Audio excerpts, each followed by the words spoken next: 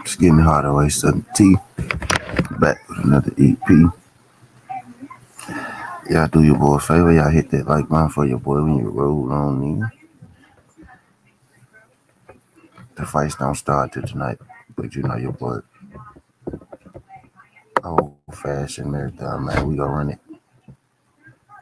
We gonna run it till we can't run it no more. Y'all help your boy get going in that brain early. Get your boy spinning.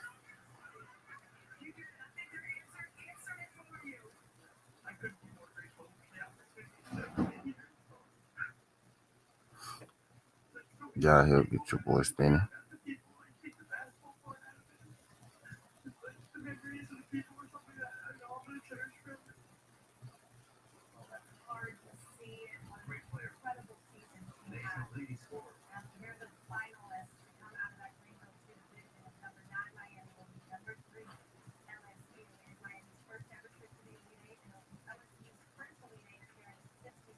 Yep, help get your boy spinning.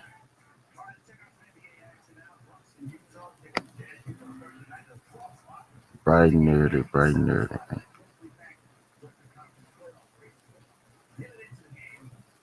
What's good, BC? Jazz. Appreciate you sliding through.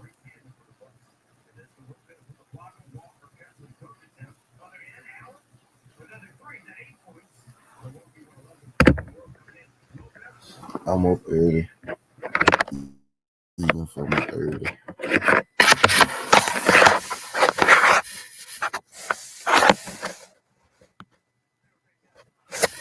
Some charger though.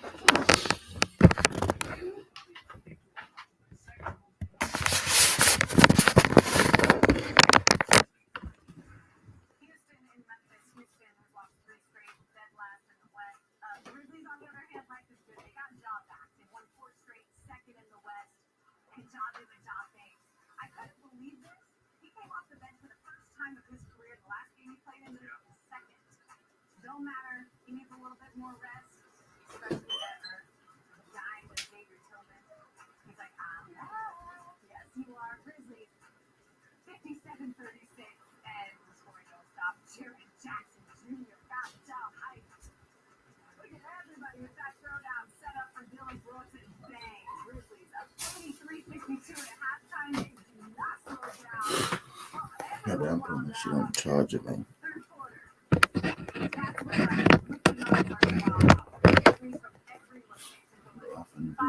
I used to do. Play one of these EPs. I'm gonna let y'all rock that way.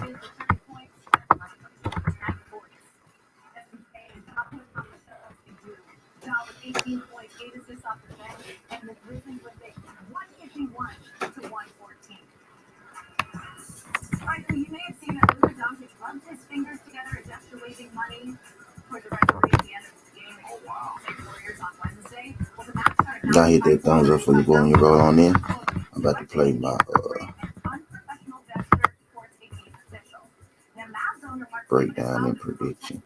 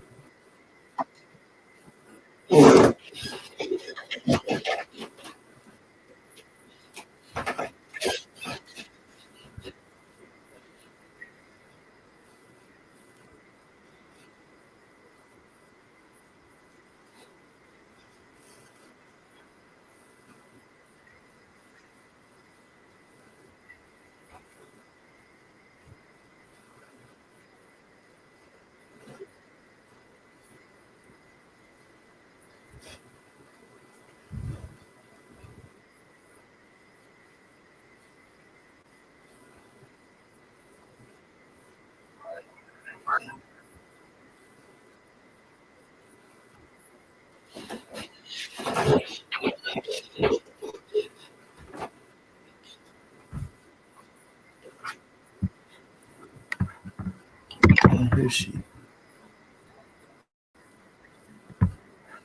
Y'all hear that?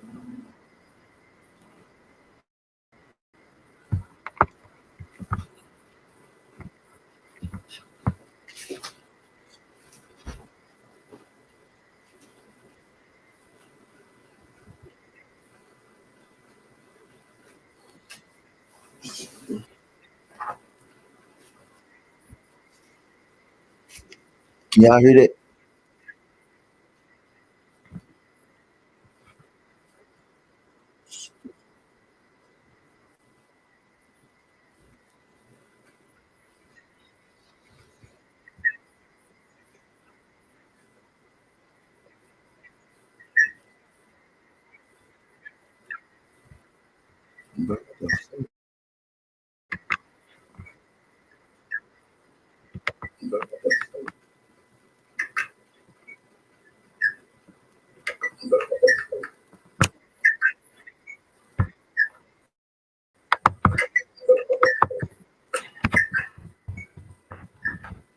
Yes, no advantages. Yes.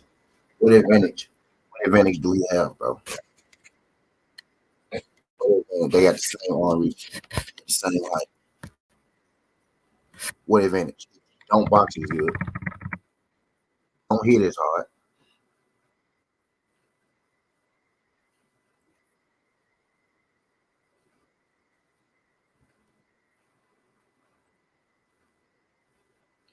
Normally in his fights, he get all the advantages. He don't get them advantages this time. I'm trying. Can y'all hear that? I'm trying to see why the hell y'all hear me talk. Y'all can't hear. Fucking YouTube.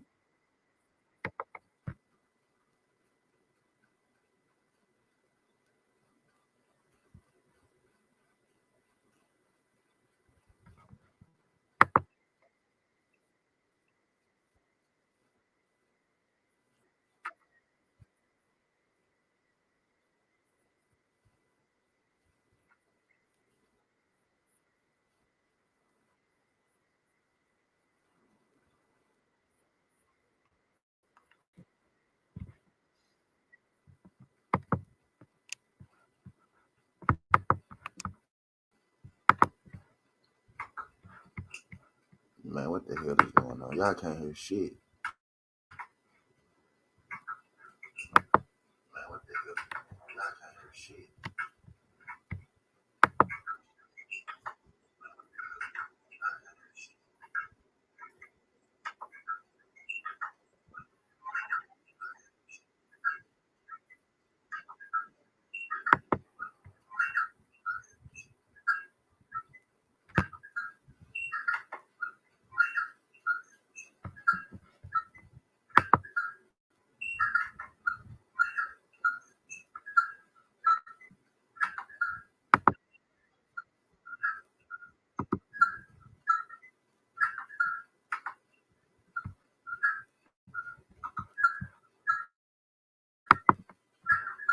Hold on.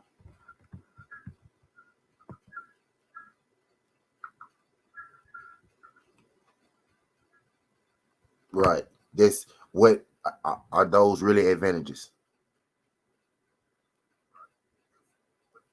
Are those really advantages? Yes. 6'1", 6'2", and a half an inch. Normally, David Benavidez has the advantages in his fights. He don't got the advantage in this fight.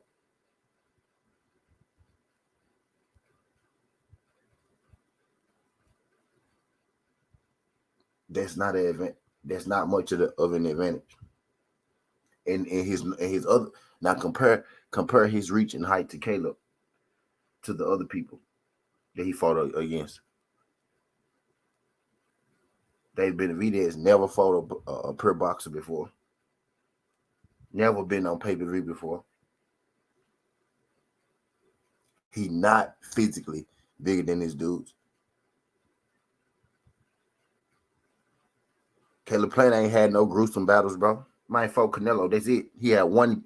He ain't had no gruesome battle. You ever seen Caleb Plant bleed? What gruesome battle? Caleb Plant don't be in no wars. He don't be getting beat up like that. He been knocked down one time in his career. just like David.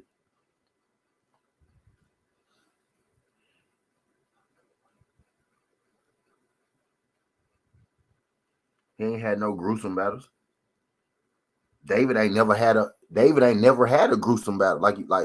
I agree with you. David ain't never had a gruesome battle. He don't know what it's like. He don't know what it's like to be pushed. He don't know what it's like to be tested. He's never been on that stage before. You saw what happened to Caleb Plant when he never been on that stage before.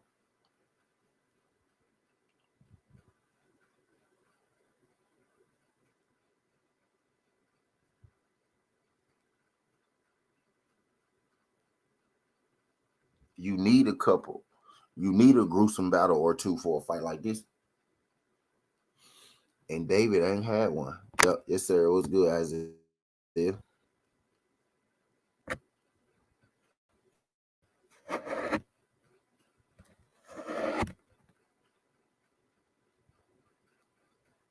What's good, Isaiah? Y'all do your boy a favor. Y'all hit that thumbs up.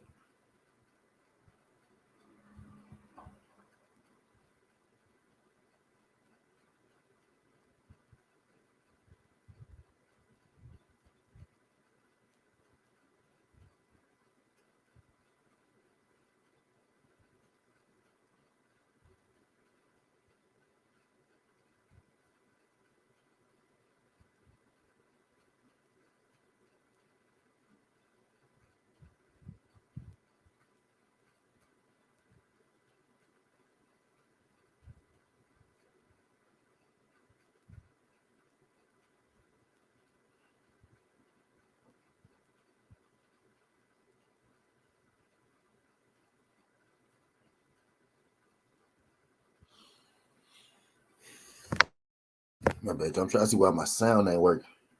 You already know how I got to play. For sure, Isaiah. For sure.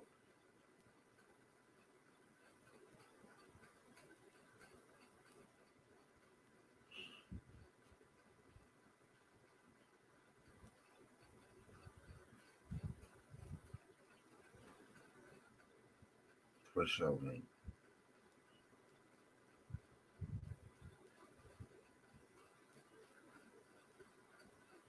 Yeah, you trying to get in on the phone?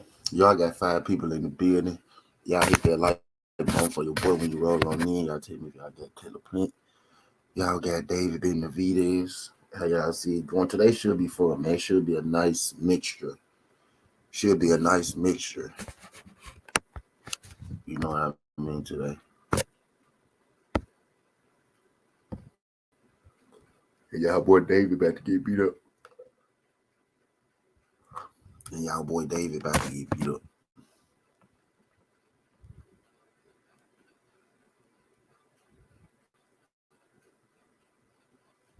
Just want y'all to know y'all boy David about to get beat up.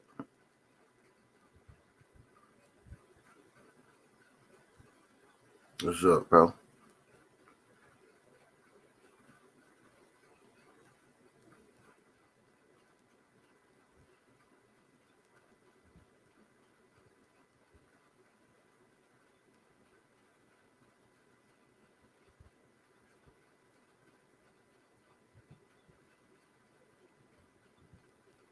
Yeah, that boy David about to get beat up, y'all.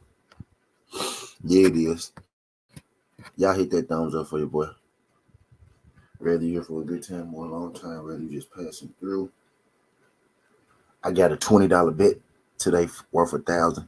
It's every fight today is I think it's 17 fights. $20 worth 1,000. And I got another one where it's 15 fights, 10 win.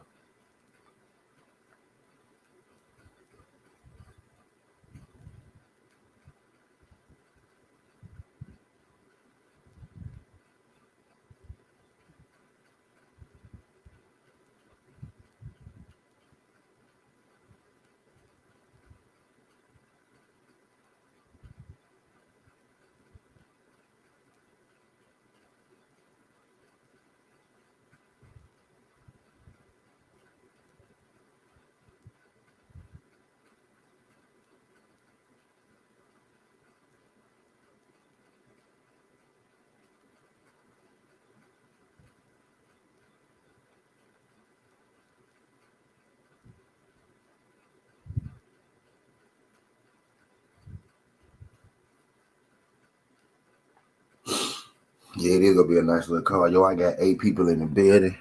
Y'all hit that thumbs up for your boy. Y'all smash that like button. We here for a good and a long time. Nope, y'all ain't missed nothing yet.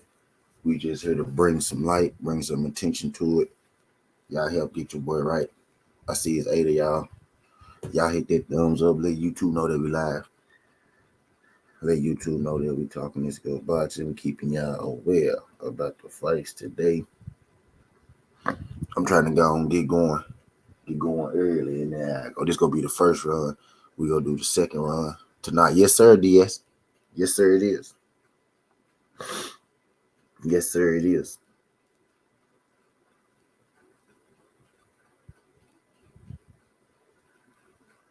Yes, sir, it is. I gotta do my MMA joint today too. I ain't fuck with it.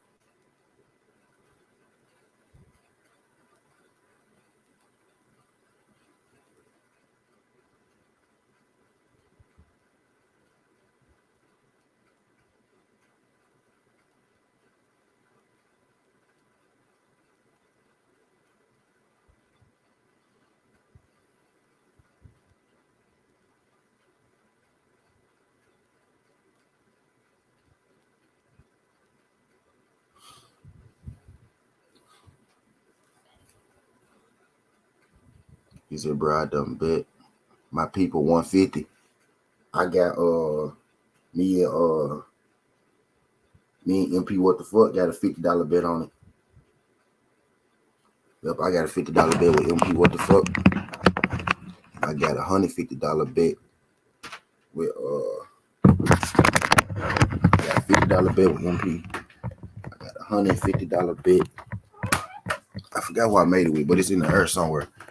I know after the fight.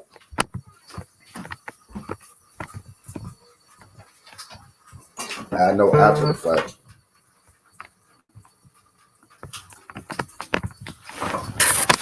Nope.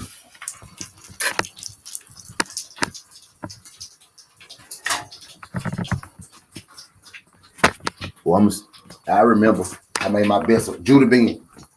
Judah Bean. I got 100 with Judah Bean. Yep, that's what I got.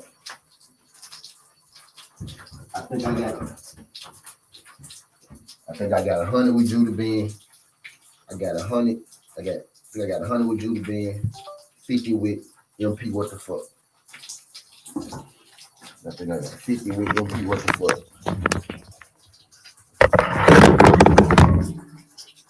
Yeah, Corey got 100. Yeah.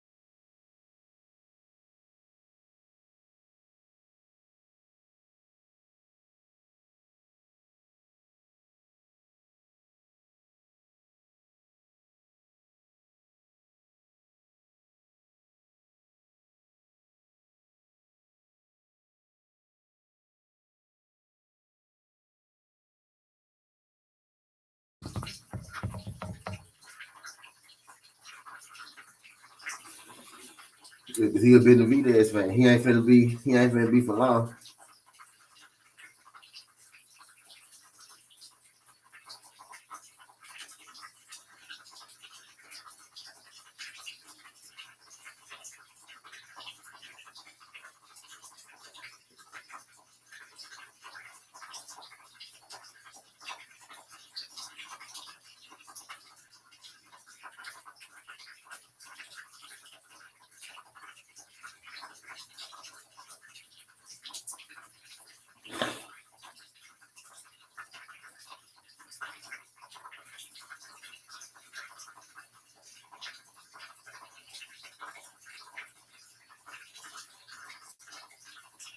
And the Davis had 37 of this night.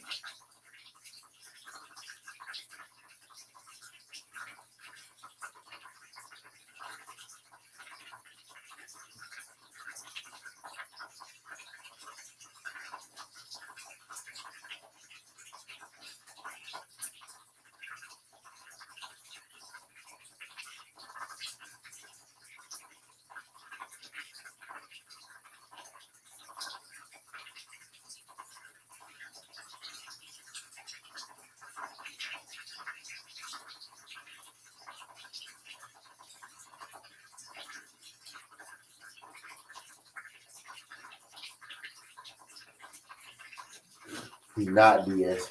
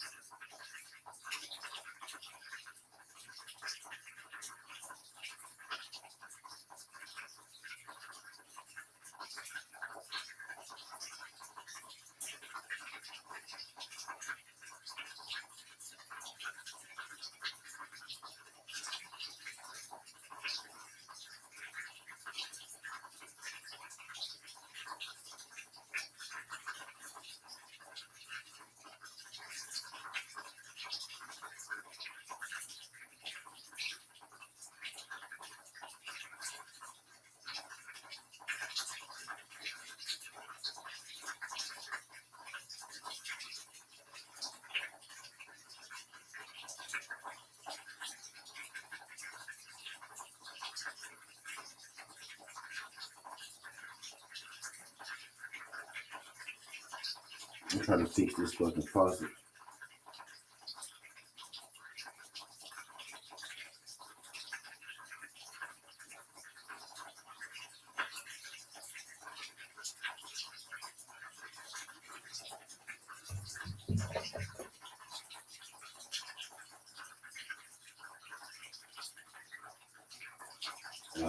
And I don't see David. I don't see David being Caleb, bro. He ain't good enough. He ain't good enough, man. He ain't good enough, man. Do y'all sleep? Sometimes, yo. Sometimes, bro. Sometimes I sleep, man. I rest. My mind never sleeps, man.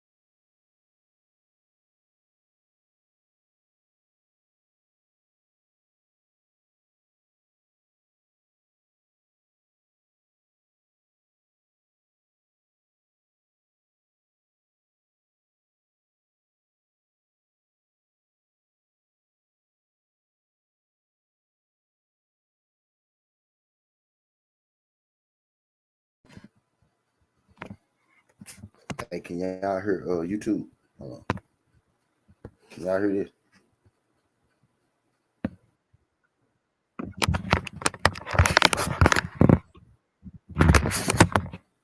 Oh wait, hold on.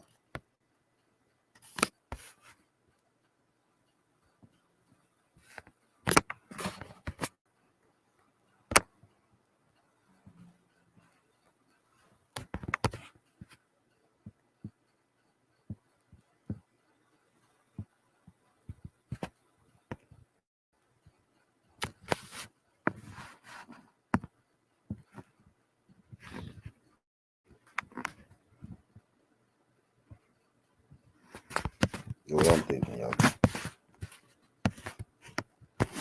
What I'm thinking, y'all.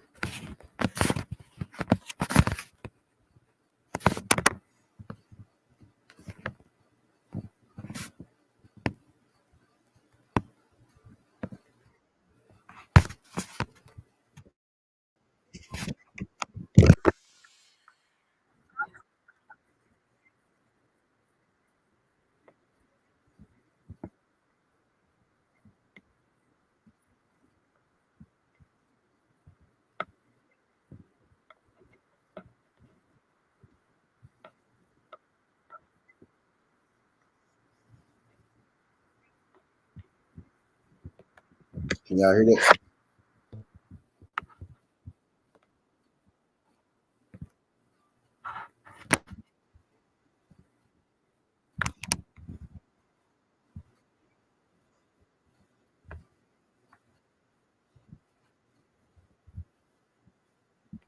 Can y'all hear that?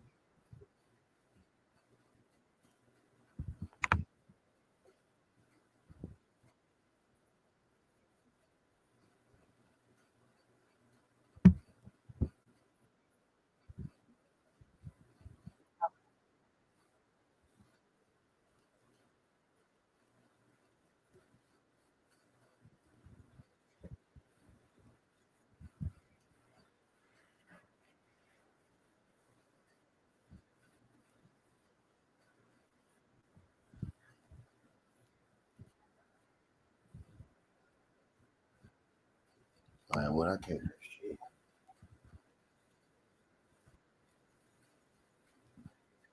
What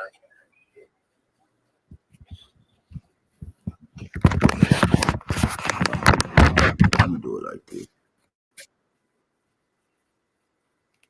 This how I'm gonna do it.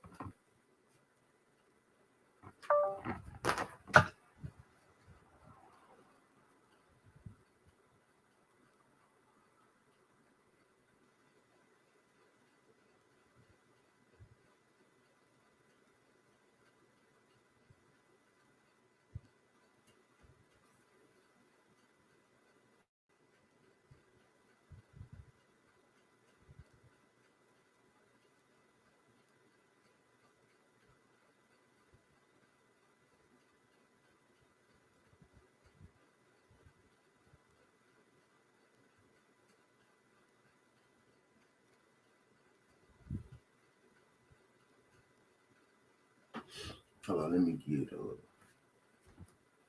get straight. Let me get this right, cause y'all can't hear that till now till we don't hear what you said.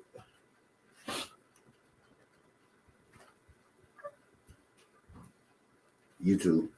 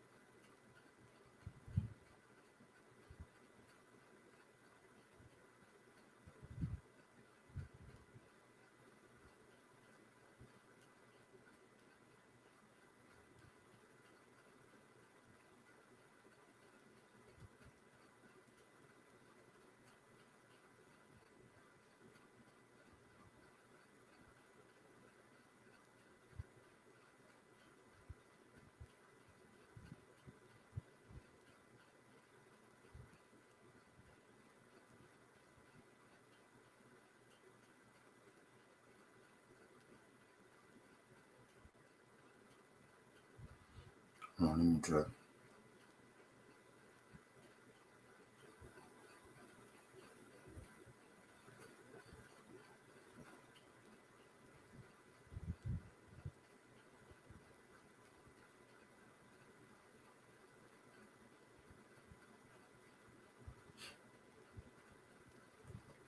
Hold on, I'm finna play it. Just fuck it. A lot of people, what's good, new fat boy? A lot of people picking David, yeah.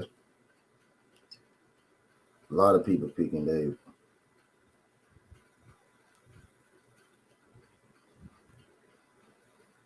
This gonna be a fight today where a lot of people, it's gonna be divided. Because David got a lot of YouTube fans.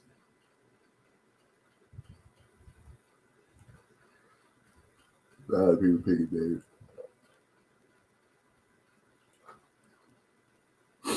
I'm finna play my breakdown for y'all.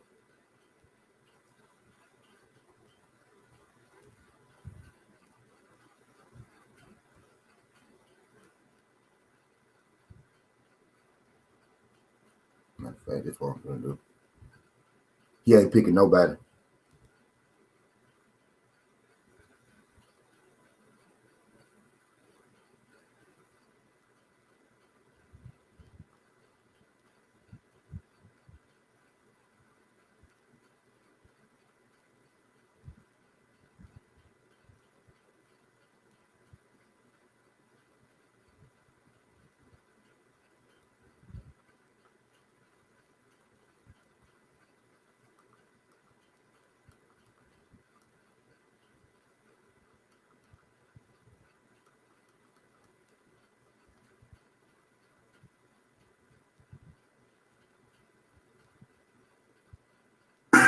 Get away with a great deal at the Hyundai Getaway Salesman. Now's the time to get in and get away. Get 0% APR.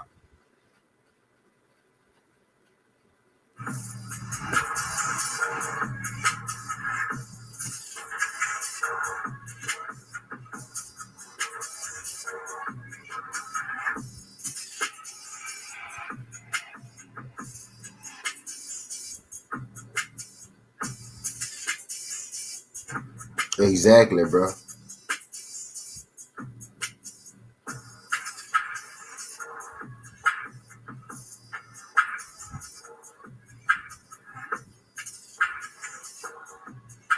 Yeah, I did, man.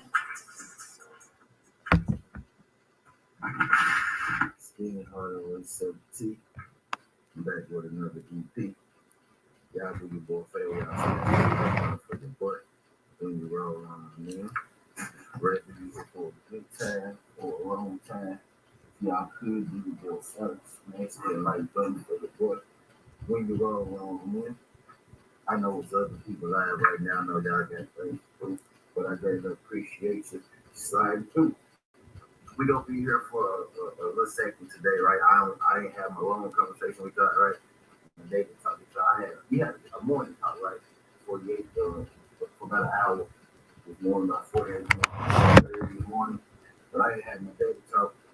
I ain't gonna get him. I didn't have my daily talk, and under the being David didn't be there to catch a fight or catch a plane fight week. First big fight of the year, right? First mega fight of the year. It feels like right. Jamel Charlo and Tim Drew was supposed to be the first one, right? But this feels like the first real, real big fight of the year. And I'm excited for it about having checked out my fight on the prediction. Y'all do go sorry, y'all check that out. I did that last week. You know what I mean? It's been up about a week now. I got it as the header for my intro coming in. You know what I mean? I got it as my header. But make sure y'all check out that fight, burn down the prediction. I dropped it. What's good, Najee? Appreciate you sliding through. Glad you today. I'm about to bring the cameraman. We got to go up. We got to get it going. We're going to get it going. We're going to have us a Caleb Clint, you know what I mean, conversation today. I want to talk about, something that, something that I know, something that I've been paying attention to, right? Y'all know I'm a Caleb Clint fan over here. It ain't no secret. It ain't no secret that I'm a Caleb Clint fan. What's good, Sean? Appreciate you sliding, dude. Like that, Najee. It ain't no secret that I'm a Caleb Clint fan, right? And I'm a Caleb Plant fan for a lot of different reasons, right? Largely, I say, the growth of Caleb Plant, right? I say Caleb Plant, go from not even boxing, right, to being, your regular basic boxer, right, to being the 168-pound champion of the world, to defending the thing about 3 or 4 times. Right, I got a Caleb Plant story for that. Right? Now I don't. How about that? Now I didn't know Caleb Plant. I didn't know Caleb Plant. You know what I mean? At this time, right? I didn't know who he was at this time. You know what I mean? Because it was like early. Me and Caleb Plant about the same age, right? It was early. It was early. We was at the casino where they had fights. They have fights down here near Tennessee, right in Mississippi at the casino, Tunica, Mississippi. Y'all know Bird Knuckle Brawling. Y'all watch the Bird Knuckle Brawling stuff. The Bird Knuckle Brawling is in Tunica, Mississippi. That's like 20 minutes from where I'm standing at right now talking to y'all.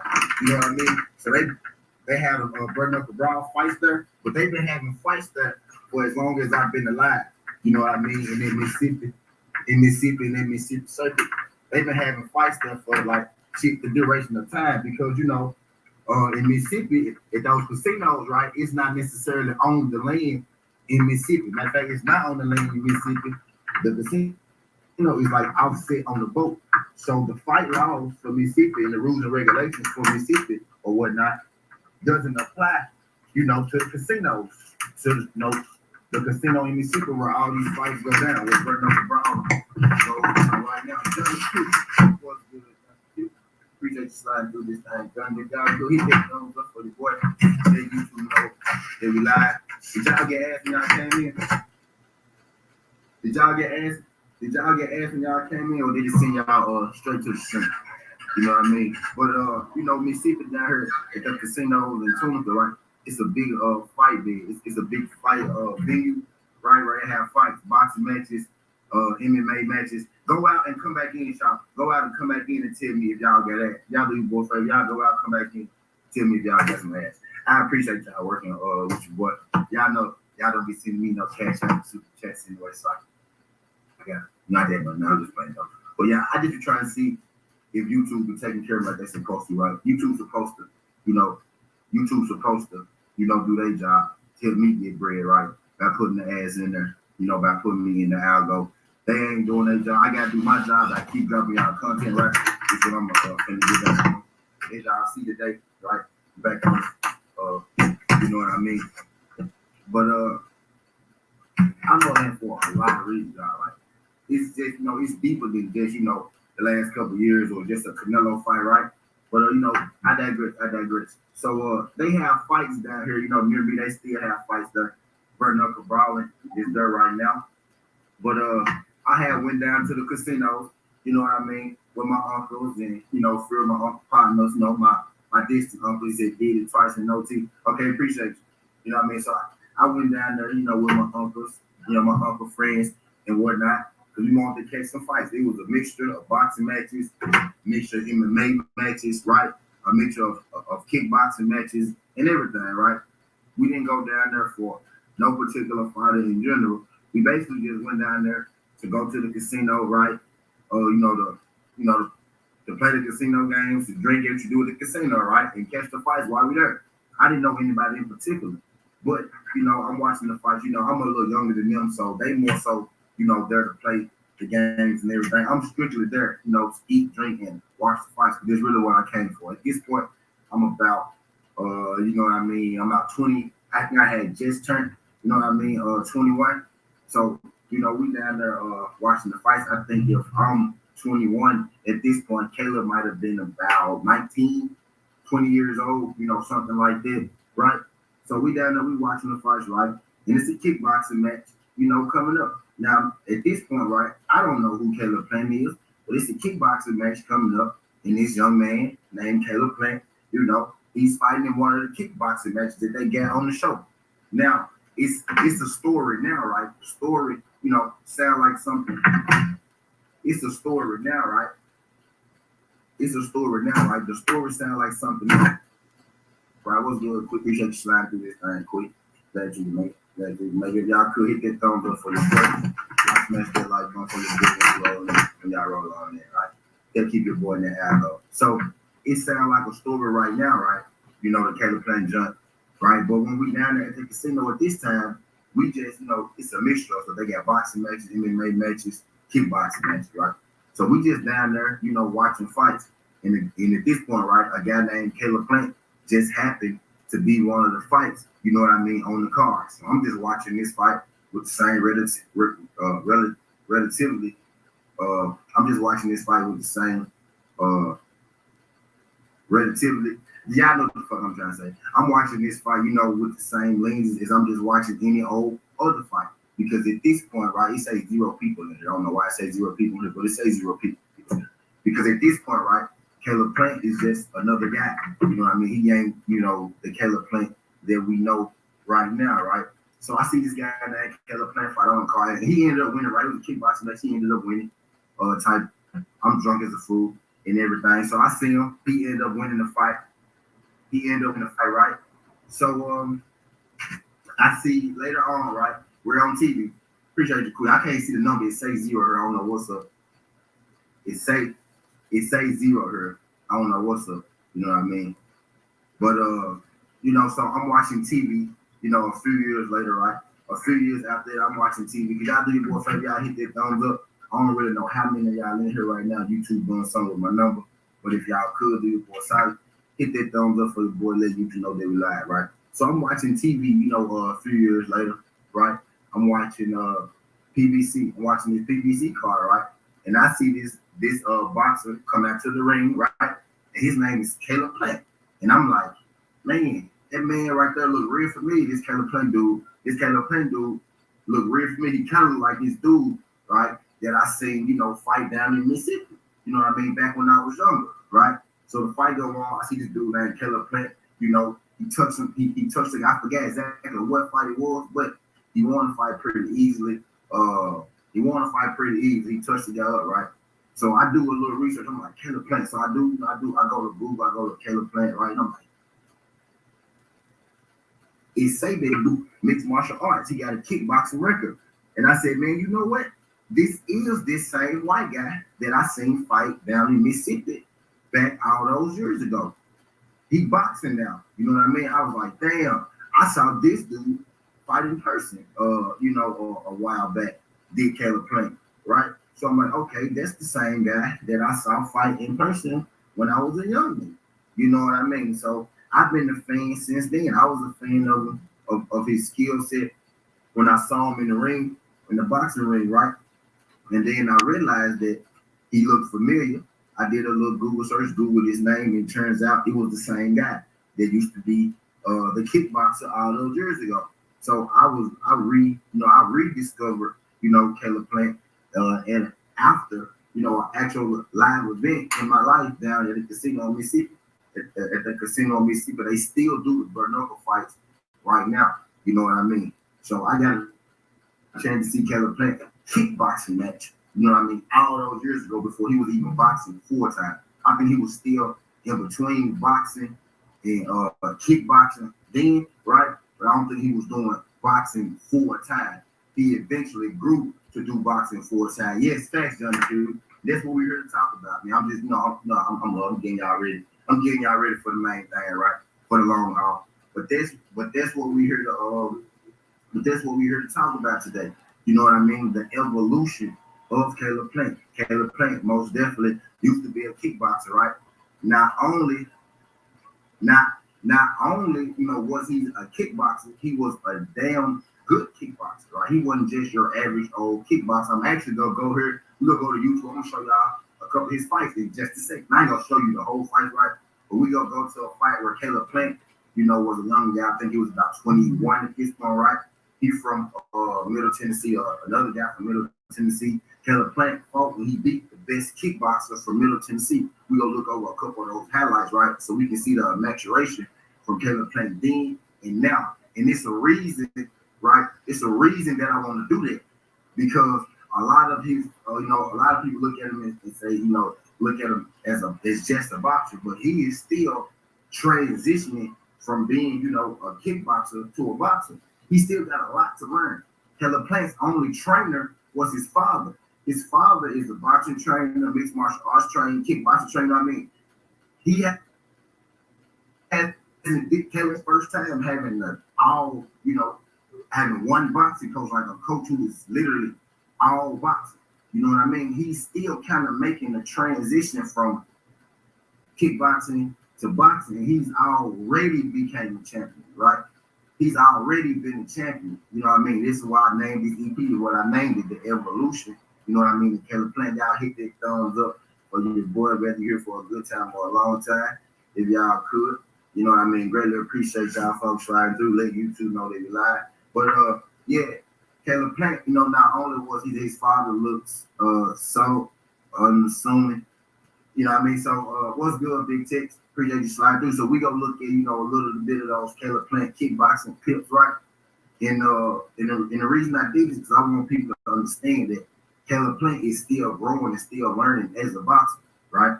Caleb Plant was able to stop guys and knock guys out, right? Pre-Canelo, pretty much fighting like, punching like, striking like a mixed martial artist, striking like a kickboxer, punching like a kickboxer, right? Not really turning his punches over, you know what I mean? Not really, sitting down on his punches. Those are things that he's learning now. Caleb Plant is still, evolving and growing as a fighter even now. He's still evolving and growing as a fighter even now. He's literally learning on the job. He just happened to become a champion, you know what I mean? So he was thrusted into, that spotlight type deal. But before Canelo, thing on Caleb Plant was, quote unquote, right, he had never fought anybody. He had never been tested. That's because Caleb Plant hadn't even been boxing that long. You know what I mean? Just that when he started boxing, he got on it, he jumped on it quick. He had fight after. You know what I mean? He kind of slowed down the last couple of years as his stage grew. The fights got bigger, which kind of happens, right? But, Caleb Plant is still fairly new, you know what I mean, to the boxing guy.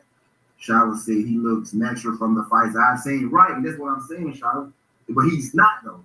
He's naturally a kickboxer. He's a 4-time kickboxing champion, right? He's not just a regular old kickboxer. He was kickboxing for a long time, and then he transitioned to boxing. He's still learning his boxing skills on the job. You know what I mean? That's why, I see him working with Breadman, right? And now I see him, putting guys to sleep toward the fact, right? He was already able to roll up, for the pull up. The fact that he was already able, to stop guys and, pile up the punches and stop guys, right? Because you look at his last couple of fights, and if you add Anthony Guerrero, right? 4 out of 5 of Caleb Plant's last fight were knockouts. He didn't knock out Caleb Truex, right? But he knocked out Mike Lee. He knocked out Fun Boots. He knocked out Andre Durrell. He didn't knock out Canelo Alvarez. 3 out of his last 4 fights was knockouts, right? And that's with him not even really knowing how to sit on his punches, how to turn over his punches correct. Now you got him with a guy like Breadman, who's helping him grow and evolve even more as a natural boxer. Caleb Plant, a lot of people think that he's been boxing for so long that he's this natural boxer. Caleb Plant is naturally a fighter. He was good enough to be a U.S. Olympic boxing reserve in the year with Tony Harrison and Errol Spence and Michael Hunter and all those guys, Jamel Herring. That Team USA group, he was good enough to be an alternate on that team, but he was still in very, very early in boxing. Those guys still had big advantages and experience in Caleb Plant at the time of that. At that time, but he was still able to be good enough to be an alternate for that team, USA team, right? So he didn't get the U.S. Olympic dream, but he was there for the alternate if one of the guys, would have fell out. So Caleb Plant is still, learning on the job, right? I'm about to show y'all these clips, real quick, so y'all can see Caleb Plant, and right. I'm gonna let y'all see, a little bit of Caleb Plant, his kickboxing work, right? Let y'all see a little bit of Caleb Plant in his kickboxing work. I'm a mediate over it, right? I'm gonna mediate over it so I don't get no strikes or nothing like that. I'm gonna have it on YouTube. They playing music in the beginning, but I'm about to bring the screen up. Caleb Plant, right, and his kickboxing days. Then we're gonna talk a little more about the evolution, right, in the growth.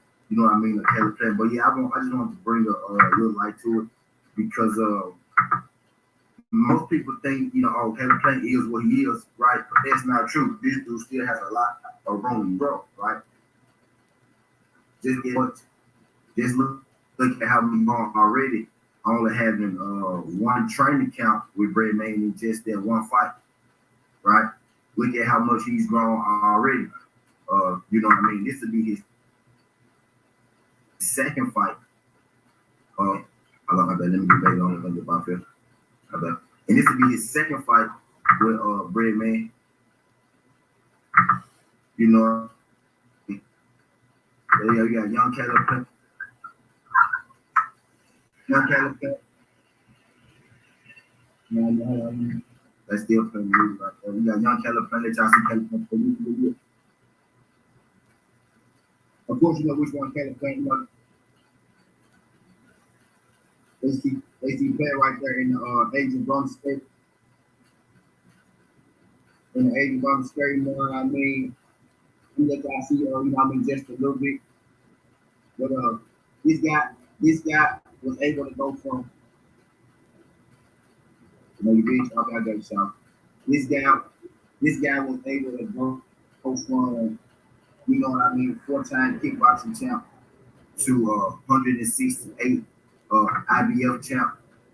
You know what I mean? Pretty much out just the coaching of his pop on my screen and stuff. Can y'all hear me still? Can y'all hear me still? All right, my bad. There we go. Okay, y'all hear me.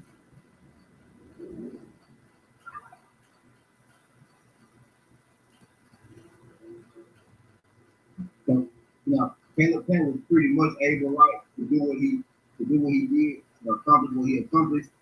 Just, you know, the training from his father type deal. Yeah, y'all see Caleb. This fight right here is Caleb versus the number one ranked fighter in Middle Tennessee, number one ranked kickboxer in Middle Tennessee. Caleb Plant was the number 2 ranked kickboxer in Middle Tennessee. He facing off against the number 1 ranked kickboxer in Middle Tennessee. You know what I mean? So people see Caleb Plant fight right, and they say he used a lot of movement, used a lot of jab. He don't turn over on his punches. That's because Caleb Plant was coming from a whole different discipline. You know what I mean? MMA striking and boxing striking are different. Though I was saying, like he's still, you know, I ain't gonna say he has a lot to learn because he has learned fast, right? He does look like a natural, but he's just a natural. He's never had a traditional boxing coach. He's never had a traditional boxing coach, right? And now he finally has a traditional boxing coach, right? So I think Caleb Plant, right? Even at 31 years of age, I think Caleb Plant is only I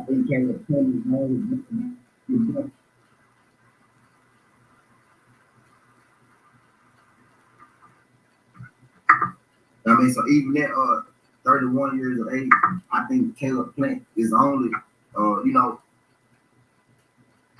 want to get better. Hey, man, they say you can't, you know, change a fighter. You know what I mean? In one count.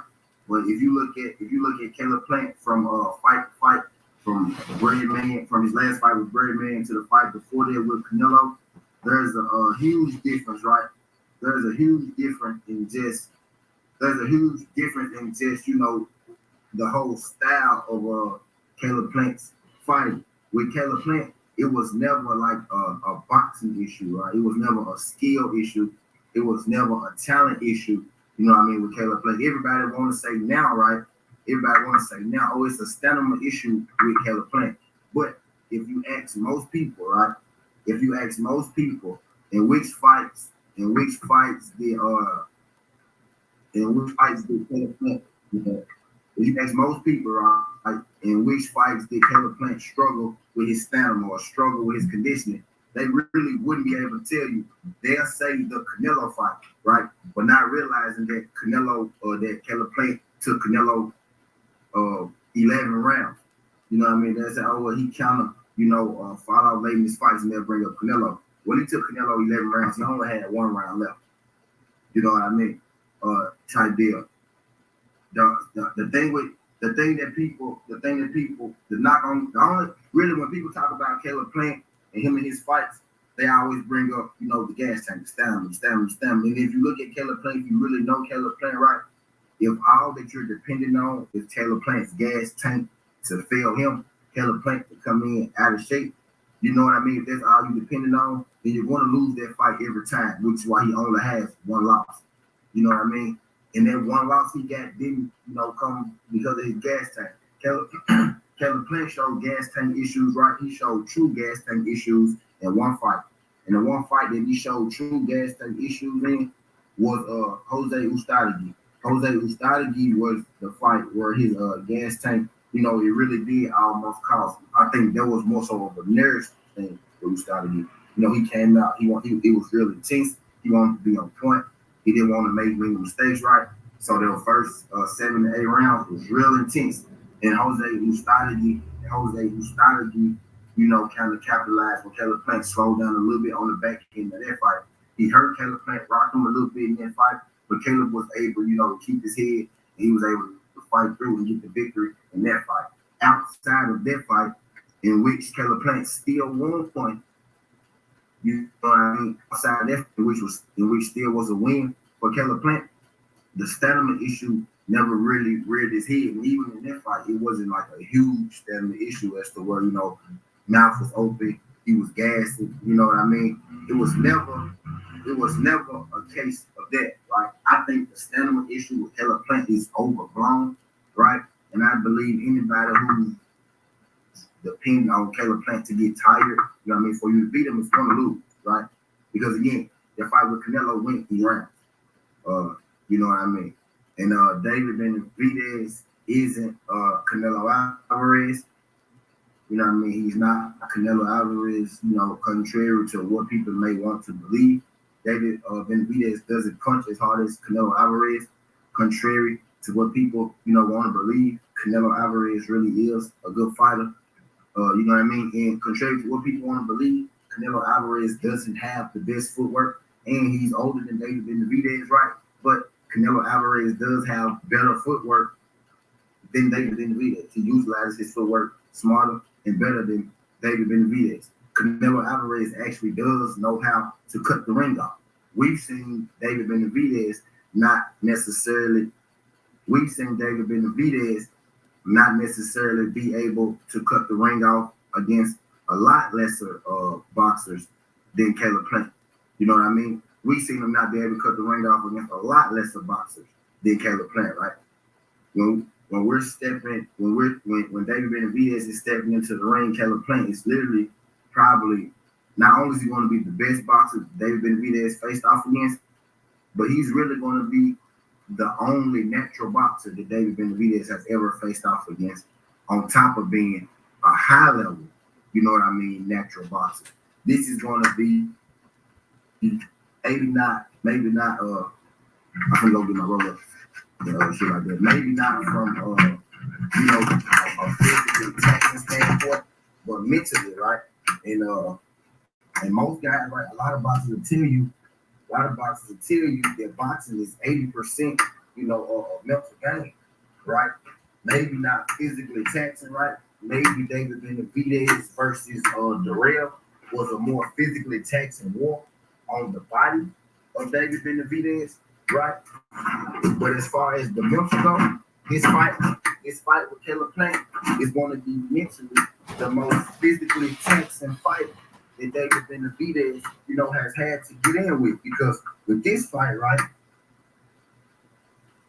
Benavidez, his pops have been preparing for this. But if you look at the press conferences and stuff, right, this is my analysis, right?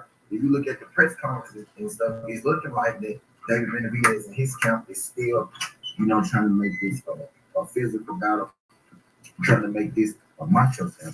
You know what I mean? But I think it will behoove them, right? A guy like Caleb Plant doesn't try to out macho you. He doesn't try to out physical you. You know what I mean? He's a tactician. He's a finesse guy. He's smooth. He's a thinker. He's a counterpuncher. You know what I mean? The brute force, what David Benavidez is used to, it's not going to work in this fight, with Caleb Plant. But most people, even Darrell, met him with a fight, Darrell will meet him, with force, with brute force. Caleb Plant not going to meet him with that. Caleb Plant going to meet him with skill. You know what I mean? He going to meet him with skill. What's good, Shower said his dad did an interview today talking about breaking the body. Yeah. And the thing about breaking the body, right? Shower, we can hit on that real quick, right? For a second. The thing about breaking the body, Shower, right, is that when you attack people's body, right, you leave your head open. And we've seen, David Benavidez put down by a much lesser puncher than Caleb Plant before, right? We've seen the guy that David Benavidez, couldn't knock out. We've seen Caleb Plant knock him out cold. David Benavidez stopped him. Caleb Plant, knocked him out. But when you attack the body, it opens up your head and opens up your top. When you go low up top. So with David attacking the body, which is a good plan, right? It sounds good when you say it, Shaw, attack the body, but you got to think, you got to have your feet in place to attack the body.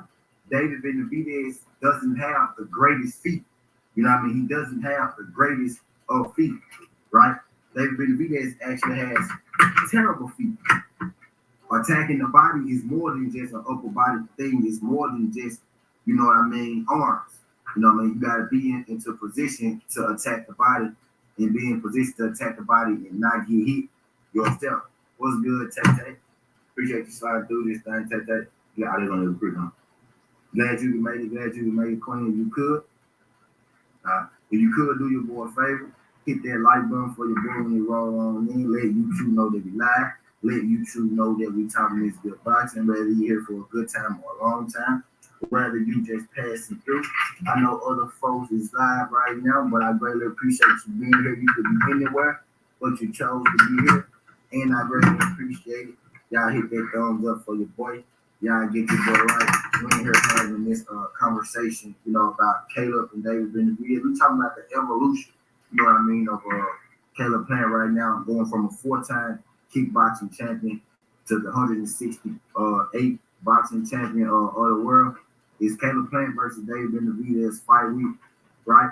And I'm just taking a look. At what's your boy, Caleb, where he been, where he at, where he coming from, and where he could go, right?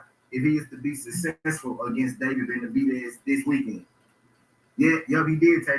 He did kickboxing, Tay. Not only did he do kickboxing, Tay, he was damn good at it.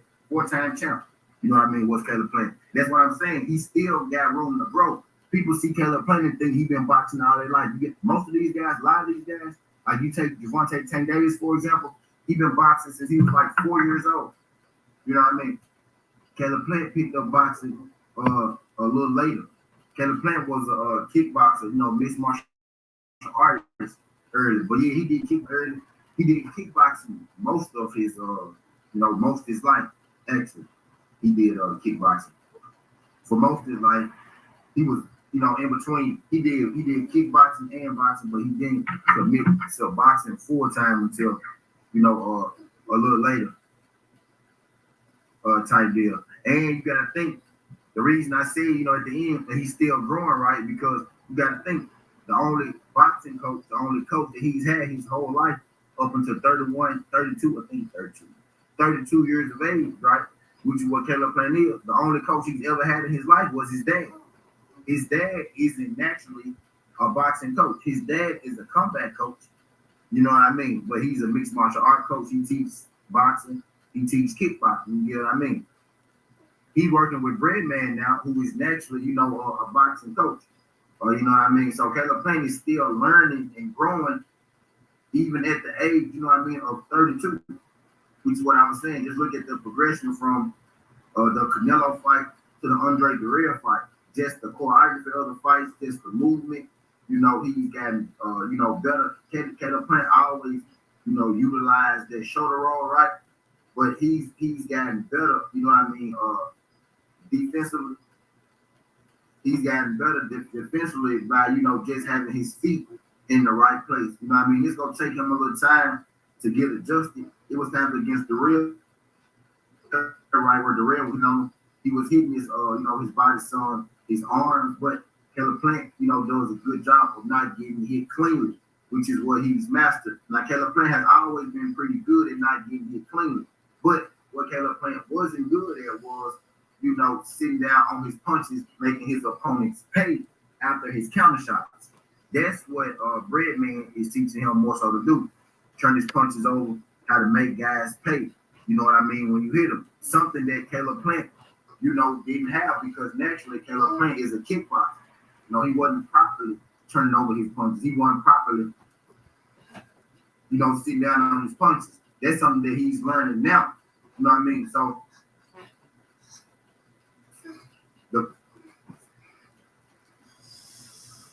that's what he's learning now. So Caleb Plant was good. Appreciate you sliding through this thing, Roger. Glad you make it, Quinn. Glad you make it. I know that's why he lacks power. It's just the volume of hits that make David dangerous. Yeah, facts, Shaw.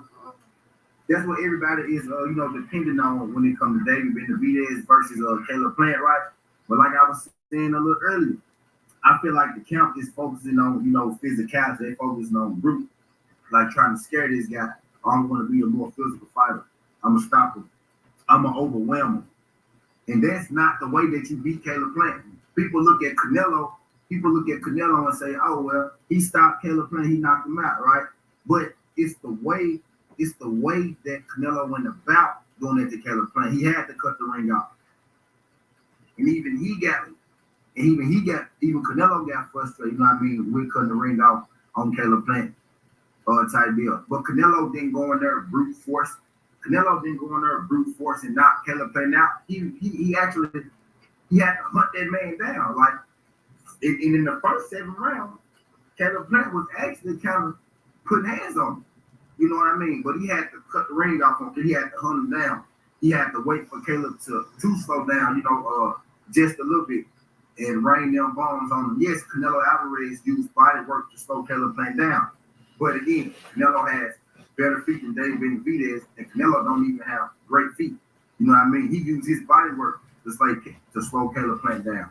But David Benavidez ain't swinging with that same power that Canelo was swinging with. Baby sitting right here next to me, we watched David Benavidez fight, and we watched Canelo fight. Even she saw Canelo hit like a fucking bull. You know what I mean? When you compare him to David Benavidez. You know what I mean? Type deal. Mr. Greg said, T, do you see this as a 50-50? Hell yeah, I do. Hey, yeah.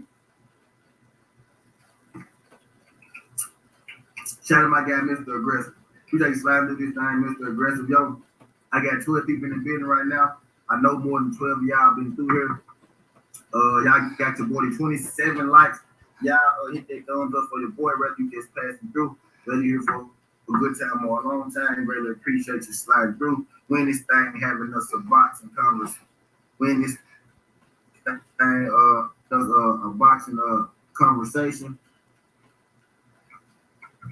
When here having us a boxing conversation, man, we talking about the growth and the evolution of Plant coming from being, a kickboxing champ to boxing champ. He got a big fight with David Benavidez this Saturday. I'm excited about it. I might have to go find the block. You know what I mean? He had a fight with David Benavidez. I might invite people over. I might not be a great Disney man. I might invite motherfuckers over, like buy some thotties and some. It's tough, bro. I might have to do something, man, for the Caleb Plant and the David Benavidez fight. But I do think it's a 50-50 fight. Mr. Aggressive answers the question. I do think it's 50-50. I do see ways that both guys can win this. Again, I just stated David Benavidez will have to be a little more methodical with this fight, right? He's not gonna be able He's not gonna be able to overwhelm. You know what I mean? He's not gonna be able to just easily overwhelm. You know what I'm saying? Caleb Plant. Canelo used some skill in getting Caleb Plant out of there. You know what I mean? He used some skill, he used some tech. He was hitting the arm. He was hitting, you know what I mean, the body. He was hitting the hips. He was cutting off the ring. He was walking them down. Things that David Benavidez, you know, don't really do. And Canelo is a sharp, quick puncher, right? He's sharp with his punches and quick with his punches. David, David Benavidez, he's more wide with his punches, right? He's more of a brawler, more so than the boxer, right? He's more so of a brawler than the boxer. Canelo is actually what you would consider a boxer puncher, right? He's not a brawler. Canelo is a boxer puncher. He sets up his shots. He's a good counter puncher. You know what I mean? He's actually a great counter puncher. True enough, Canelo, he's mostly all counter punching. You know what I mean? Type deal. And so is Caleb Plant, which is why that fight with Caleb Plant and Canelo Alvarez was such a good fight. David, on the other hand, David is a hit you first guy. He's a lead guy. He's not really a counter puncher at all, right? He's a guy who wants to kind of bombard you with punches. And in him wanting to bombard you with punches, his feet kind of get a little out of whack. Sometimes, you know what I mean? Y'all hit that one. YouTube know they be live. You know what I mean? Whether you just great here for a good time or a long time, whether you just pass it through. Greatly appreciate you. Y'all could hit that thumbs up for your boy. We having this, you know what I mean, this Caleb Plant conversation. What I'm saying is right now, if you look at the fight from the outside in, you would say, okay, well, David Benavidez is 25, right? He still has a lot of time to grow. He still has a lot of time to grow, right? And whatnot. But if you look at David Benavidez from fight to fight to fight, David Benavidez is not really growing. David Benavidez is not really growing. He's using, you know what I mean, he pretty much staying the same. He's using the same tactics, the same way in the same fights, right? Compare Caleb Plant's fight from Canelo in his fight to Anthony Dirrell, Andre Dirrell. I think it's Anthony Dirrell. Caleb Plant, you know, he used a lot more movement in the fight with Canelo than he did with Anthony Dirrell. Caleb Plant, you know, he set on his shots a lot more in the fight with Anthony Dirrell than he did with Canelo. He threw his shots, right? And that's what I mean by he still has room to grow. He's still learning. He threw his shots with more conviction, with like he had more belief in his shots when he fought Anthony Dirrell than when he did, you know, when he fought Canelo. The thing with Caleb Plant is people judge every other boxer, right? People judge every other boxer in the game off their last fight, right? People judge every other boxer off their last fight. People in the game judge every other boxer off, you know, how good they looked in the last match. Caleb Plant is the only boxer I know right, where people keep skipping over the fact that he looked great in his last fight. Right?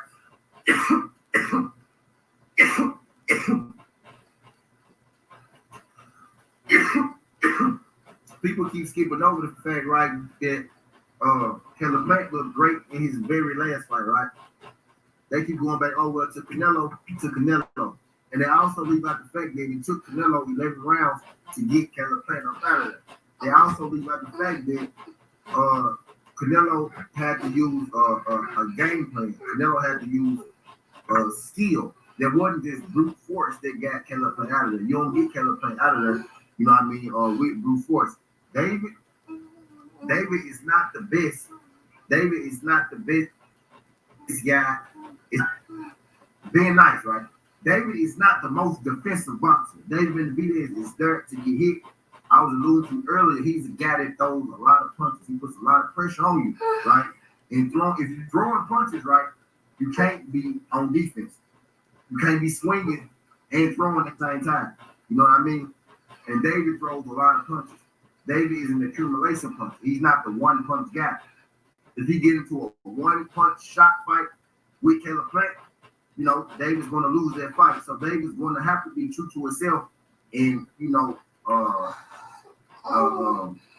and string together those punches. But in stringing together those punches, when you going against a counter puncher like Caleb Plant, that's leaving Caleb Plant space in between there to get his shots off, right? And now maybe before Caleb Plant got with Birdman, I said Birdman, before Caleb Plant got with Birdman, right? You might have had a shot. You might have had a shot. You know what I mean? To catch him before he catch you and overwhelm him a little bit. Only one person was able, to do that, which was Canelo, right? So that's one even extreme for that, right? So you might have had a chance to do that, but now he got Breadman. You got Canelo. You got Caleb Plant fighting much better on the inside these days, right? Much better offense on the inside because he went from almost having no offensive inside game, right, to pretty much fighting 75% of their fight with Anthony Durrell on the inside. You know what I mean? And I think he'll fight on the inside a lot less in this fight with David Benavidez, right? But I do think at some point he will, decide to exchange with David Benavidez. And that's when Caleb Plant decides to exchange with David Benavidez. That's where David Benavidez will have to take advantage of it, right? But with Caleb Plant, especially now, David Benavidez will have to be careful because when David Benavidez is getting his shots off, right, when he's attacking that body, when he's throwing those hooks, when he's throwing those combinations that we love to see so much, he leaving himself open, right? And we saw Karan Davis have success, punching in between David Benavidez's shots, right? His last opponent, David Lemieux, was just garbage. Right? He had no success at no point in that fight. Don't even understand how that fight happened. You know what I mean? But I digress. But we saw Anthony Durrell have success, punching David Benavidez in between his combination. And that's mostly because David Benavidez squares up. He got bad feet. There's bad boxing. You're not supposed to throw punches squared up. You're supposed to make yourself skinny. You're supposed to, throw punches at an angle, try sideways, make yourself small. Benavidez, too often, he squares himself up throwing all those combinations. And I think that's going to get him in trouble when he's facing Caleb Plant. You know what I mean? I can see, with the progression that Breadman has made, with the progression that Breadman has made with Caleb Plant, I very well could see, David Benavidez getting dropped a few times in this fight. You know what I mean? Because y'all do it for a favor. Y'all hit that thumbs up for your boy. I got 14 people in the video. I got 28 likes. If y'all just get in here, y'all do it for a favor. Let YouTube know that we live. Let YouTube know that we talking this real boxing. We having us a boxing conversation. You know what I mean? About the evolution of Caleb Plant. I'm answering these questions. People wonder, well, Caleb Plant don't have power. You don't hear that so much no more after the Anthony Durrell situation, right? You don't hear that so much no more, right? After the Anthony Durrell situation, right? But with Caleb Plant, right, it's most Caleb Plant don't have power. Well, there's different kind of power, right? And some guys, it's not that they don't have power. Some guys just don't know how to punch, right? And that's why Caleb Plant, could box his ass off, right? Caleb Plant was one of those guys that wasn't punching correctly. Caleb Plant was punching more so like kickboxing, right? Not turning over his shots, mostly arm shots, right? Kickboxing style, kickboxing striking and boxing striking, two different, kinds of striking. You got bigger gloves on, so you gotta put a little more into your punch. You gotta be a little more direct. You gotta be a little more accurate with your punches. You know what I mean? You gotta put some oomph behind those gloves. Caleb Plant wasn't properly trained on how to put the oomph behind the gloves because his only trainer was his pop, who is an all-around trainer. He's a mixed martial artist trainer, right? He know a little boxing. He do ground. He trained kickboxing, right? He's a combat trainer. But in boxing, you need a boxing specialist. You know what I mean? Caleb Plant just got with a boxing specialist in his last fight. And we all saw what Caleb Plant did in his last fight, how different he looked in his last fight compared to his other fights, right? The knock on Caleb was he used a lot of movement, right? And that he don't got power, right?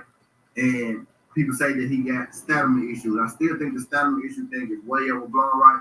That's what people say. But in his last fight, you saw none of those.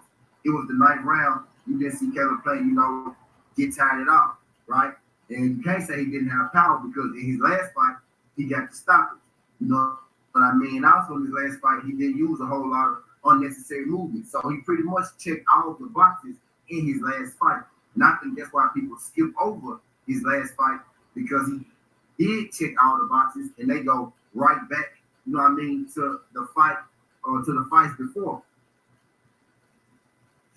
What's good, quickly?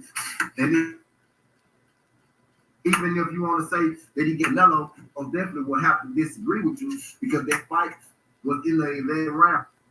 That fight was in the 11th round. Type, so the fight was damn near over. You only had about 4 minutes left to go in the fight. You know what I mean? What's good, everything, box? Appreciate you sliding through this thing, buddy.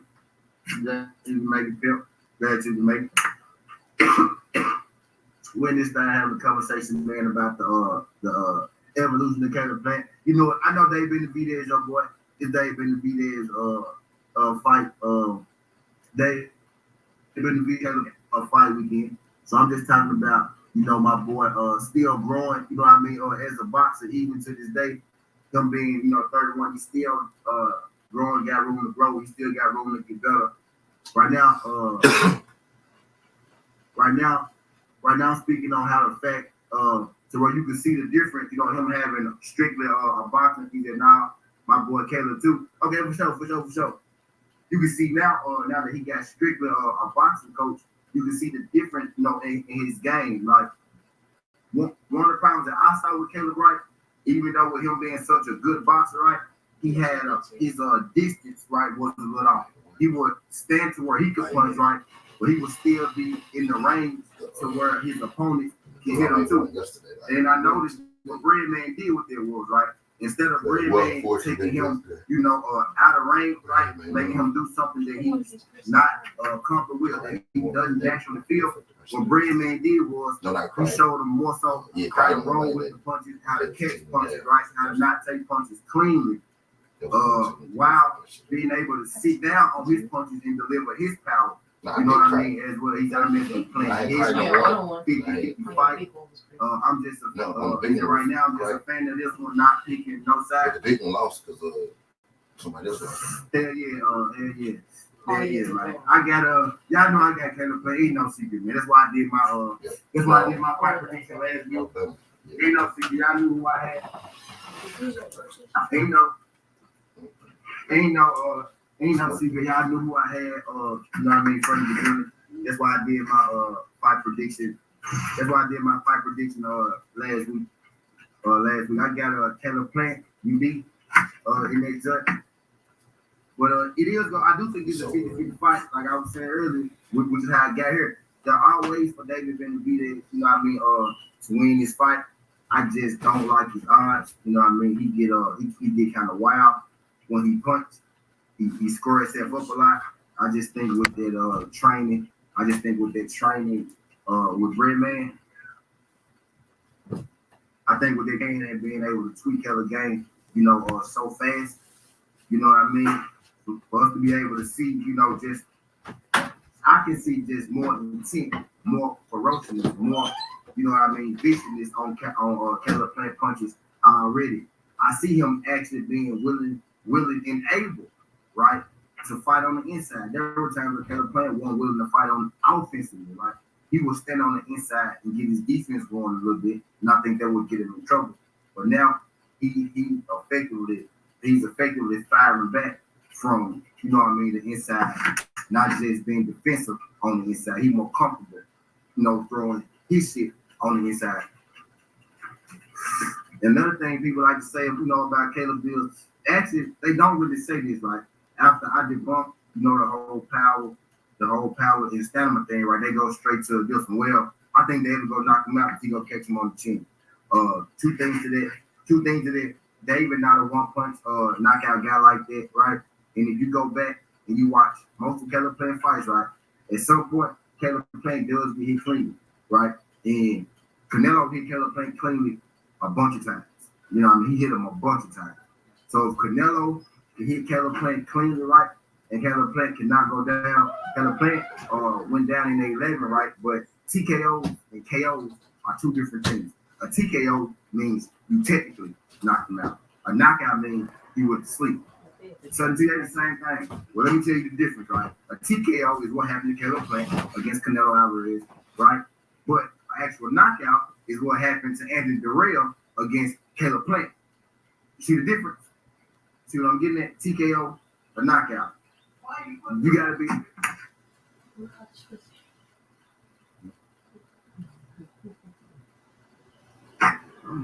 But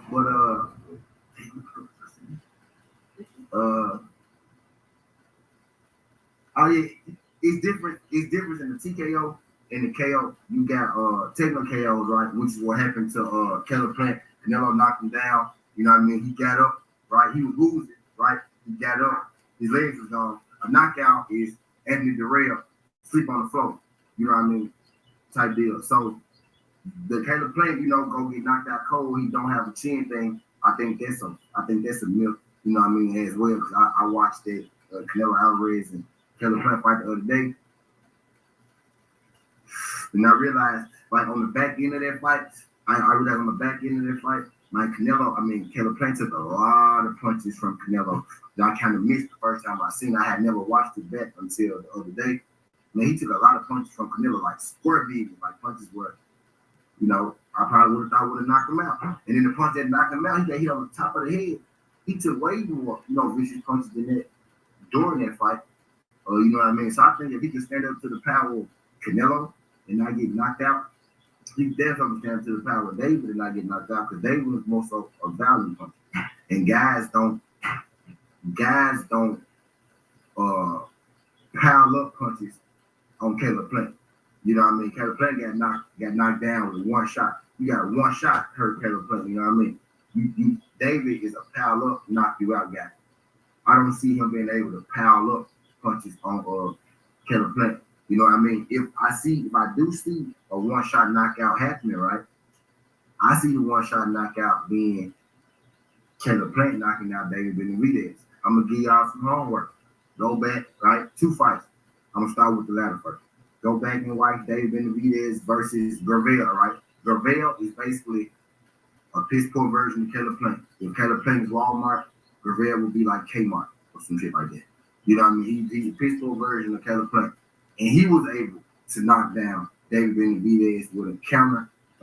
He was able to knock down David Benavidez with a counter straight. It was like a looping straight or something like that, almost a hook, like a straight hook or something like that. And he was able to knock him down. You know what I mean? Caleb Plant, he hit way harder than the dude. He boxed a lot better than the dude. David Benavidez got comfortable. He got wild and he got caught. I'm thinking, right? If Caleb Plant is able to catch him, clean like that, he able to catch him with a few of them, you know what I mean, like that. They like to throw a bunch of combinations, you know what I mean? Caleb Plant is a counter puncher, and now he's throwing combination punches in between your punches. David quick with his hands, Caleb quick with his hands.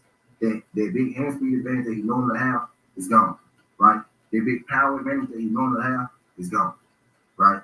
That size advantage, he taller than Caleb Plant, but they about the same size. He's like an inch or so taller than Caleb, but they about the same size. Reach is the same.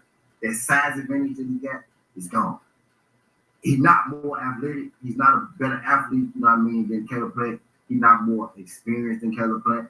He ain't been in as biggest fights as Caleb Plant. Not a better boxer. His only hope is to knock Caleb Plant out. You know what I mean? And Canelo stopped Caleb Plant, but he beat it with a one shot. Don't feel like David got that one shot like that. You know what I mean? With Caleb Plant, with Breadman and continuing to get better and continuing to grow, I think if he fought Canelo again, right, which is probably what's going to happen. If it was going to happen, right? Canelo go fight John Ryder. Maybe he get the winner of Plant, David Benavidez, Eddie Hearn. Say he gonna throw B-Ball back in the mix. I kind of think he gonna fight B-Ball because the zone need him to, right? But the winner of this fight most definitely will be a Canelo Alvarez alley. You know what I mean? But I'm interested to see what happens this Saturday. I'm ready for this fight Saturday. This is the first big fight of the year. So that's why I did my jump a week. You know what I mean? Ahead. But I was so excited about this, and I thought it was a week early. You know what I mean? Type deal. But y'all know I got Keller playing this jump. You got any decision? Make sure y'all tune in Saturday. Showtime. Greatly appreciate y'all. Skin Highway 17. This ain't the past. This ain't the future. But this the present. That's how we rocking. And I'm out. Look.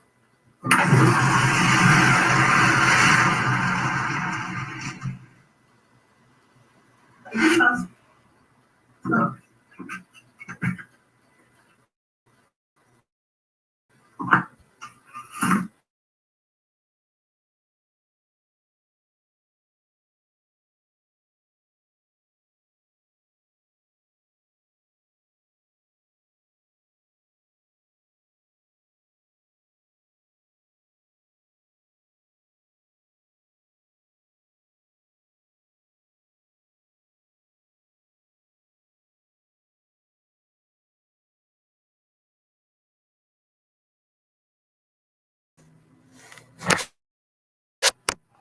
David got y'all food, man.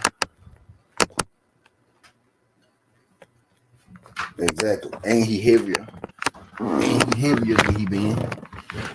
That's what you saw yesterday. He's slower because he heavier. Like he got more muscle than he had. Boy finna get beat up. Watch who gas out. Everybody talking about gas this, gas out this, gas out that. Watch who gas out tonight.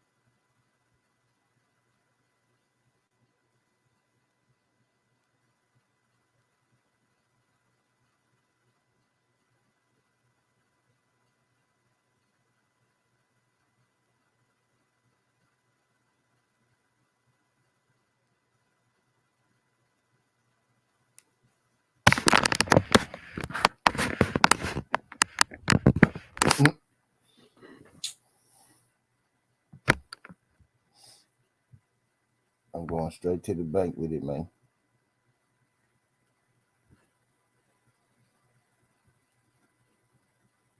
I'm going straight to the bank with it, yes.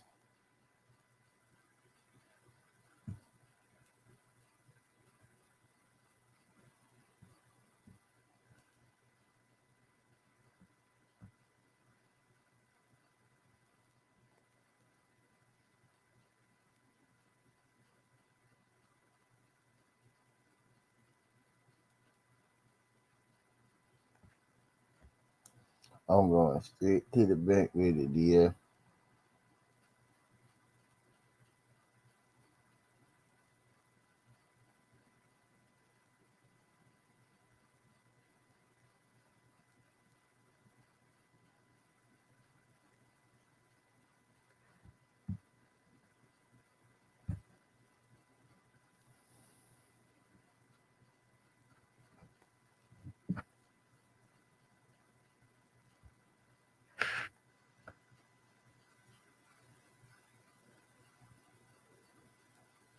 Let me see.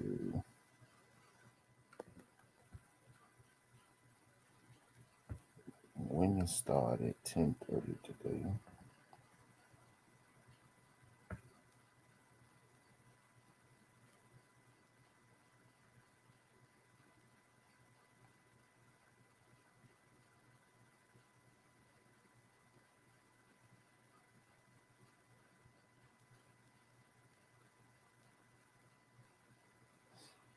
Let's see. 1, 2, 3, 4. It's 4 women there.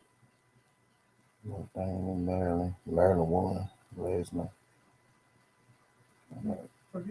Yep, the women. I forgot. Every bet I did here last night except for that funky ass 10.5.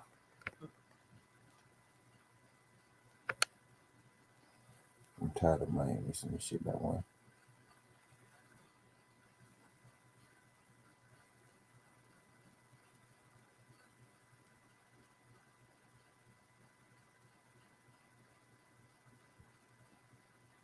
Yep. Tennessee play Virginia Tech.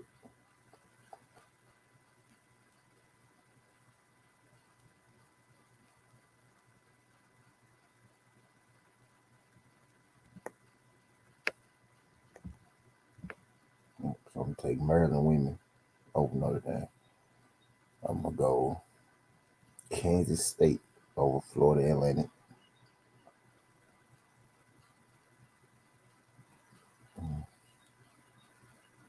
I'm gonna go Gonzaga over UConn.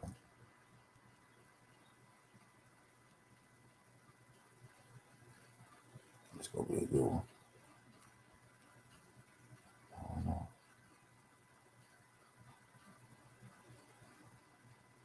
I'm gonna go Kansas State over Florida Atlantic.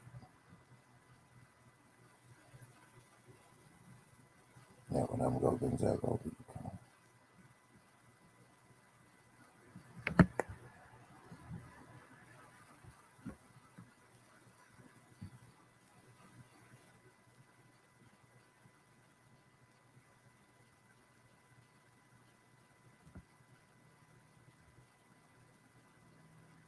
Oh damn!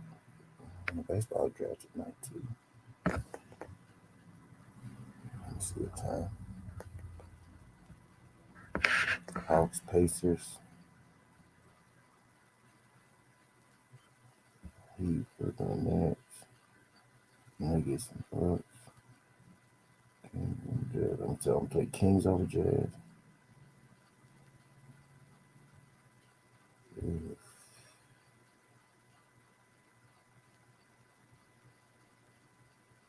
Pelicans over Clippers.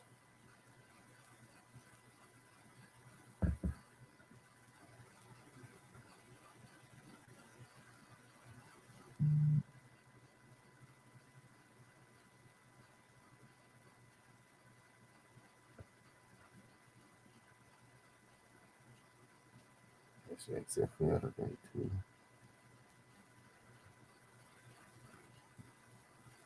Yeah, XFL today too. Seattle go beat the shit out of Orlando.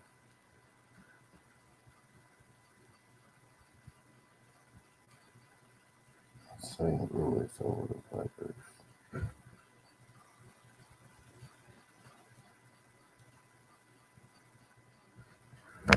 Let's see. We'll have real deal baseball in about 4 days. Got that.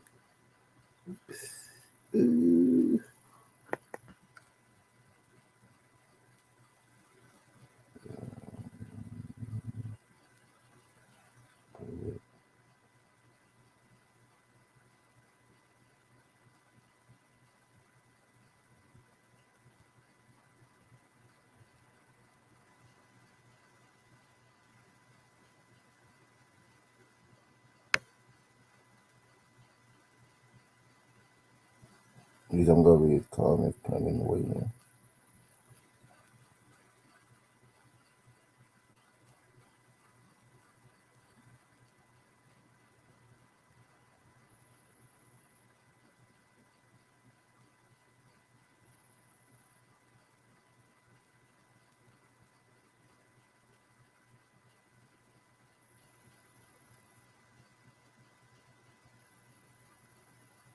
Let's see.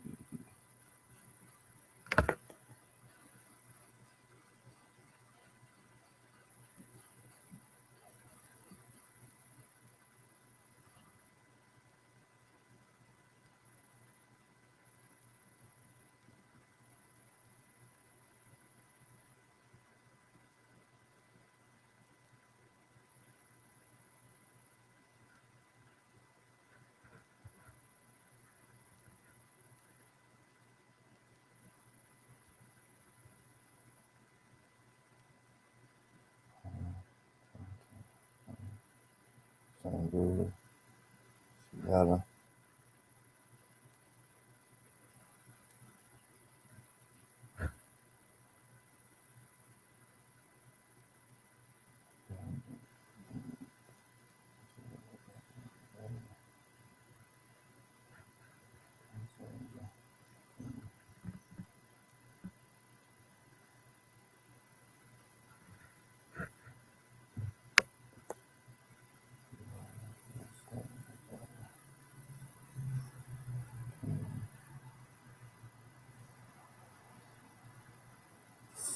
XFL started 12 today.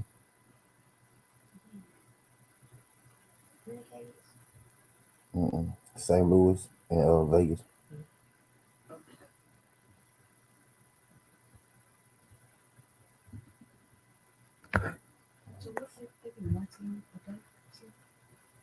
Like two games on the weekend. Saturday and Saturday. Saturday and Sunday. Sometimes they have games on Monday.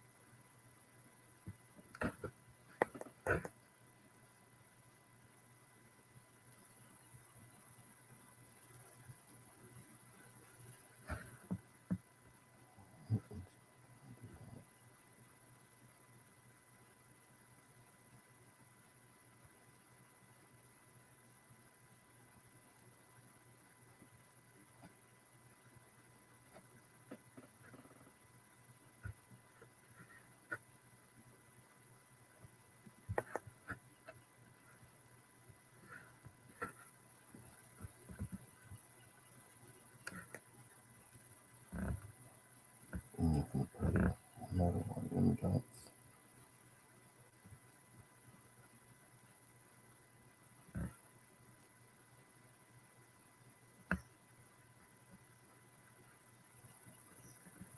Make sure I'm on point at all times. I work on my sentence, all kind of shit like that. What's popping this money, man? You go watch the match reality. Yeah, well,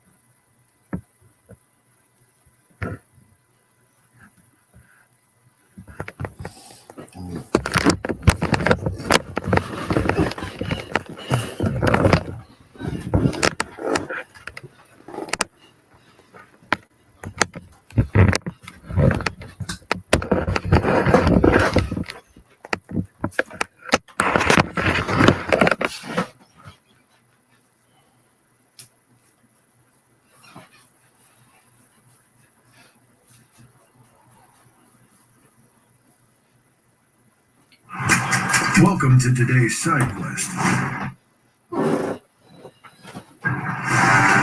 The store run against the clock.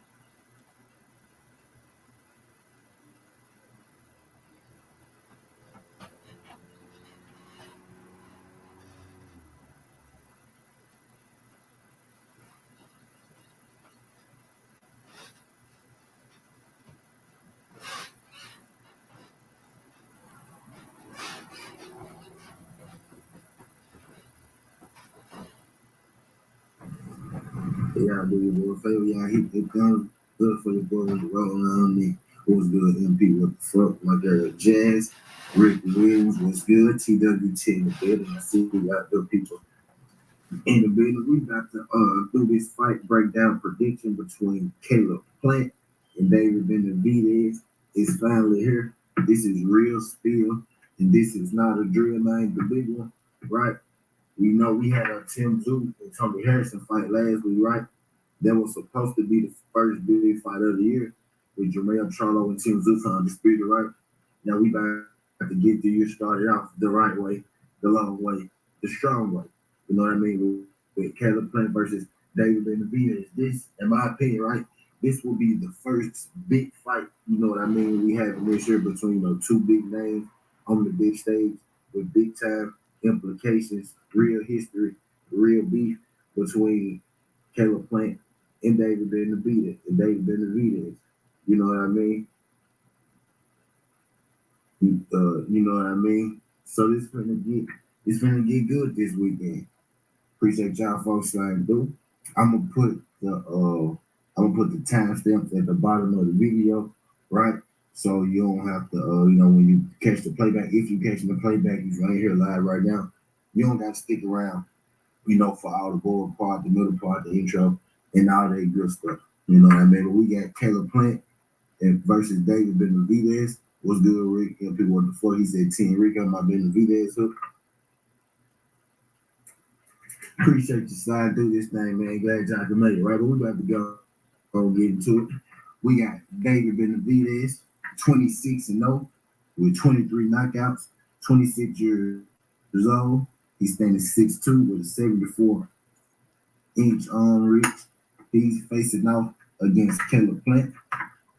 Caleb Plant is 22-1, 13 KOs, been stopped once by Canelo Alvarez. He's 30 years old, 6'1", with a 74-inch arm reach. Opponent is of note. Opponent is of note. I got 6 people in the building. Y'all hit that thumbs up for your boy, whether you just scrolling through. I know it's other people live right now. I know some of y'all, go be going in and out. But if you could help your boy get in there, go hit that thumbs up for your boy. Break down for the fights this weekend. But opponents who we faced off against in his last fight, Caleb Plant was victorious and getting a knockout stoppage over Anthony Durrell. We got Canelo Alvarez. Caleb Plant came up a little short versus Canelo Alvarez as he got stopped in the 11th round. You got Caleb Truex on Caleb Plant's resume. Then you got guys like Fun Boots, Mike Lee, Jose Strategi, just to name a few. David Benavidez, he's the younger fighter, in this fight.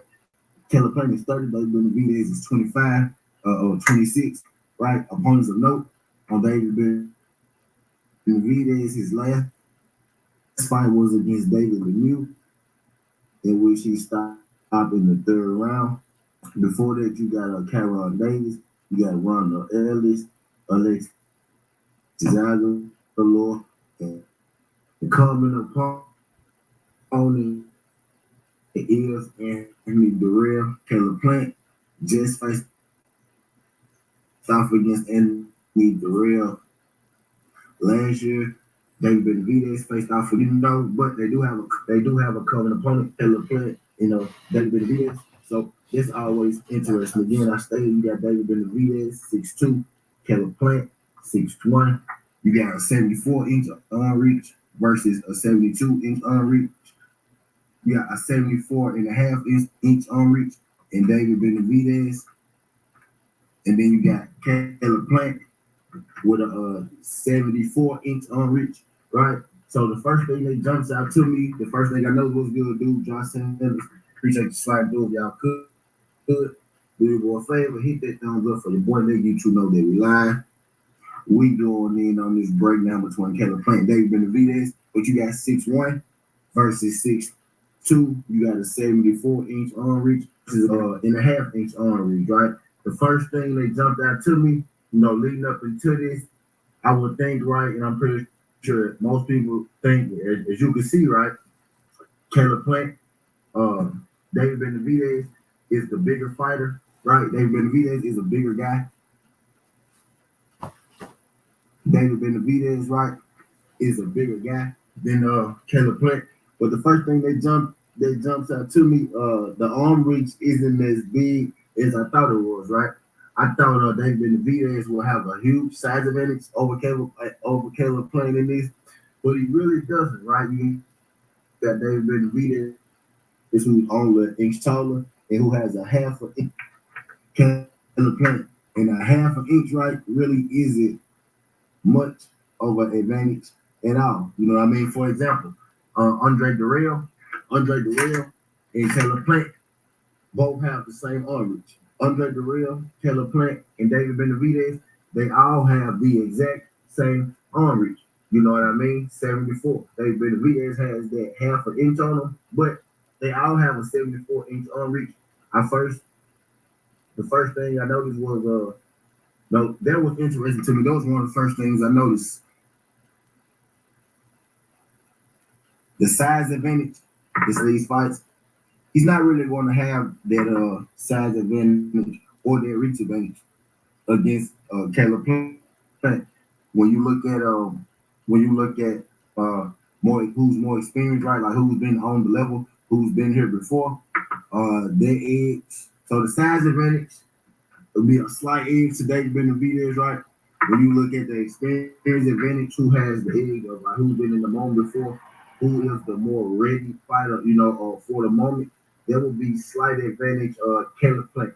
Before Caleb Plant's last couple fights, right, versus Canelo Alvarez and Andre Durrell, people question whether Caleb Plant, was ready for the stage. They question his opponent, his resume. But once you add Canelo Alvarez to it, and then you add Andre Durrell, who is probably the best opponent on either of these guys' resume, right? Benavidez or Caleb Plant.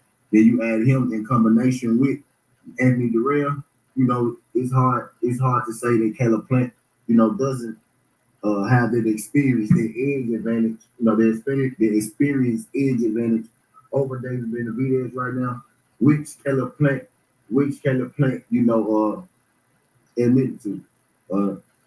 You know what I mean? So the who's more ready, like for the moment, the experience advantage, I would get into Caleb Plant, right? Slight size advantage to David Benavidez. Although I thought David Benavidez, had longer arms, Caleb Plant and David Benavidez's arms, are about the same. I think that's something to pay attention to, right? If we go on pound for pound, who's the harder puncher? Right, if you historically, right, if you're looking at it, if you're asking most people, right, if you're asking who's the harder puncher, most people, will say David Benavidez, right? But over here, I'm not most people. I look at it a little differently. You know what I mean? From most people, I look at power, like pound for pound, right? If you put together enough punches on anybody, right, you'll be able to get them out of there, right? But when we talk about power, pound for pound power, I mean like one shot ability, the one shot trick, you know what I mean, or putting guys out of there. I think typically in the fight, right, who displays more power, right? Maybe some will say David Benavidez, right? But when you check, because he has more stoppages, but pound for pound power is how I look at it, and that's a little different, right? From who has the more stoppages or what. I believe the one shot power is a little more even than people may want to accept. I think I will almost maybe edge the pound for pound one shot power to Caleb Plant.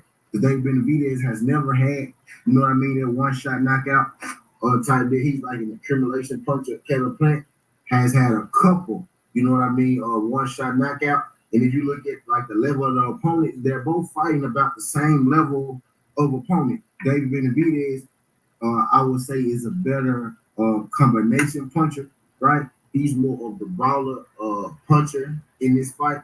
Caleb Plant is more of the pure boxer, right? Caleb Plant doesn't go in seeking, the KO. He's a guy that boxes, and if the KO comes, it comes. David Benavidez is what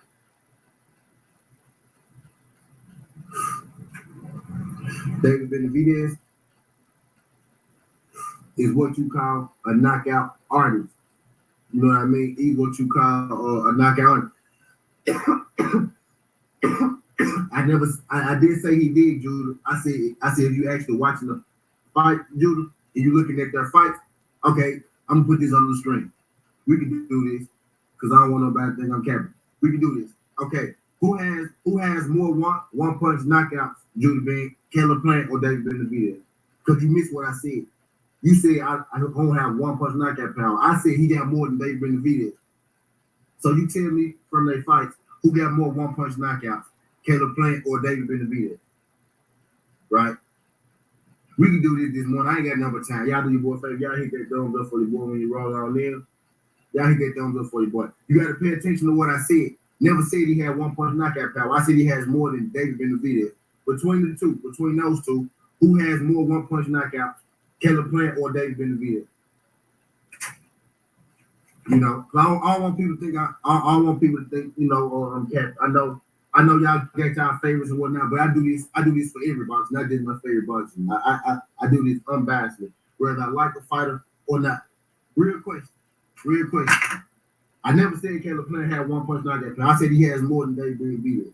So to my guy Judah Ben, who has more one punch knockouts, Caleb Plant or David Benavidez? I know y'all think I'm gonna pick Plant because he's from Tennessee. I hate when y'all be trying to do me like that. Like I ain't up here giving you 1,000 reasons why I'm picking the fighter. He said Plant obviously does, but they right, okay, and then okay, let's do it again. So let's do it again, Judah. So who has the better resume, right? They both got knockouts against nobodies. So who has the better resume, right? You said Caleb Plant does, but they're against nobody. So what makes you think? So who did David Benavidez knock out, right? Who did David Benavidez knock out that's better than anybody that Caleb Plant knocked out, right? We could actually use the common opponent. Would you like to use the common opponent? You know what I mean? We could do that too. Would you like to use the common opponent? But real question, right? He said Plant obviously, but against nobody. So who did David Benavidez knock out? Then what can be considered a somebody? You know what I mean? Like I was saying before you interrupted me, my G, they knocked out. They fought about, for the most part, about the same level of competition. They fought about the same level of competition. But what separates Caleb Plant is the Canelo Alvarez fight. That big stage fight, that pay-per-view fight, that headliner. You know what I mean? So if you're going to say that Caleb Plant knocked out nobody, Benavidez knocked out nobody. You know what I mean? They both knocked out nobody. So I'm comparing them on the scale of what they have actually done. Now, I know most people would tell you, right, Benavidez has more power. But again, like I said, I'm not most people. Pound for pound power is different from stoppages. He may have more KOs, but we're not talking about KOs. We're talking about power, pound for pound, more power in the punch, more power on impact. And the more power on impact is Caleb Plant that playing a slightly better resume because Canelo Benavidez came to where earlier he was a child. Okay, so let's use the common opponent. Like I said, right? You said you said Benavidez KO Durant earlier. He didn't. He did, right? So that's the first thing he did. He didn't KO him earlier. He did KO him earlier. Well, I think he did Plant KO'd him in the night, and Benavidez never KO'd him. You know, because I think Benavidez was the 8th and Caleb Plant was the 9th. You know what I mean? No. He didn't KO him early. They KO'd him in the same round, the 9th round. The first, he did not KO him earlier. They KO'd him the same, and that's the KO, right? Again, two are different. One person got a tail, right? David Benavidez, and one person, Caleb Plant, got a KO. Two different things. But a stoppage is a stoppage. Yeah, a stoppage is a stoppage unless you nitpicking, which is what you're doing, which is what we're doing, right? So they both got stopped in the same round. He did stop him earlier, and one person got a KO, and the other person got a TKO. One person was losing the fight at the time of his TKO, and one person was dominating the fight at the time of his knockout. Common opponent, right? The same common opponent, right? The same common opponent. Now you may feel like David Benavidez is gonna win, right? But that's exactly what I'm saying. For all the reasons people feel like David Benavidez is gonna win, is mostly his power, right? It's mostly his power, right? And I know I'm finna hurt some of y'all feelings with this, because I'm making too much sense right now. You know what I mean? We all just agree. No, it's not. It's not the same thing when you're talking about two people that's about to get in the ring and fight each other, bro. No, it's not the same thing. A TKO is a TKO. Did you see David Benavidez versus Andre Durrell? And did you see Caleb Plant versus Anthony Durrell? Tell me, go watch. I dare anybody to actually go watch Caleb Plant versus Anthony Durrell, and then watch David Benavidez versus Anthony Durrell. Wait until the knockouts and tell me if the knockouts was the same. A TKO is not the same thing as a KO. It's not the same thing. They both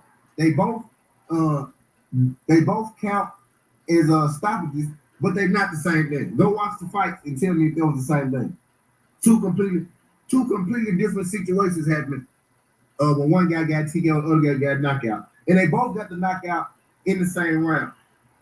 Now, true enough, Durrell was younger, right? His punch placement is much different than Canelo's too. Yeah, fact, and so is his power. Canelo punches a lot harder than David Benavidez. That's what I'm saying. And I'm breaking down the fact right now. That if you could get outside of what it looked like, right? Caleb Plant punches harder than David Benavidez. David Benavidez's advantages, right, comes with volume, right? And it comes with value, and it comes with him being able to land on you. Caleb Plant is a defensive fighter who's learning to sit down on his punches. If Bearman himself said Caleb punch at an accurate rate is worse than a one-punch KO. Yep, it absolutely is.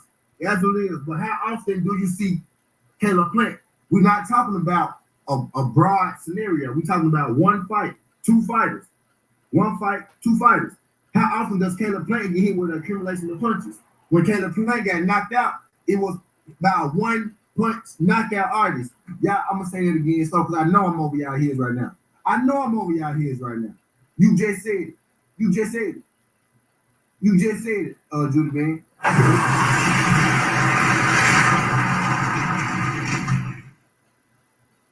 You just said it, Judy Bean. Right. How often does Caleb Plant get hit? How often does Caleb Plant get hit with an accumulation of punches? How often is Caleb Plant standing there for you to hit him with 3, 4, 5, 6 punches? When Caleb Plant lost, it was a one-punch knockout. It's about the style of the fight. Canelo was able to beat. Y'all feel like Benavidez is better than Canelo. Y'all do. I don't feel like Benavidez is better than Canelo. Y'all feel like Benavidez is better than Canelo, and he stopped Caleb Plant. But styles make fights. A one-punch knockout artist can beat Caleb Plant. A one-punch knockout artist can beat Caleb Plant. Benavidez is not a one-punch knockout artist. Benavidez is an accumulation punch guy. Nobody is accumulating punches on Caleb Plant. Caleb Plant is not going to be there. Caleb Plant is not going to be there. And David Benavidez has never fought a guy like Caleb Plant. David Benavidez has never fought a pure boxer yet. He has never fought a pure boxer, bro. Is there anyone going to forget Benavidez has no defense, blocked punches with his face, and was dropped by a jab by cab driver Ronald Gravel. Judah Bean, and David Benavidez has never fought a pure boxer. He's never fought a pure boxer. He's never fought a pure boxer at the level of Caleb Plant. He has yet to fight a pure boxer. He has yet to fight a pure boxer at the level of one Caleb Plant. You saying that he ain't never fought a guy like Benavidez. Caleb Plant never fought no dude with power. He ain't never fought a dude with power. He all fought a dude with power. Benavidez ain't special. Benavidez throw a lot of punches. You gotta hit Caleb Plant with those punches. Caleb Plant is not going to be there. He's not going to be standing there. You got to be a one-shot artist. If you go get him out, you got to be a one-shot guy to get Caleb Plant out of there. Benavidez is not on hit hard enough to spin Caleb Plant loopy like Canelo did. He just don't. He don't. He just don't. He just put Benavidez with Canelo on. Canelo puts that boy to sleep in 8 rounds. Same way how Tank Davis stopped Santa Cruz. It looked like that. My thing is, I was getting somewhere. With it. I was trying to break it down, eloquently on how that power. We were saying power. And I know I was gonna touch some hearts with it. Me too, MP. I know I was gonna touch some hearts with it, but I want to finish what I was saying because I'm going somewhere. With it, right? I'm going somewhere with it. Pound for pound, right? Most people tell you that David Benavidez is the harder puncher, right? But the way I break it down, the way I see it, the way I look at it, when you look at who they actually been in the ring with, who they actually fought, the way that they knock people out, pound for pound, the harder puncher is Caleb Plant. Pound for pound, the harder puncher is Caleb Plant. Benavidez is an accumulation puncher. Caleb Plant isn't the guy that's going to be there for you to, to add up those punches to hit him. You have to catch Caleb Plant, to knock him, to knock him loose, to knock him out balance. Caleb Plant is a guy who's a good athlete, who's a good mover. If David Benavidez is coming in here, just trying to overwhelm Caleb Plant, with the stamina, with the with the value punches, that could be a problem for him. My guy brought up Ronald Gravel. Ronald Gravel was able to catch, David Benavidez in between his shots and drop him. Caleb Plant is a master counterpuncher. Caleb Plant is quick with his hands. Caleb Plant is now learning to sit down on his punches. So now you got a guy who's a natural boxer, right? A guy who's quick with his hands, a guy who's a natural counterpuncher, right? Now you got him who's fighting a natural puncher. David Benavidez does not possess that one punch knockout power. David Benavidez does have power, accumulation power, but this theory and this myth that everyone should be afraid of David Benavidez power. I don't attest to that. I think that David Benavidez has power if he could put his punches together. I think he has power if he can land on you multiple times, right? Caleb Plant is not a guy that you can land on, multiple times. Type there. David Benavidez, if he comes into this fight, right, chasing the knockout, like you normally do, come in trying to overwhelm a guy, right, trying to overwhelm the guy, trying to,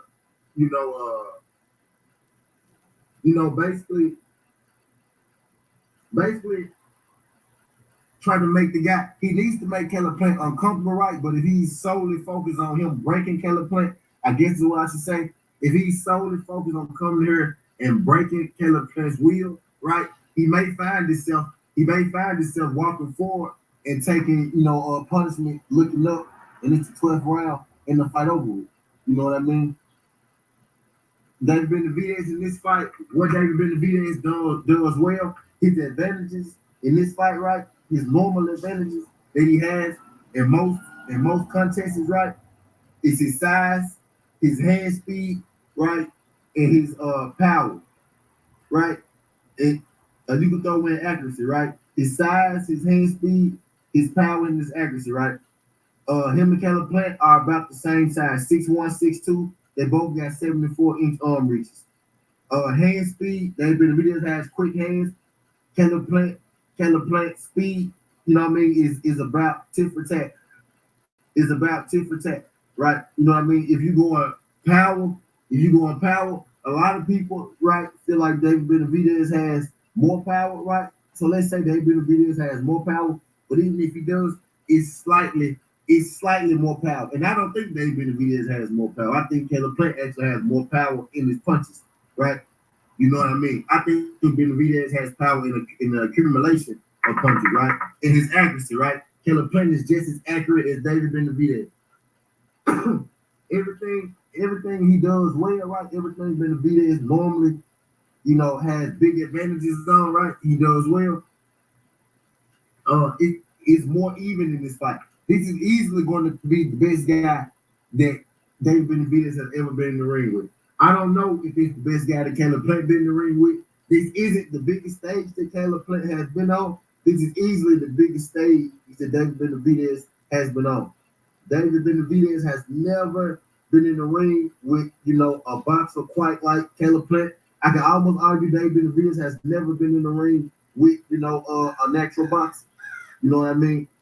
Caleb Plant has been in the ring with who some would consider pound for pound, you know what I mean, Canelo Alvarez type deal. I think if David Benavidez can control the moment right, if David Benavidez is able to have success with finding Caleb Plant right, he's able to have success with controlling their range, have success with making Caleb Plant uncomfortable, right? If he could beat Caleb Plant to the punch, maybe he want to try to infiltrate when Caleb Plant throws his jab, maybe countering Caleb Plant in between his punches. But I think David Benavidez, he's going to have to be a little more cerebral in this fight if you want to pull this fight out against Caleb Plant. Like if he comes in thinking, "Oh, I'm gonna get a second round stop," like his team said, if they come here and they plan to stop Caleb Plant before 6 rounds, right? I hope that that's not really his game plan. I hope his game plan in this fight is to let the knockout come to him, because I feel like if he go in there overly excited, he could let the moment get to him, and he very well could punch himself out. It's different being under those lights in those big situations than just fighting on TV or undercard. You know what I mean? With all eyes on you. If all eyes on you, you know, that's a different type of pressure. If David is able to control the moment, right? If he's able to slow the fight down a little bit, not the actual fight right, but slow it down inside his mind.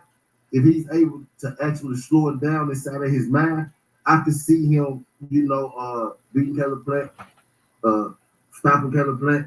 True enough, the only way I see David Benavidez winning this fight is if he gets, you know, the stoppage on Caleb Plant.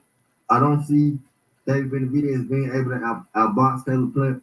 Maybe he went on the scorecards if he could drop Caleb Plant a few times, you know what I mean, type deal. For Caleb Plant in this fight, I feel like he learned a lot from that Canelo Alvarez, you know what I mean, loss, as you saw him display in the Anthony Durrell fight. I like what I saw from Caleb Plant in that Anthony Durrell fight. I like what I saw from Caleb Plant in the Anthony Durrell fight. I like his improved inside game. I like his improved catch and shoot game. I like how Caleb Plant he used a little less movement against Durrell, and he sat on his punches. Caleb Plant is a guy he got with Breadman. Caleb Plant didn't need a whole lot of fixing. I think Caleb Plant is a guy who struggled with his stamina issues, right?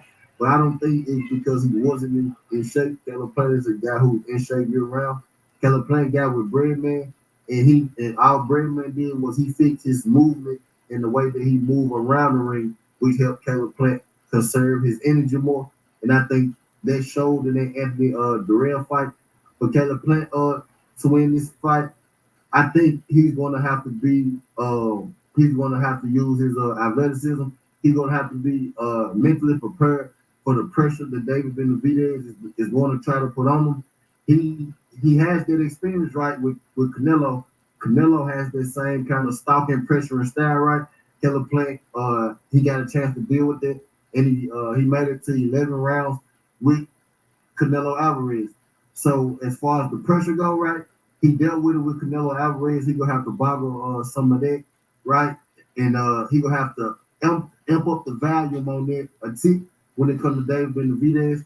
I feel like David Benavidez has more value than Canelo, right? But he doesn't have the power that Canelo has, right? So I think the impact of the punches will be a little different from him taking the Canelo punch. But I think the value of the punches, is going to be there more. So I think that's going to allow Caleb Plant to be able to, think a little better because he don't got to worry about, that one punch power that Canelo got, right? As far as he did, he don't got to worry about that one punch power with Benavidez like he had to worry about, that one punch power with Canelo. He got to worry about the value more so with David Benavidez. If he could, find a way to mentally handle that pressure, what you should be able to do, type deal. I see Caleb Plant being able to outbox David Benavidez. David Benavidez throws a lot of punches, right? He gets a little wide with his punches. He likes to have his hands low. David Benavidez, as we saw Caleb Plant in his last fight, Caleb Plant is an excellent counter puncher to the top and to the body. Mixes up his punches nice. We saw David Benavidez get dropped, you know what I mean, with a similar, body head combination that Caleb Plant displayed on Anthony Durrell, right? So David Benavidez, he goes in there and he's overly aggressive, right? He gets sloppy, he gets a little out of place. David Benavidez doesn't have the best feet. Caleb Plant has much better footwork, but David Benavidez gets sloppy or gets out of place. A guy like Caleb Plant, a unique boxer like Caleb Plant, he's going to be the kind of guy that takes advantage of that situation. David Benavidez in this fight, he doesn't have the range on Caleb Plant like I thought. David Benavidez more so wants to fight. You know what I mean? Like mid-range to inside. Caleb Plant is more so a mid-range to outside fighter. But in Caleb Plant's last fight, he fought mostly in range and inside. And I think if Caleb Plant, if he decides, I think in order to win this fight, right, Caleb Plant at some point he is going to have to go inside with David Benavidez like he displayed against Anthony Durrell. If Caleb Plant is able to even out, right, the inside exchanges, I think Caleb Plant is much better at a distance. I think Caleb Plant and David Benavidez having the same reach is advantage Caleb Plant. I think Caleb Plant is a better boxer. So I think David Benavidez, not having that size advantage is going to play a big part in this. I think Caleb Plant working with Breadman and improving his inside game, his inside fighting game is going to play a big part in this. I think Caleb Plant is a little bit, right? I actually think Caleb Plant is a lot more defensively sound than David Benavidez. David Benavidez is more so of an offensive fighter, as to where Caleb Plant is more balanced. And I think Caleb Plant being a more balanced fighter is what's going to lead him to this victory. You know what I mean? In this fight. So I got Caleb Plant, unanimous decision over David Benavidez. I think it's going to be a good fight. You know what I mean? It's going to be an entertaining fight. But I think the skill is going to overpower the will of David Benavidez in this fight in the next couple weeks. I got a couple more of these fight breakdowns and predictions coming. Y'all do your boy favor. Y'all hit that thumbs up for your boy. Y'all catch you on the back end. I ain't gonna keep out in this thing too long. Skin Hardaway 17. This ain't the past. This ain't the future. This the present. This how you rocking. And I'm out. Love.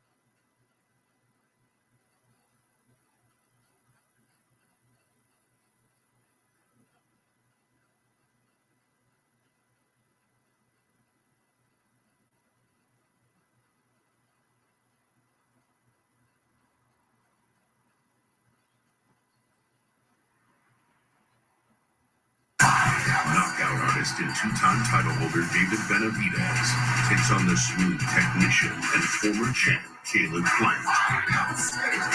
David Benavidez versus Caleb Plant tonight live on.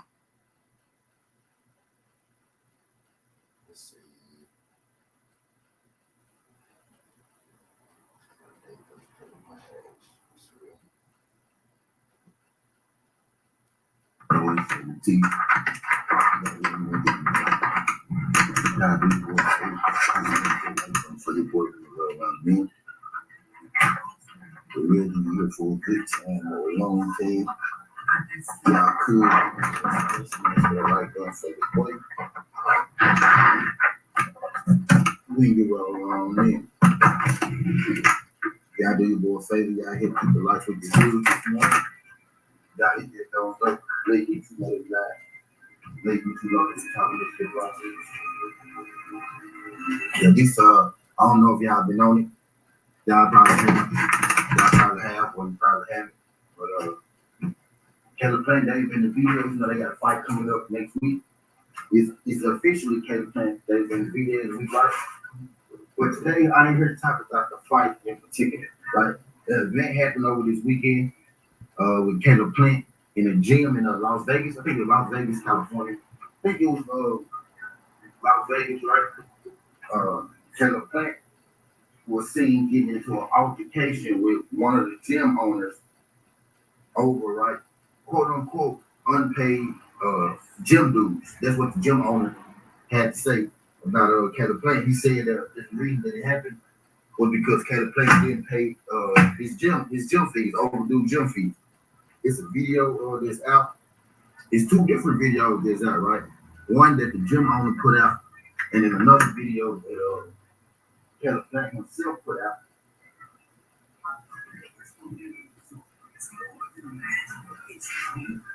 One video that the gym owner put out, and another video that Caleb Plant himself put out. Two different videos, two contrasting videos showing two completely different. Two completely different videos showing two completely different, situations.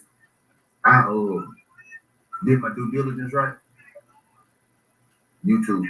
I did my due diligence right. I watched both videos, and then I reached out to somebody in let's just say it's in close proximity with Caleb Plant in a Caleb Plant account. YouTube. Right, Caleb Plant himself actually took to social media to clear up the situation, right? But I was interested, and I wanted to, come and get on this myself.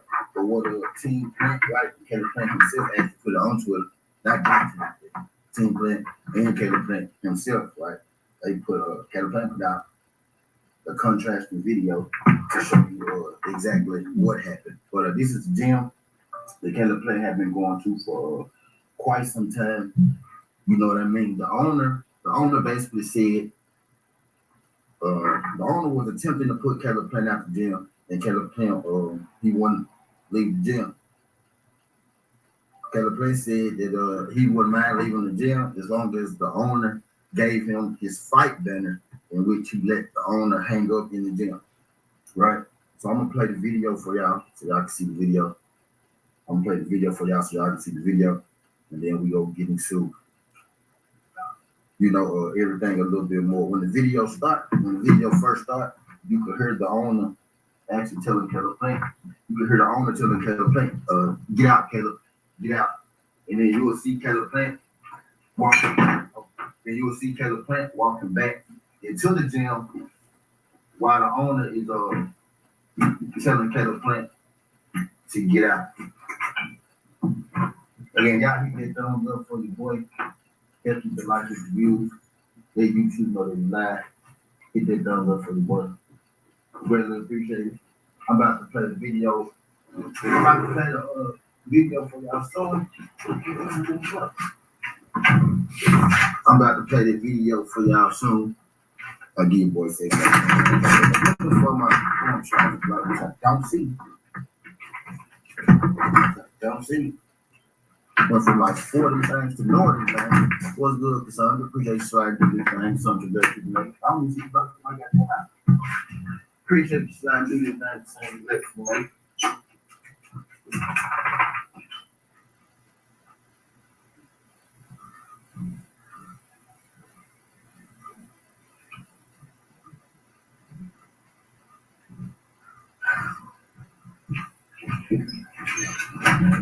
My bad, I'm bad, man. Damn it, man. Something what I was looking for.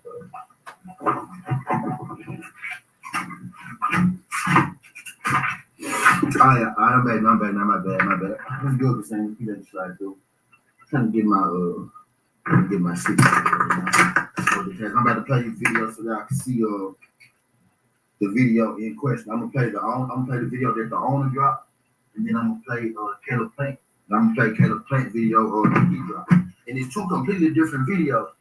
You would think, right? I ain't gonna lie, when I first saw the video of Caleb Plant in the owner, it looked bad, but I knew there had to be more to it because I know, Caleb Plant get a bad reputation, right?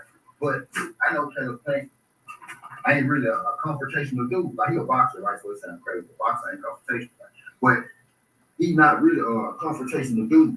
Like, even while he boxing, you can just look at the Anthony Durrell situation in the fight, right? Anthony Durrell was disrespectful as fuck to Caleb Plant that whole time. He would be cutting Caleb Plant off when he was talking. Caleb Plant literally shut up and let Durrell finish. Ask him, is he done? Durrell called him a bitch and all kind of shit, and Caleb Plant just continued. Now, manners don't mean that you soft. As we see, Caleb Plant put Durrell ass to bed. You know what I mean? So when I first saw the video, to see Caleb Plant act like that, it was a big shock to me. True enough. So I knew, before I spoke on it, I knew I wanted to wait to see exactly what else came from it. And true enough, what's good, Eddie? And true enough, Caleb Plant, he came out and he put out his own video, his own side to the story. Because, there's always two sides to a story. The truth, so one person's side, the other person's side, and what really happened, right? So what we about to do now is we're about to take a look at the two videos in question. We're gonna take a look at it for ourselves so we can make our own, observations. We can make our own, opinions and decisions and whatnot. Let me get this started up here.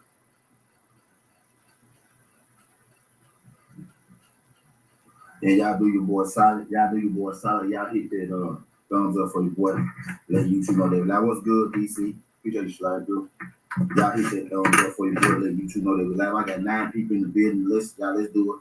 Let's do our best, to help keep the lights, with the views. Let's get your boy going. And that our goal is help keep this thing green. What's good, AB? Boxing MMA. Appreciate y'all folks sliding through this thing. Glad y'all can make it if y'all could. Hit that thumbs up. Let YouTube know that we live. Let YouTube know that we talking this good boxing. Right now, I'm getting ready to play the footage. I'm getting ready to play the video footage first. I'm about to play the video footage from the gym owner. I'm about to play the video footage from the gym owner. You will see y'all hit that like his angle. I'm about to get up and then bring my camera. Video that team put out. So you'll be able to see it from their angle. I'm going to show it to you on the phone, right? You can hear the audio. I'm going to show you the visual. You know what I mean? We're going to do it like that. I'm going to do my best to help, get you through it. Type deal. I already got it up. Y'all hit that thumbs up. Okay, we about to get into it. Let me turn it up. You can hear him telling Caleb Plant, Caleb, get out. Caleb really a savage. I think they be trying to pump you because he's white. They just need person. But I digress. Here we go. Get out. Caleb ain't no great white hype. Caleb ain't got no goddamn fans. The great white hype is fucking Benavidez. Talk your ass off.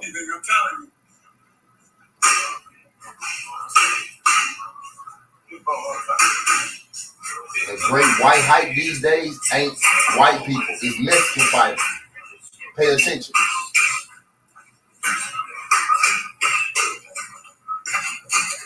Think about all the hype jobs. What color are they? They not white. They Mexican.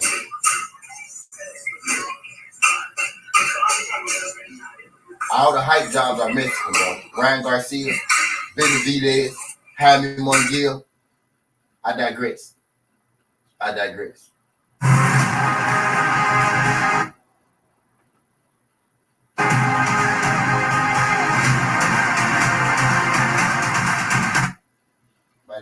gotta do an EP on it. The great white hype is now Mexican hype.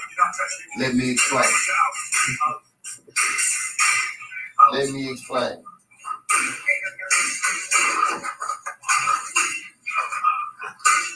Hey, bro, this is fucking ridiculous, man. Really?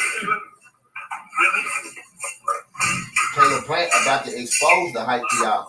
Y'all think it's about to go the other way. So you see him in the first video, I'm telling Caleb to get out. Y'all think it's about to go the other way.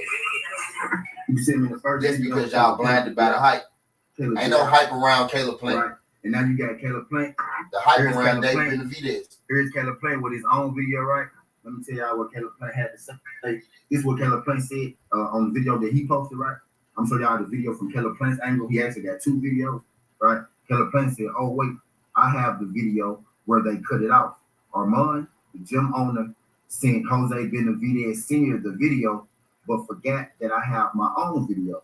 Here's our man acting the fool, not wanting to give me my fight banner, which is all I wanted to begin with. Give me my stuff, and I will be on my way. That's what Caleb Plant. That's what Caleb Plant had to say. He said, and he also put out some text messages. There's some text messages that we're about to look at. I got 13 people in the building. Y'all hit that thumbs up for your boy.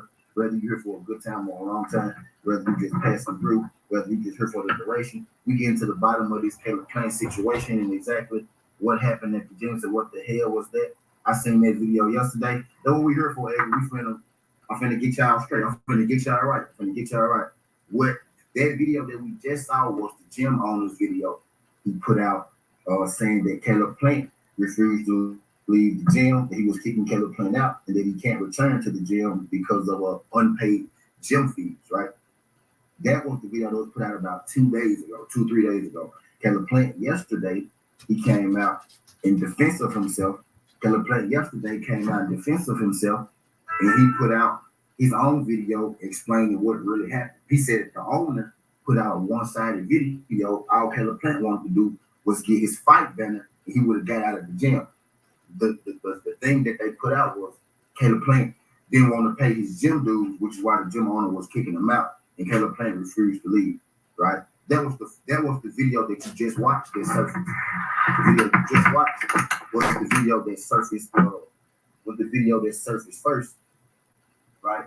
They got everybody questioning Plant right now. I'm about to show you the second video. Then I'm about to show you some messages, right? Some messages, some receipts that Caleb Plant actually put out himself in defense of himself yesterday. The video broke about 2 days ago. Caleb Plant put out his self-defense video yesterday. Y'all got 15 people in the building. Can I get everybody to hit their thumbs up for your boy? Whether you're here for a good time or a long time. You're here for the duration. We'll greatly appreciate you. Hit that thumbs up. And let YouTube know that we're live. Let YouTube know that we're talking this good boxing. I know there's other people live right now. I know people busy. I know y'all got things to do this morning, but if y'all could, hit that thumbs up for your boy. Right? So there's some test messages in here. We're about to show you the video from Caleb Plant's side, right? I'm about to show you the videos that Caleb Plant put out.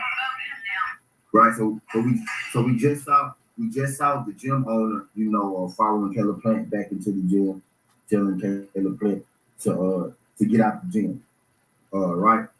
Did the cornball shit, they want to send into the clap chase at his best, right? So this is the video that Caleb Plant put out, right? He said, oh wait, here's the video where they cut it off. Armand, the gym owner, was acting the ass because I asked him to have my fight banner, and then I will be on my way, right? So this is the video that Caleb Plant and he said put out.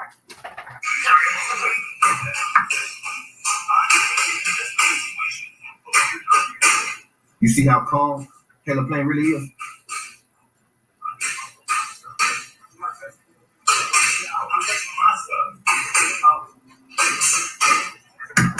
You see, he told Caleb Plant to get out.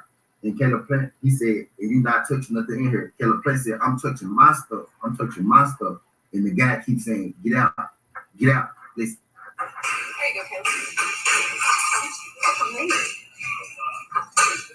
Hey, bro, this is fucking ridiculous.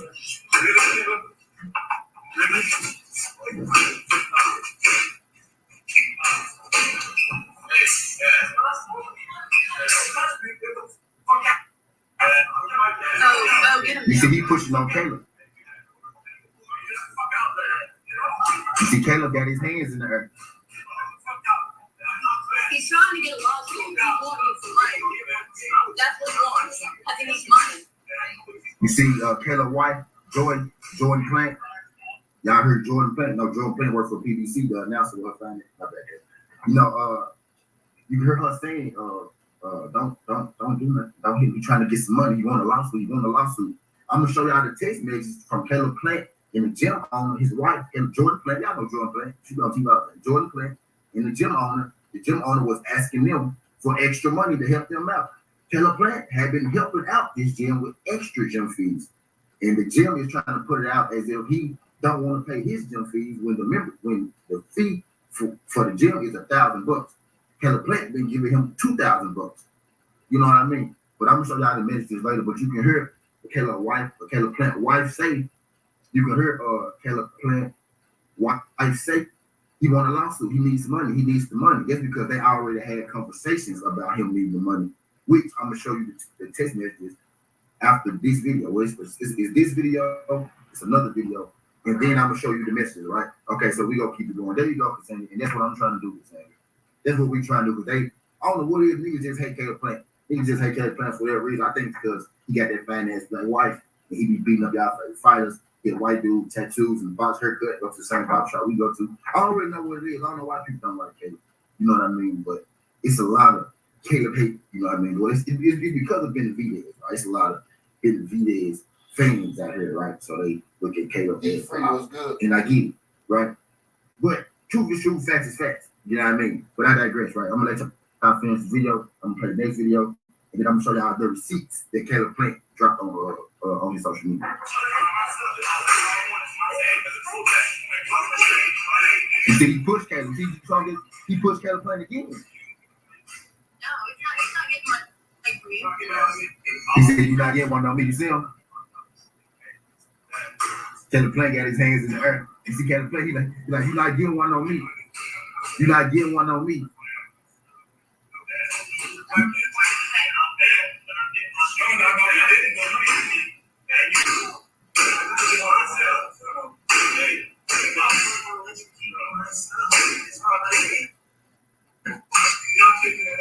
I got a party coming in tonight. I don't care what you got.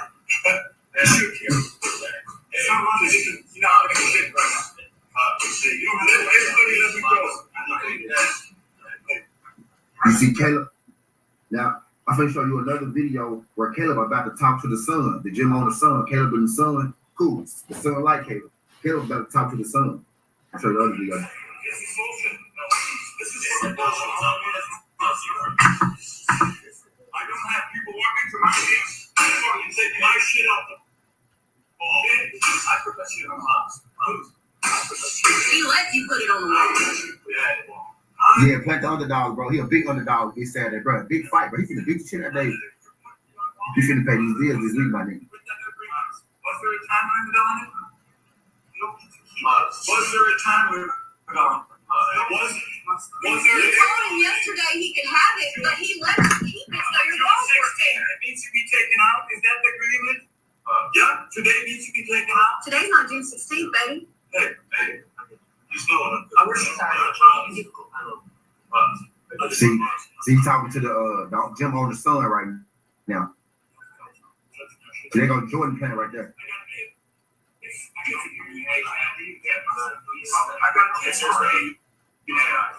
Y'all see how nice Caleb is, bro? See. He talking to the son.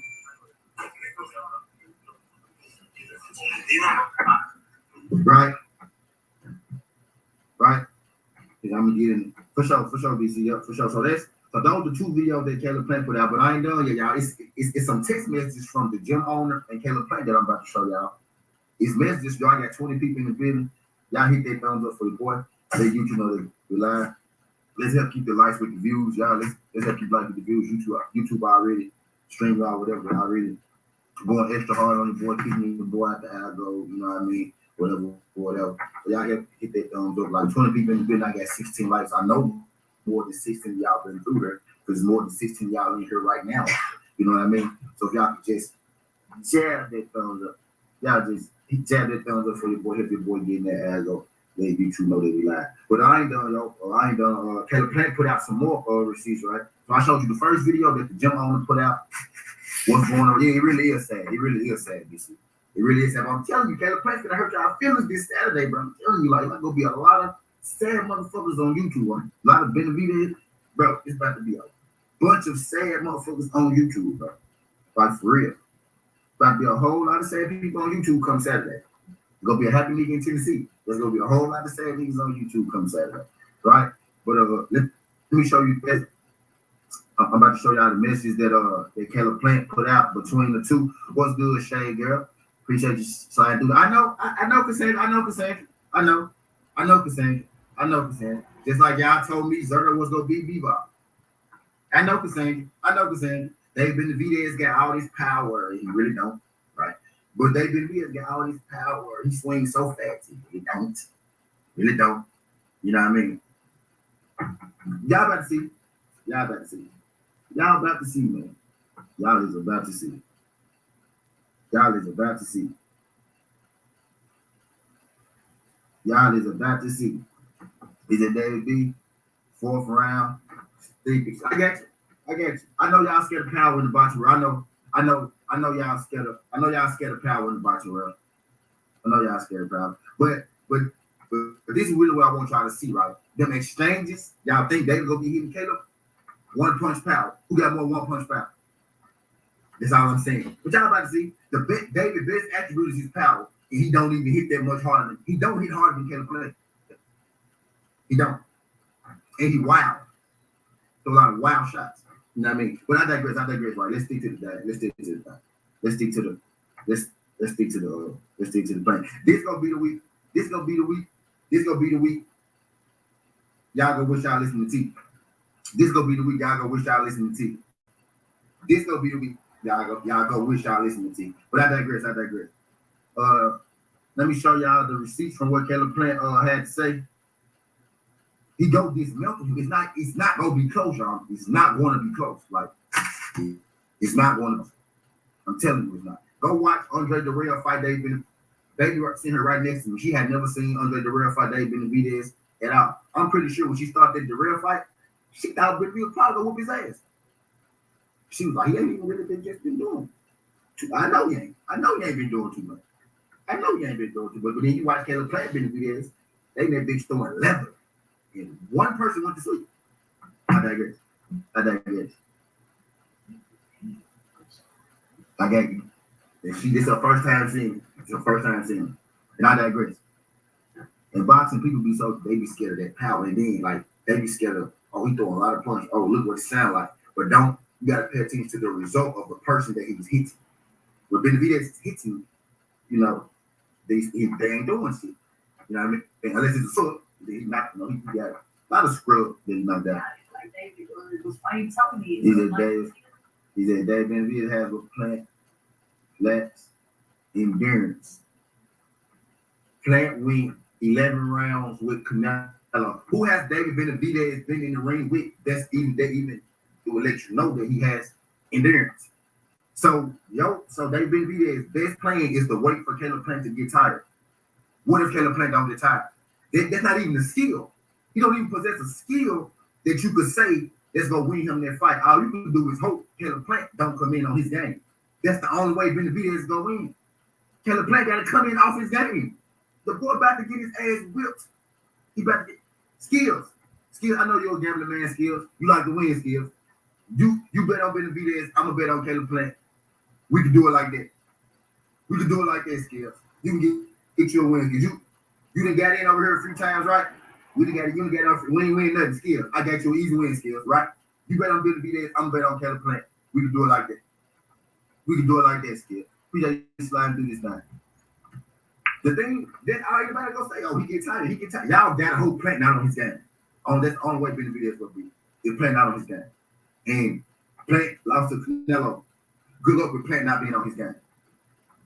Good luck with Plant not being on his game. But I digress. Plant ain't no great white height. I digress. Plant ain't got no height right Here's here. all the messages that Caleb Plant. The hype train. Caleb Plant. The hype train is David Benavidez. In the gym owner.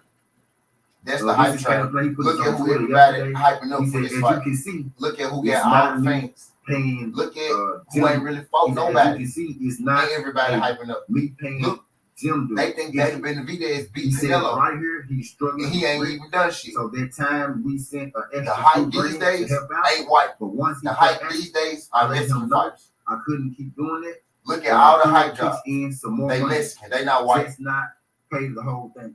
What's good? All the hype jobs are Mexican. Really. Glad to man. Right, so we're gonna test me. This is Benavidez, Ryan Garcia. This is the guy that posted Serto. On Caleb Plant. His name is Armand. Right, here goes the text messages. It ain't the great white hype, it's the great Mexican hype right now. See it. So this is the gym owner, right? He says, I really appreciate your $2,000 check. I barely made my last rent. I'm really struggling to stay afloat. My rent is look at all the hype jobs. They all Mexican. The bill is $860 per month.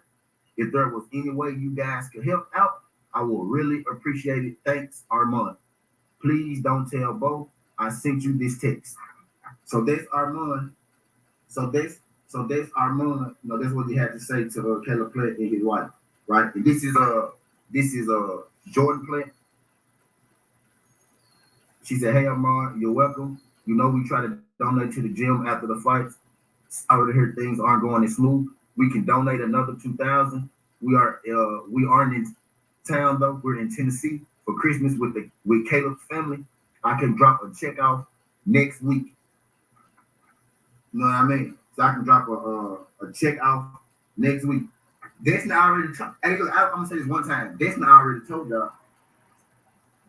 I already told y'all who I really fuck with.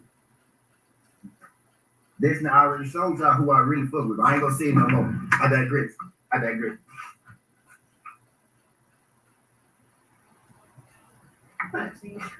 No, I ain't seen that one though, but yeah. That's another thing they say they go beat up. They say Charlotte. They say he's scared of David Benavidez too. They think David Benavidez is killer. He ain't fought nobody though. They ain't fought nobody. Literally, he the only dude. David literally the only dude who got all this rank that ain't done shit. He ain't done shit. But I digress. And then this is the gym owner. He said that will mean the world to me. Don't know how to thank you guys. Merry Christmas. You know what I mean? He trying to extort Caleb. Right, Chad girl. Caleb been messing with this dude. I ain't done. Here go another.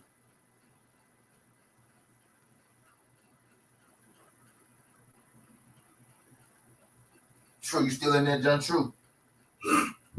You know, so Caleb, it's more to it.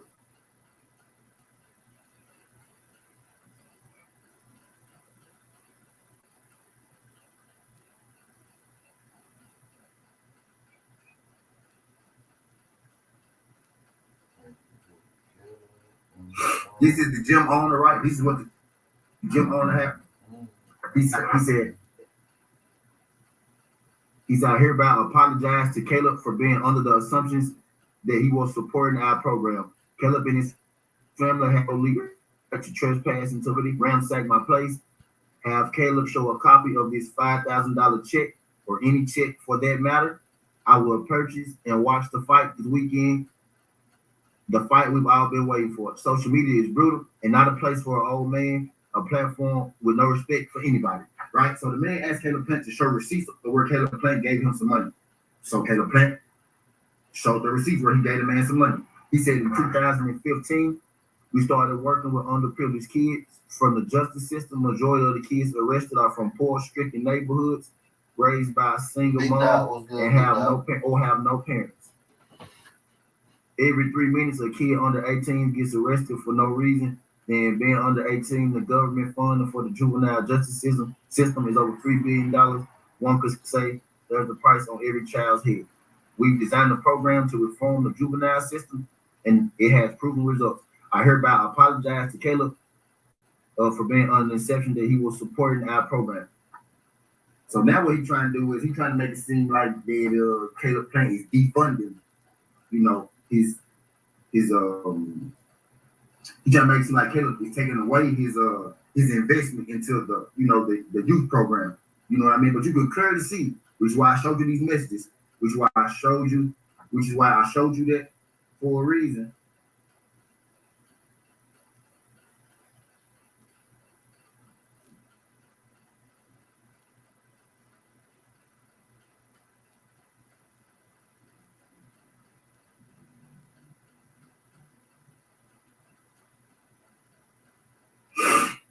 No, I showed you that. I showed you that for a reason. There was 24 people in the building. I need all 24 of y'all to smash that thumbs up for the YouTube know that we live. They'll be talking this good boxing. 24 people in the building. I got 23 likes. Y'all get your boy right. Y'all hit it before you boy.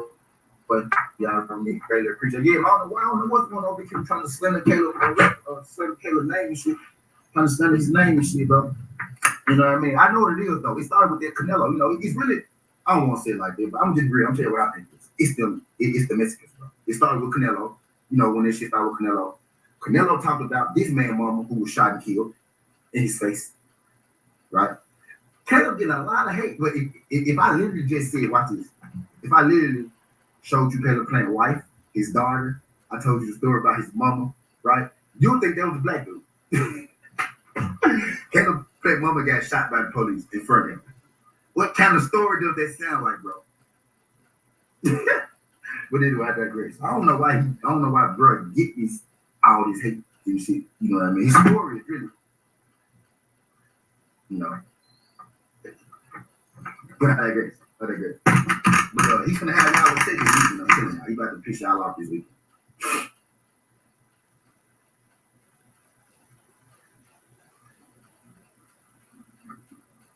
He gonna piss y'all off this week.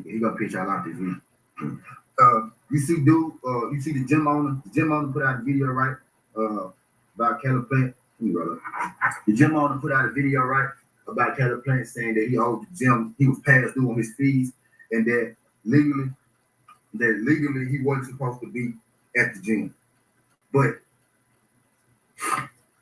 Caleb Plant, Jordan Plant, Caleb Plant, Jordan Plant. He said, you know, white bro. I mean, right, bro. I already know what it is. I know what it is. And they be calling T-race, though. See, they commercial call me race. But anyway, I digress.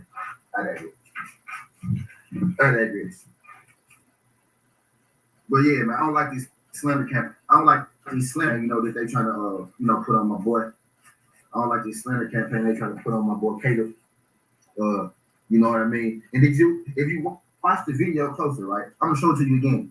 Watch the video closer. You can see the gym owner push Caleb Plant, bro. Like he pushed him, like he nudged him, he armed him. You know what I mean? Like he pushed him like 2 or 3 times. Like, scoot over. Caleb was like, man, you ain't finna get me. You know what I mean? But I ain't gonna keep out this thing too long. I'm finna get up out of here. I don't know. Maybe I'll be back to have but I ain't gonna keep that out of here. But yo, y'all do boy favor, y'all hit that thumbs up for your boy. Skin Hideaway 17. This ain't the past, this ain't the free, but this is the present. That's how we rocking. And I'm out. Love.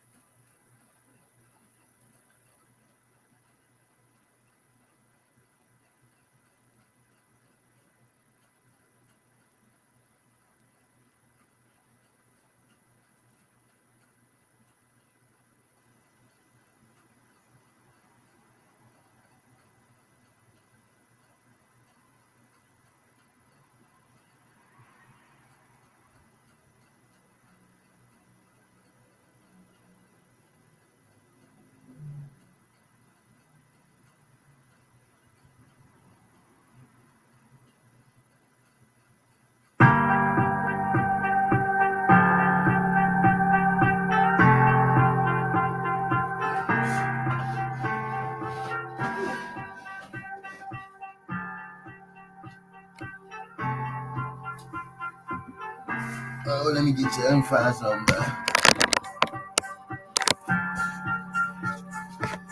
You mean what disrespectful?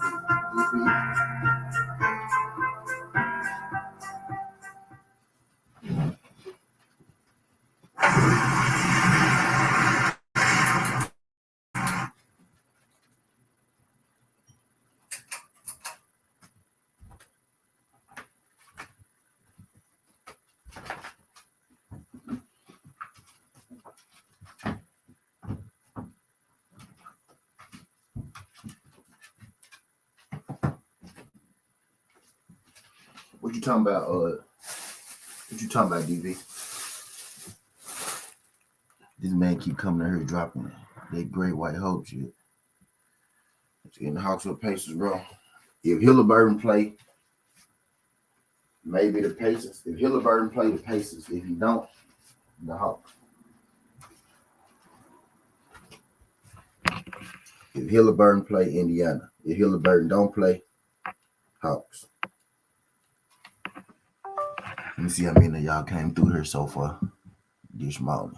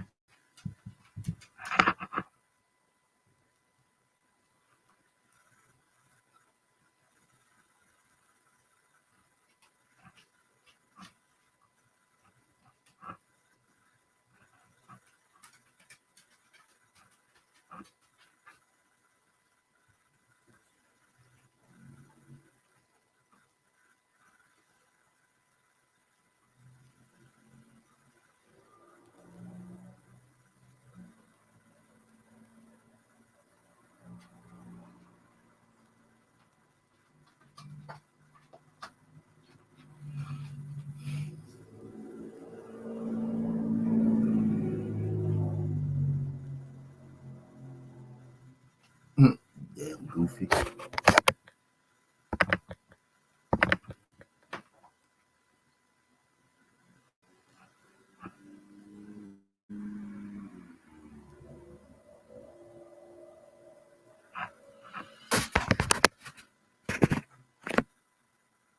Let me see. Okay, I had 200 y'all come through here so far. Yeah, y'all click that thumbs up, man. This shit, I really went yellow.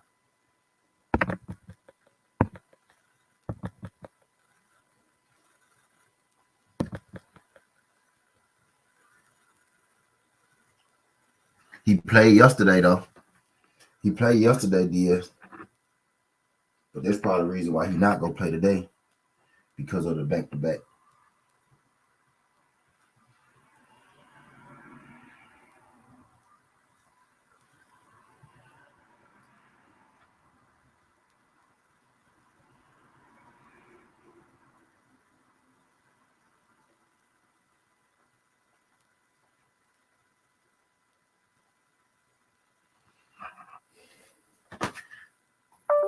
I stayed away from it, though, Diaz, because I wasn't sure.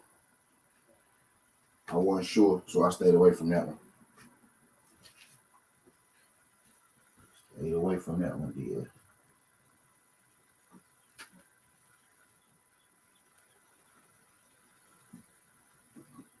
One, too sure about it.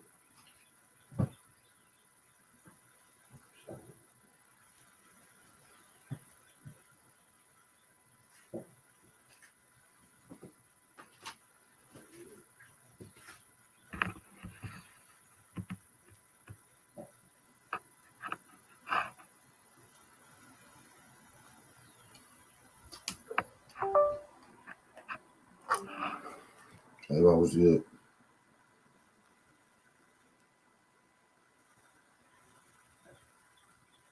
Try to see what True will do. Trying to see what True gonna do, man.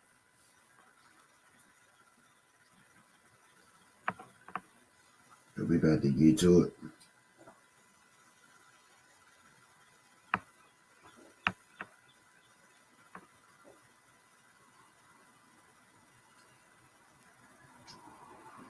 You gotta be up. You gotta be up with them. You gotta be up with them. A1.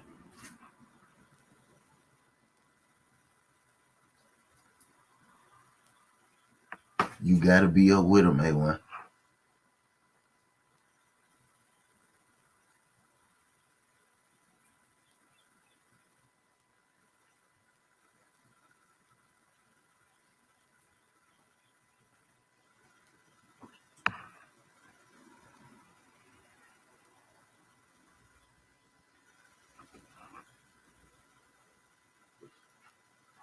Nah, I ain't checked it out. I gotta check it out, bro. I gotta check that thing out.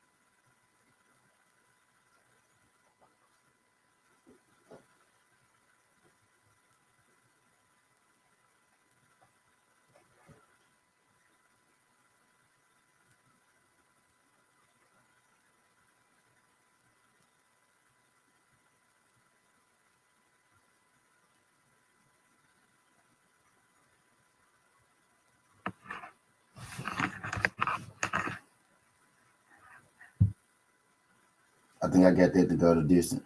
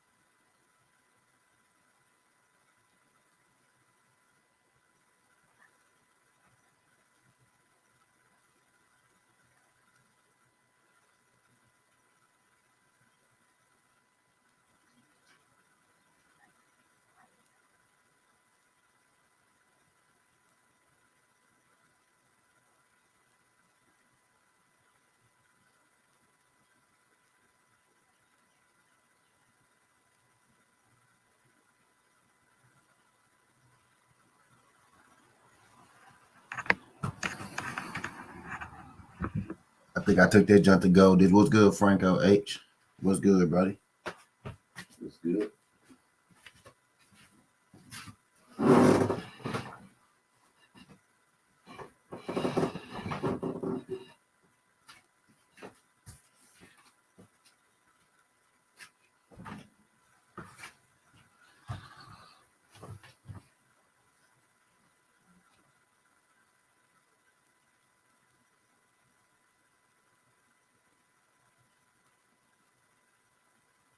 Yeah.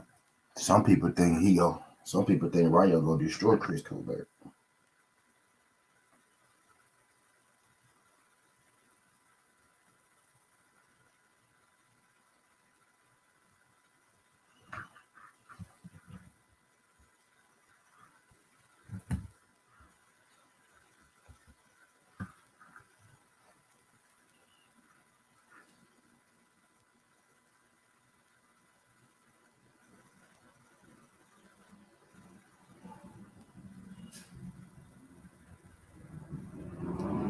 Let me go to the gallery real quick.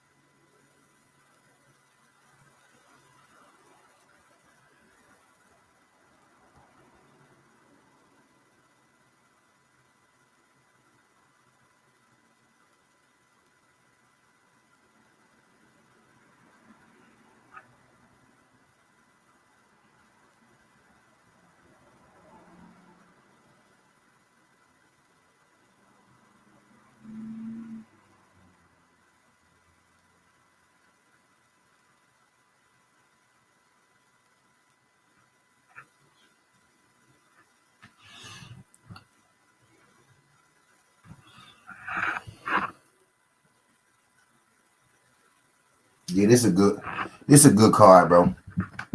This a good card. Unless you know, a top ranked Toby. If you care about, sanctioning body, if you care about, PBC and top rank and all that shit, then you could find a way to shit on it. You know what I mean? But literally, you got 50-50 fights all the way through. You know. That's why I don't be entertaining half these people, man. Literally. Ramos Spencer, Colbert, Venezuela, Caleb Plant, Benavidez, whole card. Unless you got an agenda, then most definitely understand if you got an agenda how you ain't go. You can find something wrong with this one. But me, I just like boxing. I don't got no agenda.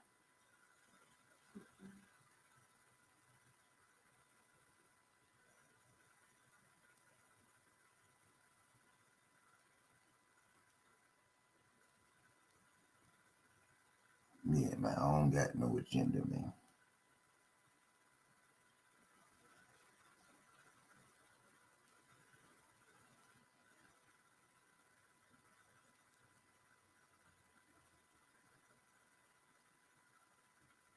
Hello and welcome to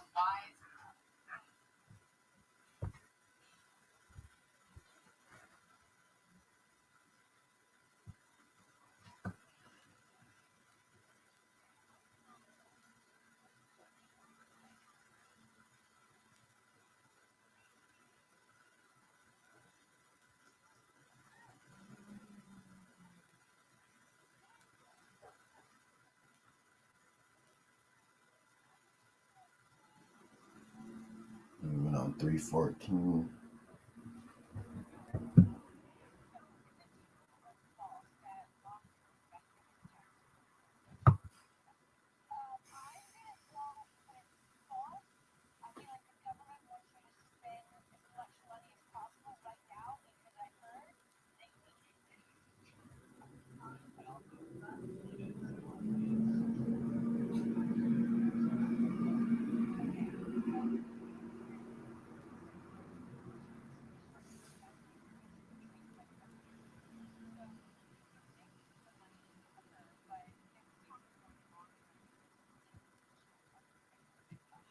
I'm about to make these parlays in a second.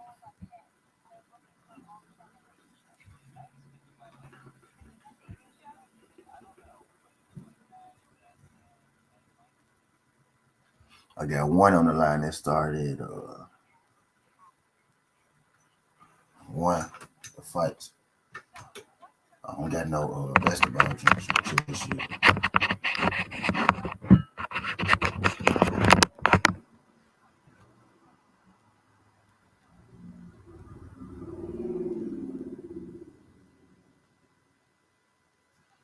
I ain't got all the way up just yet.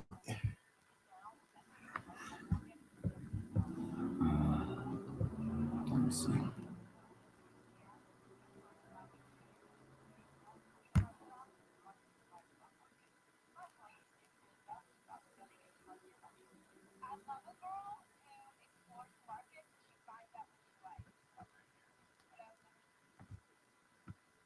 Fucking thought.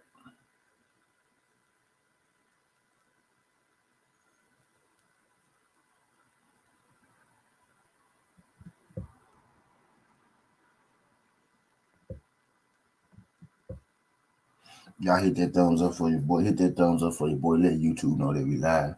I done had 230 y'all come through here. I got 37, like something like that. Y'all hit that thumbs up for your boy. Tell me who y'all got in the fights tonight, main events. It's at the zone card as well.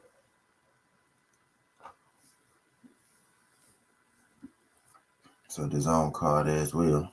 I don't feel right in the world without the UFC starting at 12 today.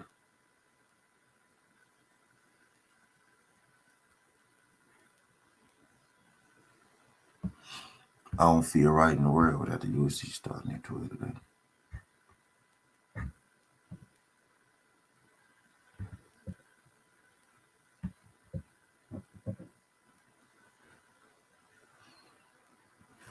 me see. So.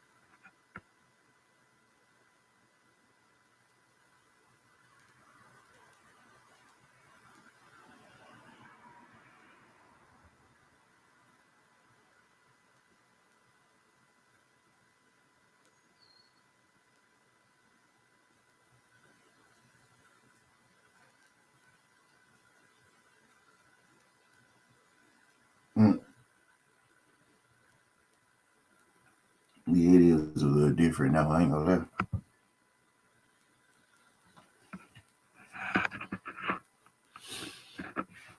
Let me put something on for y'all.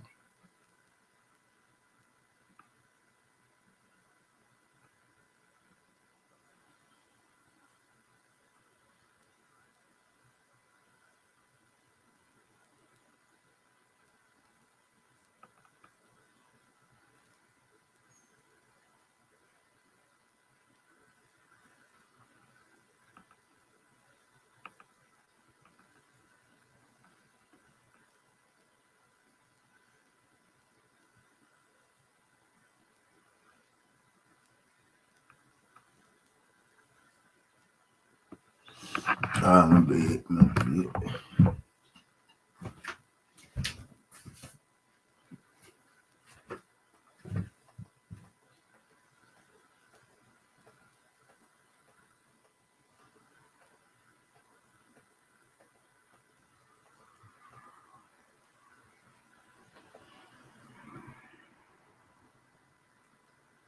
Throw that on real quick. Get y'all something to listen to.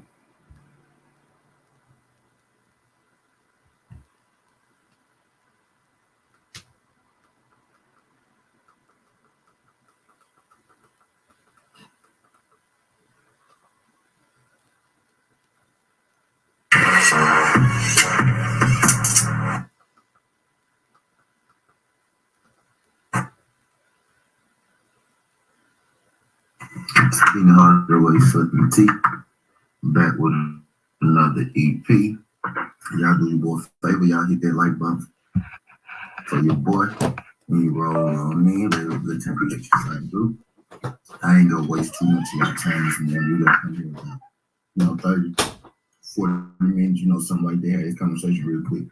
Because I don't want to talk to y'all early with this early blood thing. But, we got to talk about it because, of course, right, Mike Coppinger hit us with some more news that the fight could happen, but they got to fight first. But it could happen, you know what I mean, after the fight that they got now. You know what I mean? So Mike Cop came out, he put out more, bottomless news, more pointless news, more news that's not really news, but let me say what's up.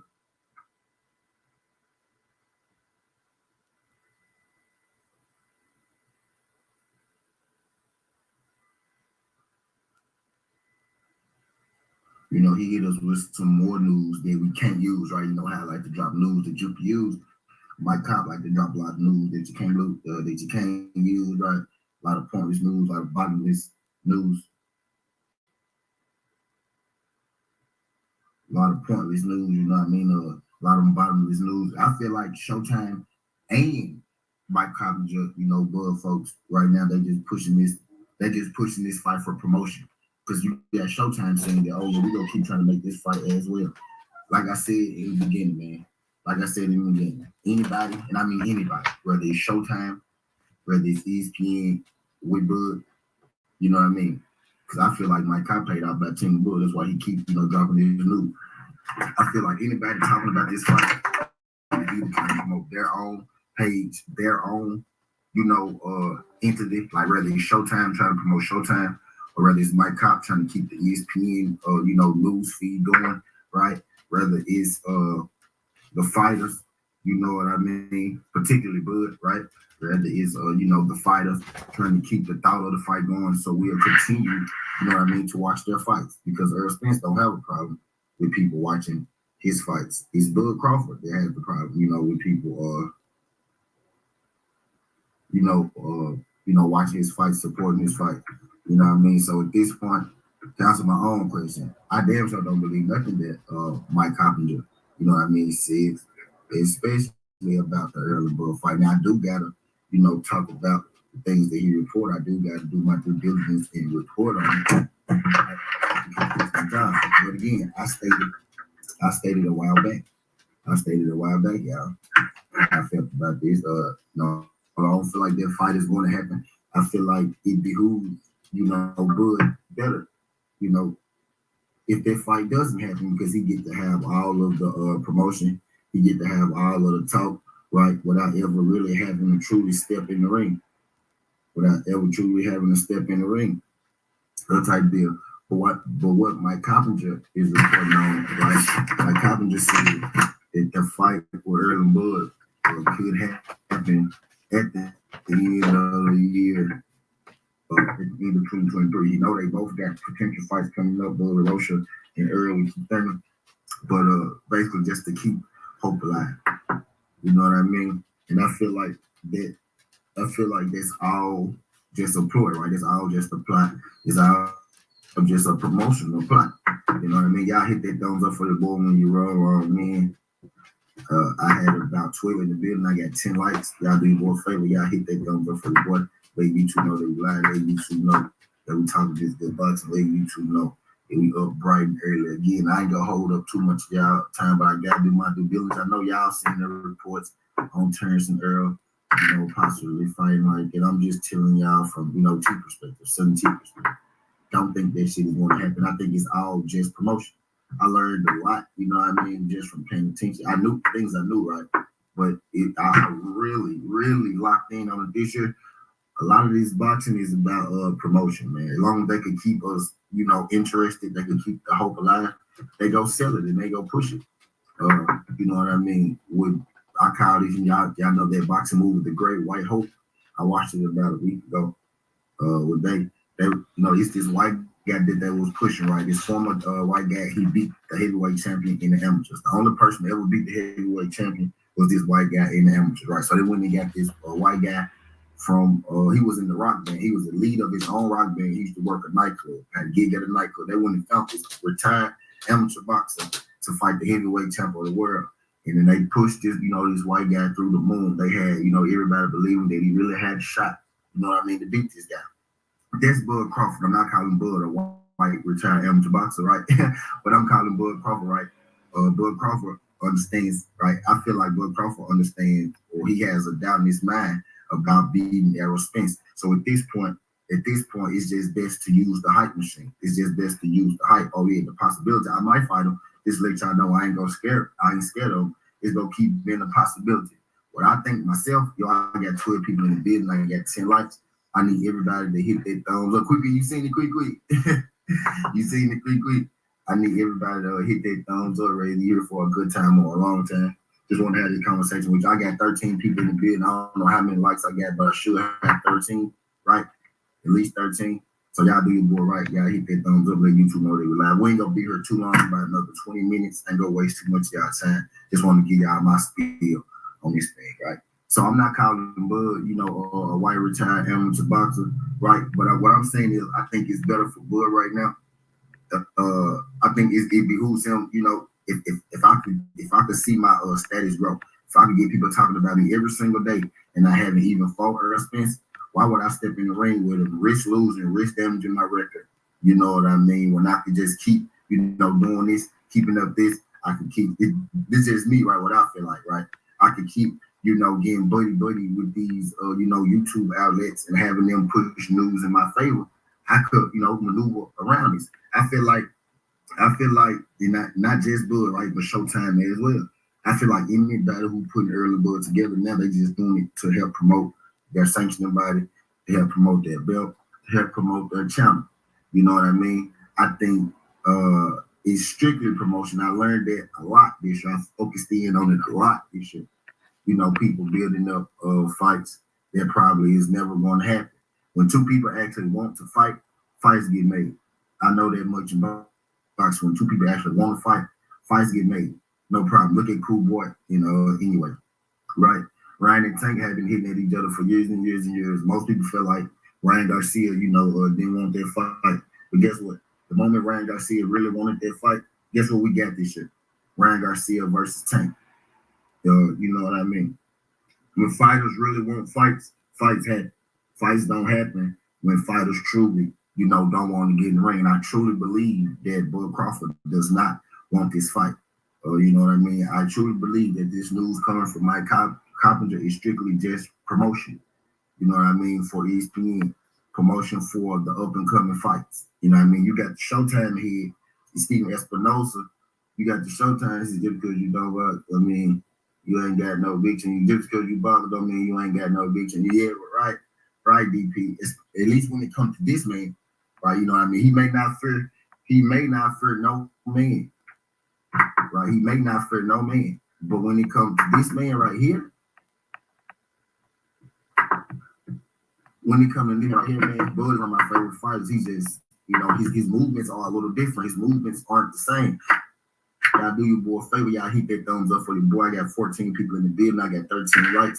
Y'all hit that thumbs up for your boy. Let's help keep the lights with the viewers this morning. Ain't gonna waste too much of y'all time. We just having this early Bud conversation because we got to, right? Mike Coppinger came out and he did the classic Mike Coppinger, right, y'all? We finna break this tweet down, right? Just like we broke the tweet down about Terrence Bud Crawford, you know, agreeing to everything, right? Terrence Crawford agreeing to all terms, but not signing it. Remember, Mike Coppinger came on and said Terrence Crawford agreed to all terms, right? But he never signed the contract. So Terrence Crawford agreed to all the terms, and he's the one that was getting the contract sent to him. Why did he not sign it if he agreed to all the terms? You know what I mean? So this ain't Mike Coppinger the first time, you know, coming in dropping news without dropping news. I want y'all to listen to this. I'm about to read this, right? And then I'm gonna read what the Showtime head had to say, right? The Showtime head said he not giving up until they both retire. But I'm gonna start on Mike Coppinger first again. I got 13 people in the building. I got 13 likes. Y'all hit that boy. Y'all hit that like button. Get your boy in that algo. I need 7 of y'all to smash that like button right now, man. Give me the 20 likes. I know some of y'all sitting here, they really don't fuck with me, right? They're just sitting here stealing information. You in here stealing information, man? Hit the like button too. Really appreciate you. Just hit the like button. You know you up. You know you listening. Don't be no asshole. Smash that like button. Thank you to that one person that just hit the like button. I wish I knew who you was so I could thank you personally. And to that one person that just left because I asked you to hit the like button, fuck you. He said Mike be lying to folks like they his girlfriend that he don't want to be with anymore. Just tell people any damn thing. That's exactly what Mike Cobb be doing, man. That's exactly what Mike Cobb be doing, Queen. That's exactly what Mike Cobb be doing. Yo, when y'all come in, y'all hit my like button, man. I ain't even asking y'all no more. I'm demanding y'all. When y'all come in my house, man, wipe y'all feet. Wipe y'all feet. Don't forget on my blue blood shit. Y'all be talking about blue blood, but blue blood is the genius when it comes to this shit, bro. Blue blood the only nigga. See, blue blood don't let outside people, you know, think of him, affect what the fuck he doing. Blue blood come here, he be like, hey man, drop $1 in their cash out, drop $1 to refresh the super chat. And I noticed something. If you never tell people to do shit like that, they never go do it. If you never tell people to hit that like button, they never go do it.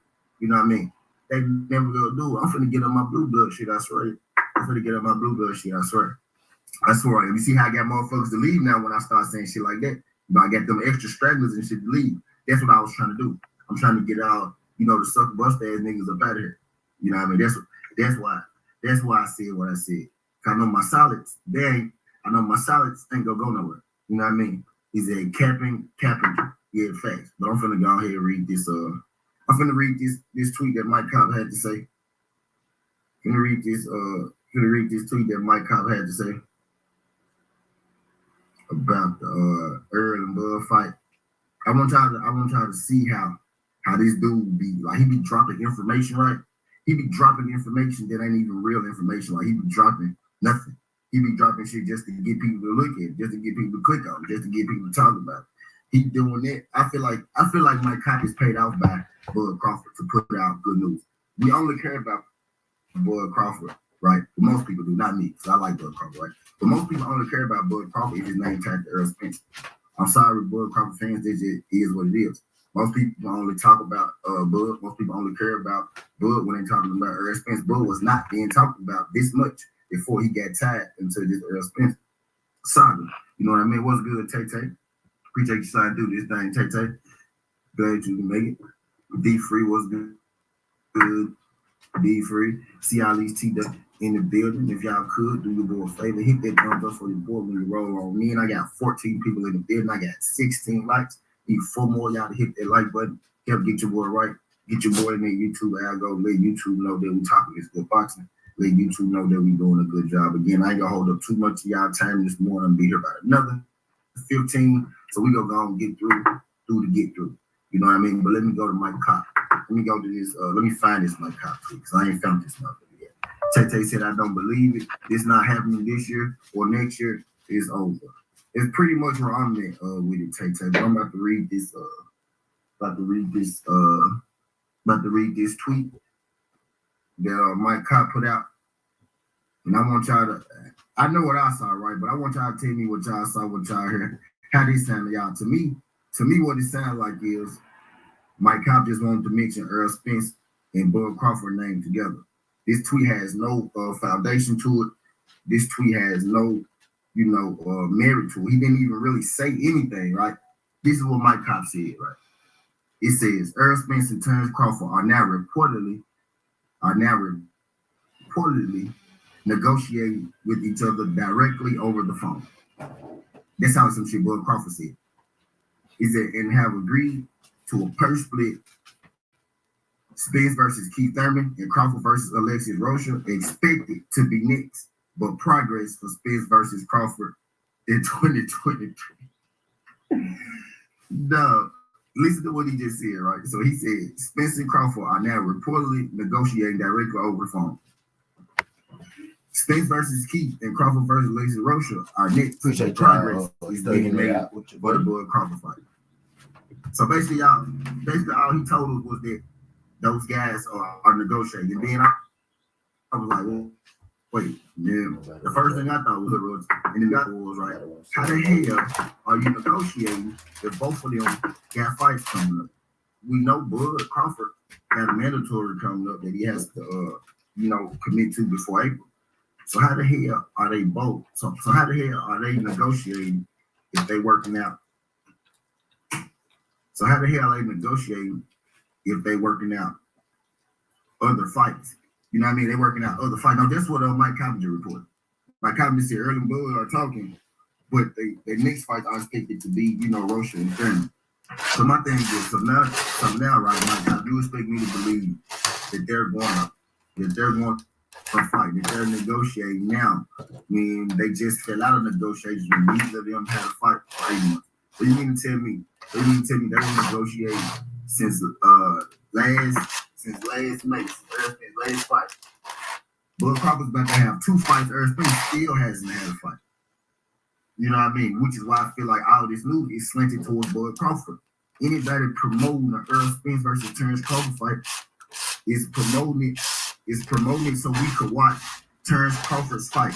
They're promoting it so we could watch these guys' next fight. I feel like I don't got no problem with Stephen Espinoza, but I feel like Stephen Espinoza just blowing smoke now. You know, and I really do. I feel like everybody here blowing smoke. I feel like Stephen Espinoza know that Bud Crawford is not going to fight them. I feel like Stephen Espinoza know that Bud Crawford is not going to fight Earl Spence. And I feel like at this point, Steven Espinosa just stringing us along as we are. Yeah, we gonna make it happen to get us. You don't got to do that to get us to watch Earl fights. We'd rather you come out and tell the truth, man. Bud Crawford don't want to fight this dude. Stop being all politically correct and shit. Cause I'm getting tired of Steven Espinosa too. Be real with you. Stop lying to the people, dog. That fight is not happening. I'm gonna make this fight. I'm gonna make this fight until the dying day, bro. Y'all trying to promote this fight into the dying day. Niggas just tired of hearing that, bro. I'm tired of hearing about it. I don't want to hear no more news about this shit unless they fighting for real. You know what I mean? This was Steven Espinosa had to say. So he would not. Steven Espinosa says he would not stop trying to make Errol Spence Jr. versus Terence Crawford as long as both fighters are active. In a recent interview with Chris Mannix, Espinosa, the president of Showtime, offered some measured optimism. It's always optimism. It's always optimism with Steven Espinosa. That optimism shit, Steven, starting to sound like motherfucking lies to me. You know what I mean? That optimism shit starting to sound like goddamn lies to me. You know what I mean? That's just so he can promote. That's just so that they can promote these fights. The big bodies. The big bodies are the ones I think that's using this fight. I really think it's the powers AB that's keeping this fight from happening along with Bud. Because the powers that be that's on Bud's side, they looking at it like if Bud lose, then the fight over, we lose luster. But as long as Bud and Earl never fight, as long as Bud and Earl never fight, and we can keep promoting, we can keep pushing it. Maybe people will keep looking at Bud Crawford fights, hoping that he'll fight Earl Spence next. Bud Crawford, y'all notice Bud Crawford is always fighting Earl Spence next. He's never actually fighting him. It's always what they negotiate. They doing this, they doing that. But then he ended up fighting somebody else. How you supposed to be negotiating with Earl Spence? But now you're about to have 2 fights since you're supposed to be negotiating with Earl Spence. So I got 16 people in the building. I got 18 likes. Y'all do your boy a favor. Y'all hit that like button for your boy. Whether you're here for a good time or shout out my guy Big Dog Willie. He said member for 7 months. Said good morning, fam. And Spence still duck con. Facts. Shout out my guy Big Dog Willie. Appreciate my guy Big Dog Willie for joining the show. What's good, AB? Appreciate you sliding through this thing. Glad you can make it come. Glad you can make it. Y'all could hit that thumbs up for your boy. Let YouTube know that we live. Let YouTube know that we talking your boxing. Really appreciate everybody sliding through. I got 19 people in the building. I need everybody in the building right now that ain't hit the thumbs up to hit the thumbs up. We're here having this conversation about what Mike Cobb had to say. We reading what Steven Espinosa had to say. Now, at this point, I think Steven Espinosa blowing smoke. I think Mike Cobb blowing smoke. I think everybody blowing smoke, you know what I mean, with this fight. You can fool me once, shame on you. Fool me twice, shame on me. You fool me twice, I can't get fooled again. Man. Y'all can't keep, running the same game, expecting, you know what I mean, to change. Again, I feel like anybody who pushing Earl and Bud is strictly to promote their fighter, their show, their entity, whatever. Steven Espinosa has a duty to Showtime, to promote Showtime. You know what I mean? So of course he go to yo, I'm optimistic. I wish he stopped saying that bullshit and just come out and tell us the truth. That Bud don't want to fight that man. You know what I mean? 21 people in the building. I got 21 likes. I know it's been more than 21 y'all come through here. Y'all hit that thumbs up. Don't know if it's your first time or if you could not make it the last time. Hit that like button for your boy. 21 people in the building, 21 likes. Y'all help your boy right. Y'all help your boy getting their YouTube algo. Greatly appreciate you. But let's finish this statement from Steven Espinosa. Shout out them 2 people that just hit that like button. Wish I knew who y'all was so that I could thank y'all personally.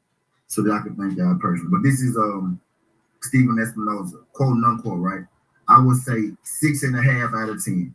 Espinosa said when asked to put a number on Spence versus Crawford happening, I think I'm more optimistic than not that it does happen. And that's the thing that I don't like with Steven Espinosa. Steven Espinosa, he's starting to fall into the same boat. He's starting to fall into the same boat as these other guys, just trying to promote their shit. Because I feel like he's doing it. He just it was me when my damn thing said, fuck yeah, A1. That's your thing. I think Steven Espinosa, he kind of getting like everybody else when it comes to this shit. You know what I mean? He's a real, upfront person. You know what I mean? A real transparent person. But I think now he comes to this hope, keep hope alive. That's what Steven Espinosa telling all the niggas right now. Keep hope alive. Keep hope alive. Keep hope alive. Keep hope alive. And I'm starting to question, I'm starting to feel, to me personally, his character is starting to take a hit to me.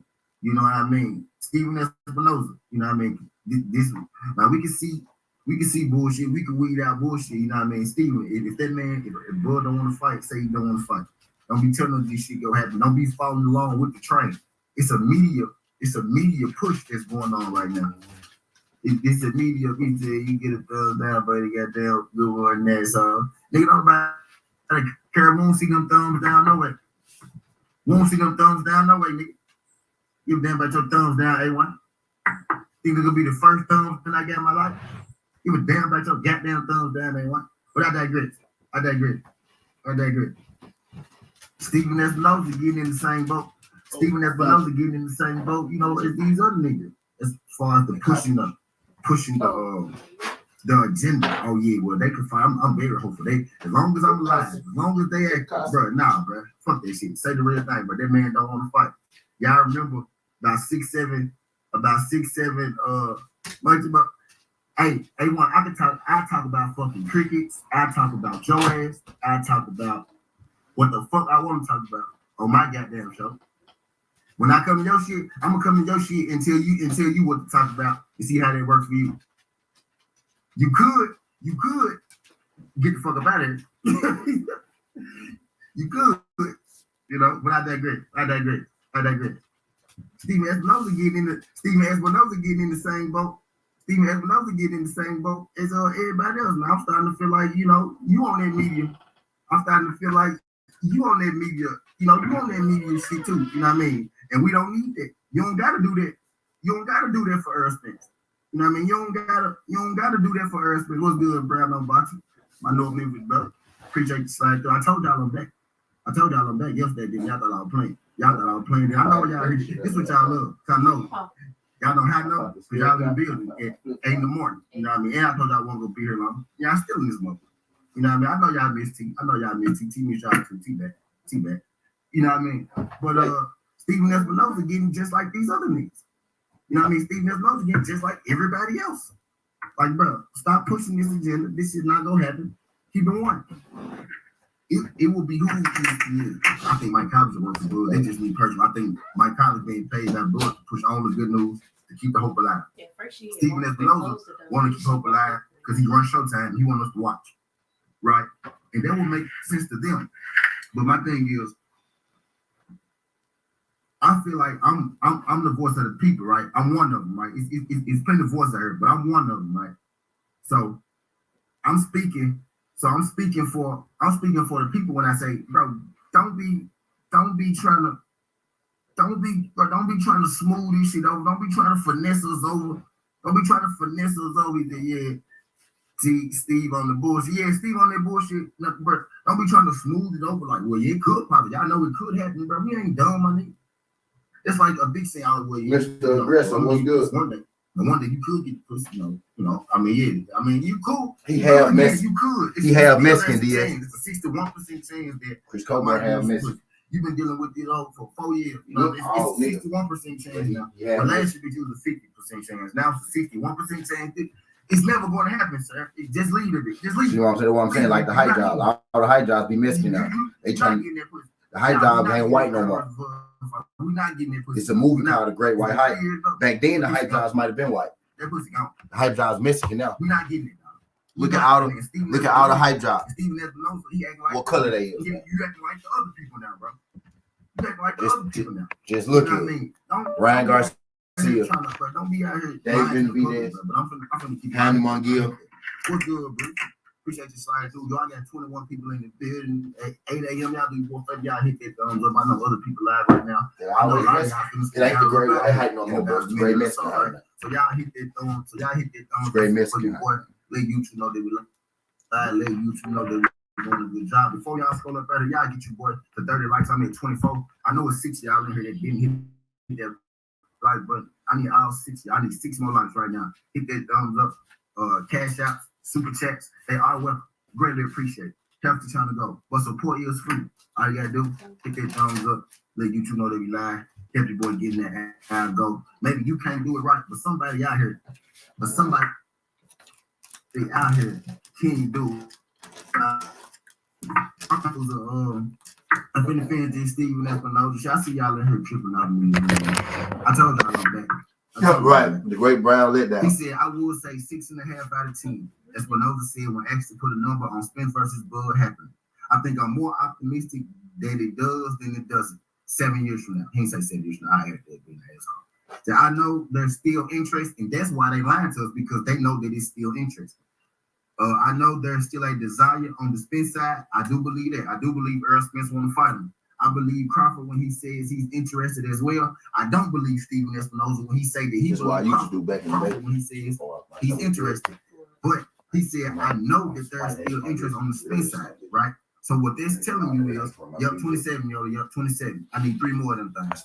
What this telling you is, right, that Earl Spence still wants this fight.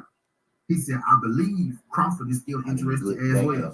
As long as no one has given up, I don't think anyone has. There are certain obstacles, the Rocha fight, the sanctioning body order being one of them, but I'm not going to give up. I'm not going to give up until either one of them both are retired. They basically, bro, he basically straight up in our face told us, dog, bro, this fight not going to fucking happen, bro.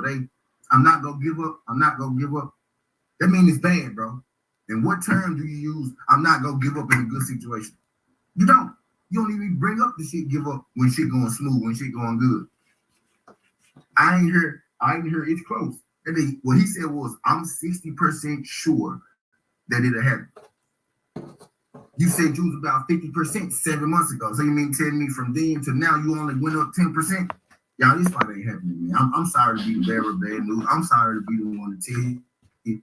This fight ain't happening, man. Don't believe Mike Cobb, anybody talking about this fight, probably promoting their sanctioning body, their channel, or their platform, whether it's YouTube, whether it's ESPN, whether it's Showtime. Anybody talking about this shit, promoting their platform. I put it in my title this morning because I knew if I talk about Earl and Bud, y'all was gonna come. But I digress. I ain't gonna keep y'all in this thing too long. Skin the Hardaway 17, this ain't the past, this ain't the future, but this the present, this ain't the Rocky, and I'm out. Yeah.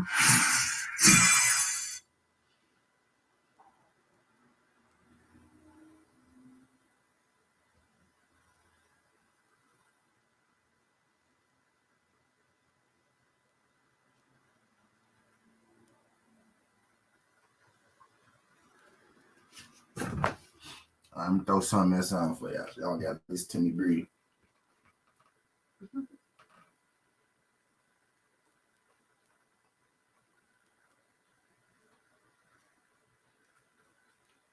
Here we go. Girl conversation to a book conversation. That's how we do it. That's how we do it.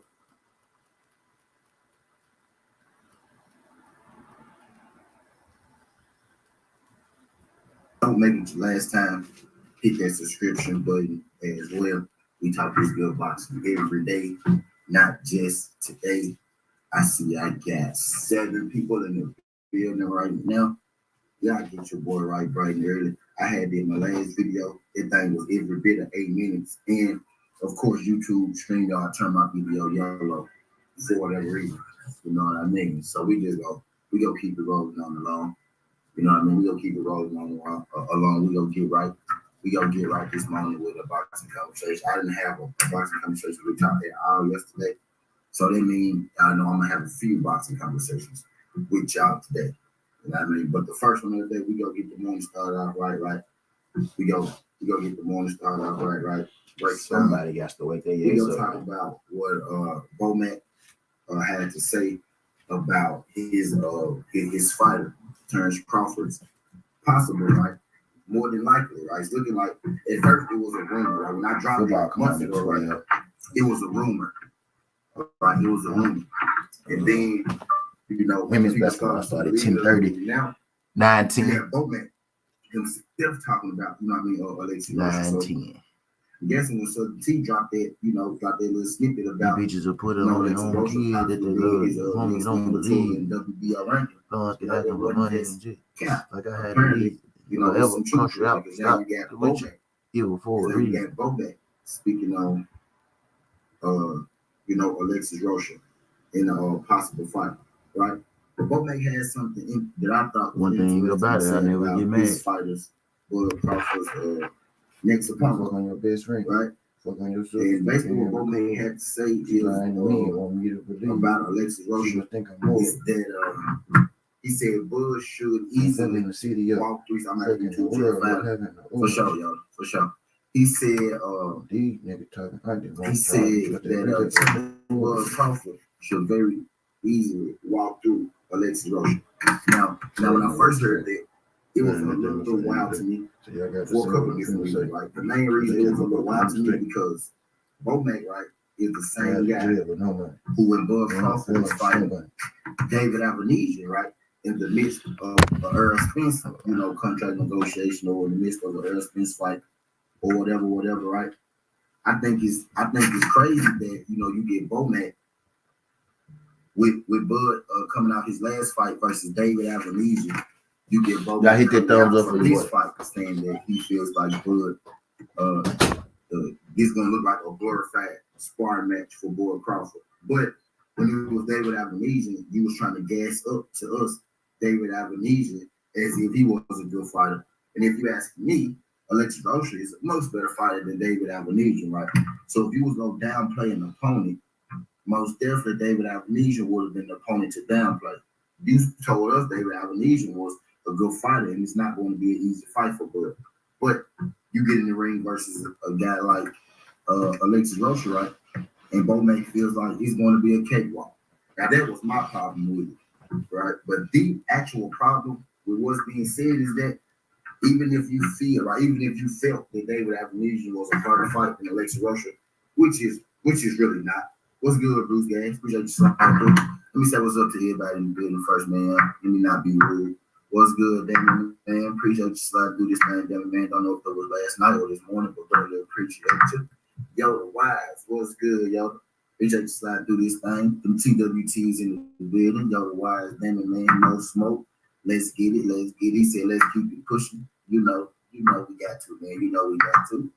Pablo Escobar, he said the crack of dawn, sudden tea with the boxing talk. Really appreciate y'all sliding through. If y'all could hit that thumbs up for your boy.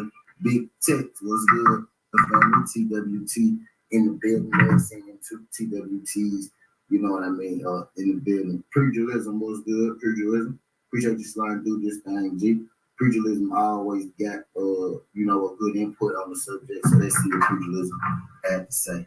He said Bud just staying warmed up as they roll out these 23 opening acts. If Bud the one cherry picking, he's only cheating himself. Spence not threatened by cherry picking Bud, if that's the case. What's good? Bruce Gas, what's good, Bruce Gas? Appreciate you sliding through this thing, Bruce Gas. I got 12 people in the building. Y'all hit that thumbs up for your boy. Let us know that we live bright and early. I know it ain't I know it's other people live right here, right? I know y'all got to work. You know what I mean? So it ain't too much. Y'all hit that thumbs up for your boy. He said Bomac talking about Rocha like he a bucket of chicken, easy pickings. Right. For Bomac, right. You know what I mean? And that's and what I'm saying is I think this fight is a more difficult fight for Bud Crawford than the David Avenesian fight. I'm a little confused as to why he's trying to downplay Alexis Rocha, but he was pumping up David Avenesian. Rocha is a lot better than David Avenesian, if you ask me. Now, I don't think neither guy stands a real shot at beating Bud Crawford. Right? I don't think neither of these guys are the level of Bud Crawford, right? But I tell you this, right? I say this before I get in, go on. Your father, I tell you this, with the way Bud looked against David Avenesian, I think Bomac should be, a little worried about Bud Crawford going into this fight with Alexis Rocha, right? Because David Avenesian is the guy who's not considered a puncher. He's not considered an inside fighter, not considered a brawler, you know what I mean, or nothing like that. And Bud Crawford, he had to go in, he had to bite down, and he had to get David Avenesian, up out of there. Bud Crawford came out against Avenesian. He was trying to box early. Well, he tried to box early, right? But eventually Bud Crawford just settled into, trading with David Avenesian. And he eventually got him up out of there. You know what I mean? But if he's going to look at the David Avenesian fight, right? I thought he would walk through David Avenesian a little more smoother, a little more cleaner, right? Then he walked through David Avenesian. I believe Alexis Rocha is a step up from David Avenesian, which ain't saying much, right? But I believe Alexis Rocha is indeed a step up from David Avenesian, right? Alexis Rocha is a better inside fighter than David Avenesian, which is where as of late, right? Bud Crawford has been fighting most of you know what I mean, his fights. Alexis Rocha is a more he's a more powerful puncher than David Avenesian. David Avenesian was never considered, you know what I mean, a power puncher or even a puncher in general, for that matter. Right? Alexis Rocha does have more than a few stoppages on his record. Right? You know what I mean? Bomac is saying that this right here is going to be a cakewalk. Now, this most definitely should be a fight that Bud Crawford wins. But I don't necessarily agree with him saying that this fight is going to be a cakewalk. Most definitely a winnable fight for Bud, right? But a cakewalk, I don't think. I don't think so. But I think it's interesting that Bomac feels that way. And my thing is, right? My thing is, if you're Bomac and you feel like your fighter's next opponent is going to be a cakewalk, why would you publicly say that? You know what I mean? Knowing the position that Bud Crawford is in, right? With the people in the media right now, knowing everybody's still on edge, the little angst about the earth, this thing. Why would you be Terence Crawford trainer, right? Come out and tell the world that his next fight is going to look like a sparring match, right? The thing with the Alexis Rocha fight, most people, and I'm not one of those guys, right? Because I respect Alexis Rocha, his game and what he brings to the table. But most people, a lot of people, they're upset about Bud Crawford fighting Alexis Rocha. And I don't think it's a whole lot to do with Alexis Rocha. I think it's more so to do with, Bud Crawford and people wanting Bud Crawford, to fight a certain fighter, want Bud Crawford to fight Errol Spence, right? I don't think Alexis Rocha is, a ground level opponent, right? Alexis Rocha only has that one loss to Speedy Rashidi Ellis. If I'm not mistaken, it was a split decision loss to Speedy Rashidi Ellis. Speedy Rashidi Ellis is just getting his first loss of his career, last year in another split decision, you know what I mean? So him to only have one loss to Speedy Rashidi Ellis, I'm not throwing Alexis Rocha away, JJ. I actually think that Alexis Rocha is dangerous in this fight, which is why I'm a little confused as to why Bomac will come out and say the stuff that he's saying, right?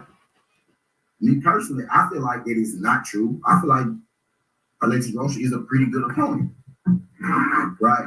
And for two, it's just a bad look with you being Bud Crawford's trainer coming out and throwing his opponent. With you being Bud Crawford's trainer coming out throwing his opponent under the bus. But I think this is a better opponent than the last opponent. Preacher said Rocha want to hang in their pocket and introduce what Spence feel like getting out of first gear. He's a tuner. He's a tuner for Bud. Yeah, I believe so. He's objectively thinking. Bud, the one tuning up and prepping for Spence on the stage, doing small circuit fights. Spence gearing up behind the scenes. It seems so pugilism. So pugilism, right? What you saying with that comment is I'm gonna turn it on the line. I'm gonna step back here. So what you saying pugilism is you feel like that behind the scenes, Earl and Bud are actually preparing for one another. You think that he using? You think that Bud Crawford using David Avenesian using what's his full name, Alexis Rocha, as a measuring stick for Errol Spence? Is that what you're saying? Now pugilism. Now pugilism. If you was anybody else, I will completely throw away that rhetoric, right? But because I like you and I know you're here, I want to entertain it for a second, buddy. So if Bud Crawford was going to fight Errol Spence now, right? So if that's what they doing, right? If he trying to prepare himself to fight Errol Spence, why didn't he just fight Errol Spence last year when they had that grand opportunity, right? He said most deaf fight going down, just not on our time. So after this Alexis Rocha fight, right, pugilism, we supposed to be, back on board with the Earl and Bud and the negotiation thing. I truly believe that fight has ran its course, man. That fight ran its course. Bud Crawford not fighting Earl, man. He's moving on with his career. That's what I think Bud Crawford is doing right now. That's why he's taking these fights. What's up? He moving on with his career. He said, what did Spence him at the Bud fight happened a few days ago? Not to my knowledge. Not to my knowledge. Not to my knowledge, Bud.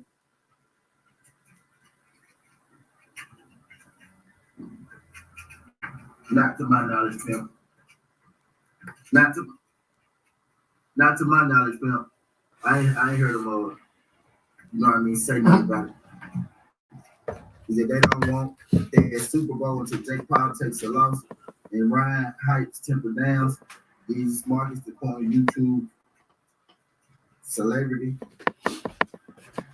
market had to be concerned and taken care of before boxing. If it was the German fight, it would have got announced by now. Yeah. Earl Spence made they looking to stage Earl Spence a fight, you know what I mean, for the summer. Now, the only reason that the Bud Crawford and Earl Spence fight may or may not happen right is because I know Earl Spence do want to fight. But what I'm thinking is Bud Crawford's not gonna fight him. I think it makes sense for Bud Crawford and his people. I think it makes sense for Bud Crawford and his people to talk about the Earl Spence fight, you know what I mean, before their fights, because they fight guys like Alexis Rocha, right? Guys who's not going to really bring in a big crowd. They fight guys like Benavidez, guys who not really going to bring in a big crowd. So I think in order to get us interested in those fights, in order to garner, attention for those fights, I think Team Crawford, they use the Earl Spence fight is right around the corner. It's always like the Earl Spence fight is right around the corner. Right now, I feel you, pugilism. I feel you, pugilism and whatnot, right? But really pay attention, man. The Earl Spence fight is always right around the corner. When he fought Sean Porter, who was Bud Crawford? In contract negotiations with, right? Who was he saying that he wanted to fight after the Sean Porter fight? He said he wanted to fight Earl Spence after the Sean Porter fight, right? He fought Sean Porter. He went to the lake. He said, big fish, where you at? Where your big fish is at, right? Yeah. Right? That was after the Sean Porter fight. He was supposed to fight Boy, right? And then Earl Spence fought his name is two guys, and then supposedly him and Bud Crawford started negotiating, right? And then he was supposed to fight Earl Spence after Earl Spence fought Ugas, right? And then all of a sudden, Bud Crawford came out and he fought David Benavidez. And now, after David, people was telling me, oh, he just gonna fight David. What's good, A17? People was telling me, oh, well, after David Benavidez, I'm gonna bring my camera up, y'all. People was telling me, I'm getting myself together. People was telling me after David Benavidez, right? Oh yeah, man, him and Earl gonna fight. He just gotta get warmed up. You don't want him to go in there after a year and not fight. You don't want him, at a disadvantage. You want him at his best, right? So he fought David Benavidez, then he's supposed to fight Earl, and now he's about to fight Alexis Rocha. Y'all see where I'm going? Y'all see the pattern? Y'all notice the pattern here? Y'all notice the pattern here? I notice the pattern here. I notice the pattern that Earl Spence is always one fight away when it comes to Bud Crawford. Like Earl Spence is never there. He's always one fight away. Earl Spence is always Bud Crawford's next fight. Y'all got 9 people. Y'all hit that thumbs up. Earl Spence is always Bud Crawford's next fight, right? Bud Crawford has been fighting Earl Spence next for at least the last 3 fights of his goddamn career. You know what I mean? He's been fighting Earl Spence next for at least the last 3 fights of his career. Yo, I got 17 people in the building. Can I get all 17 y'all to hit that thumbs up? Whether you're here for a good time or a long time, whether you just passing through. I know a lot of us got to go to work. I know there's other people live right now. Greatly appreciate you guys could hit that thumbs up for your boy that you already live.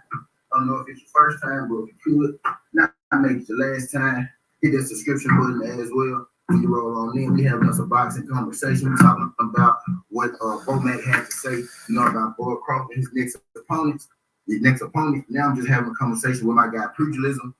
Now I'm having a conversation with my guy, pugilism, about him feeling like that, they're setting up the Earl Spence Bud Crawford fight.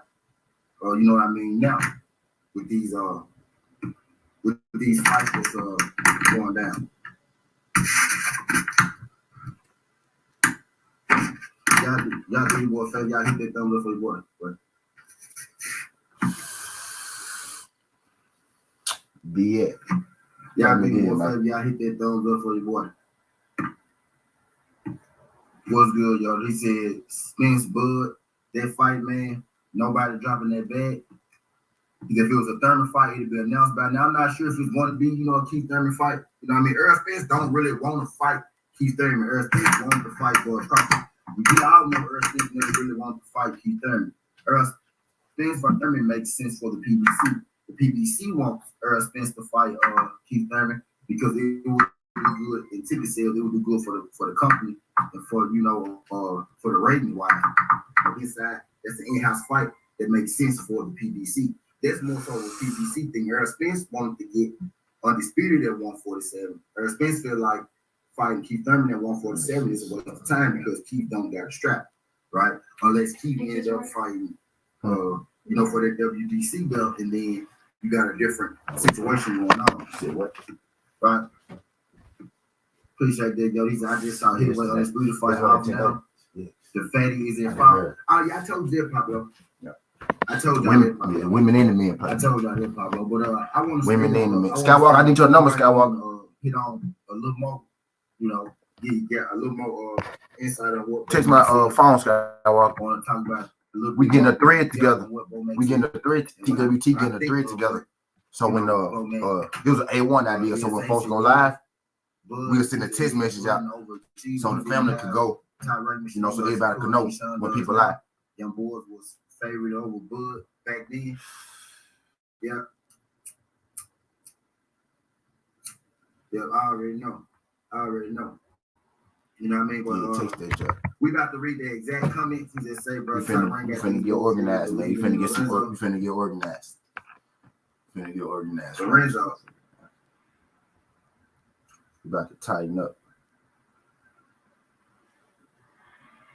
Who's Lorenzo, bro? He's overachieving my net. Y'all got 17 people in the building. Y'all hit their thumbs up for the boy. I'm about to read the exact comments that Omac made. I'm about to read the exact comments that Bobank made. He said, how is the Bud that he's going to make Alexis Rocha Bud a threat? Okay. I'm about to read exactly what Bobank had to say. Y'all hit their thumbs up for the boy. We finna keep it rolling. We about to keep it rolling. Keep it rolling.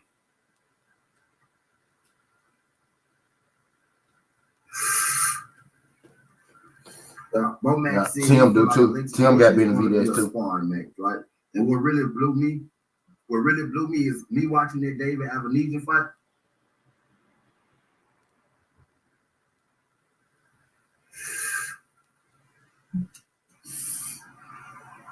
What really blew me was that David Avenesian fight.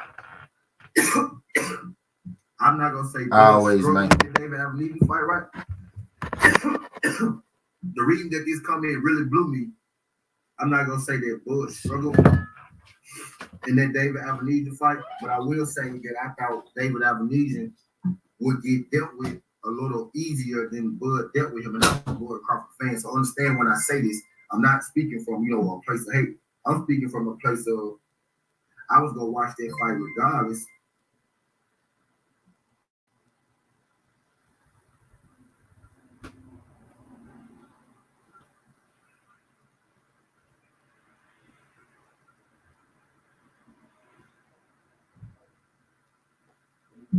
You know what I mean? I felt like the last fight was supposed to be a glorified sparring session, and it turned into a real fight. That turned into you really having a fight, David Avenesian. Well, really have to dig down, to get David Avenesian out of there. But I just think it's funny that, you had the Bud fans and everybody's, talking about how great of a fight Alexis Rocha is. And I do think Alexis Rocha is a pretty decent fight. It's most definitely a better fight than Avenesian, right? You had most of the Bud fans talking about how great of a fight that this fight is between Rocha and Bud, right? And I think it's a decent fight. But Bomac himself don't even believe that this fight is competitive. What's good, Tay? MMA. Appreciate you sliding through this thing, Tay. Glad you can make it quick. She said, good morning, chat. At work, listen. Many blessings, brother. Appreciate everybody sliding through this thing that's at work and whatnot. And y'all know MVPs. I got 20 people in the building. Can I get all 20 out to hit that thumbs up for your boy? Let YouTube know that you live. Let YouTube know that we talking this good box. We talking about some of the comments that Bomac had to make about Boris Crawford next opponent. Alexis Rocha. You know what I mean? And I actually disagree with that. Bomac. I think they're gonna beat the shit out of him. I think the last fight was a bit of a sparring match, right? And I think actually if y'all not on top of y'all game in this fight, me personally, 17 person, I feel like they got something to worry about in this fight with Alexis Rocha. A lot of people didn't watch Bull versus David. A lot of people just heard about the end result. I actually sat there and watched it. It's been working out for you. And with me sitting there watching the fight, I saw cause for concern. You know what I mean? They go state. Some of those I wrote them. exchanges, They black all the way to the goddamn. Some of those exchanges, I believe, was able. I don't know one picking today though. Bud's defense, he was able to, catch Bud spinning on the angles. Bud was turning Avenesian, spinning on the angles, and Avenesian was still catching him. You know what I mean? Some of those times, Avenesian was still catching him. You know what I mean? I feel like the last one should have been a sparring session, right? And it turned out to not necessarily I got you, Skywalker. sparring session, right? I'm finna make my best in a minute because the first game gonna start at 10:30. Now you got Bomac coming out saying Rocha gonna be a sparring session. Get right. Rocha is a better opponent than your last Go opponent. get the And camera. I think that last opponent, gave you not more than you can handle, but he gave you more than enough. So I think if Bomac coming to her thinking that Alexis Rocha just about to lay down, I think they could be in for a surprise. Now, y'all know how they say, when you cherry pick, eventually, I do think it's a chance, right? I do think it's an opportunity here. Got you, Tim. For, a cherry pick going wrong kind of scenario. If Bomac ain't taking this thing serious, if Bomac ain't taking Alexis Rocha seriously, I most definitely believe it's wrong for an upset here, right? I'm not gonna be one that's gonna hop on the train and just tell you because I'm better than them. Do too much work, too much boxing, right? I know too much about both things. I might have to tell you that. Oh yeah, like Bomac. Oh yeah, this gonna be a sparring match. It's not gonna be a sparring match. It's a match. Bud is supposed to win, but watch Bud Crawford last fight. Bud Crawford is slowing down. Bud Crawford is slowing down, man. Alexis Rocha is a 25-year-old in his prime. You know what I mean? You ain't gonna be able to stand there in those pockets and take some of those punches that you took from David Albanese from Alexis Rocha. He's just not gonna be able to do it. You know what I mean? But this let you know what Bomac think about his fighter's next opponent. That's my whole thing. Forget what I think. I'm just a fan, right? The trainer actually believes this fight is gonna look like a sparring match, contrary to what I believe, right? And I think that's why you will still put your fighter in a fight like that, knowing it's a sparring match. But I had, Bud things right beforehand telling me Alexis Rocha is going to be a great fight. I don't think it's going to be a great fight. I do think he's going to challenge Bud, right? But you got the owner. I said the owner, my bad. You got the trainer telling you that, oh man, this should look like a sparring match. So if it don't look like a sparring match, that means that Bomac felt Bud as well. But I digress. Go to the team. A1 said he better not let them motherfuckers beat up on him at all. A1, did you watch? Let me put my boy coming. A1, did you watch? Real question. A1 said, did you watch A1 and 8-1? He sounded the same, especially with my country. Said, you know what I mean? But 8-1, A1. Did you watch the Avenesian fight? Real question. Did you watch the Avenesian fight? He said he better not let them motherfuckers beat up on him at all. A1 said Avenesian beat up on Bud a little bit in the last fight. You know what I mean, bro? He beat up on him a little bit in the last fight. Just a little bit, you know what I mean? Not too much, but enough to catch the eye. You know what I mean? And I think that Alexis Rocha is better than David Avenesian. You know what I mean? He said, I can't watch that bullshit. Yeah, see, so So let me, what's good, big dog? He said that's I usually watch boxing alone, but I invited a group of friends over tonight going to a fight party. Yeah, I thought about it.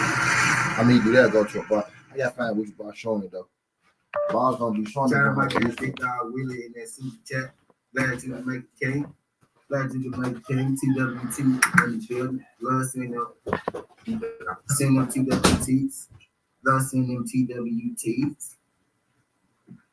Is it? You know, I've been, oh yeah. But yeah, though, like y'all, if y'all didn't watch that junk, I challenge y'all. If y'all didn't watch that junk, I challenge y'all, man, to go watch that Bud Crawford versus David Benavidez fight. Not just the highlights of it, but if you can find the whole fight, watch the whole fight. Benavidez challenged Bud a little bit, you know what I mean?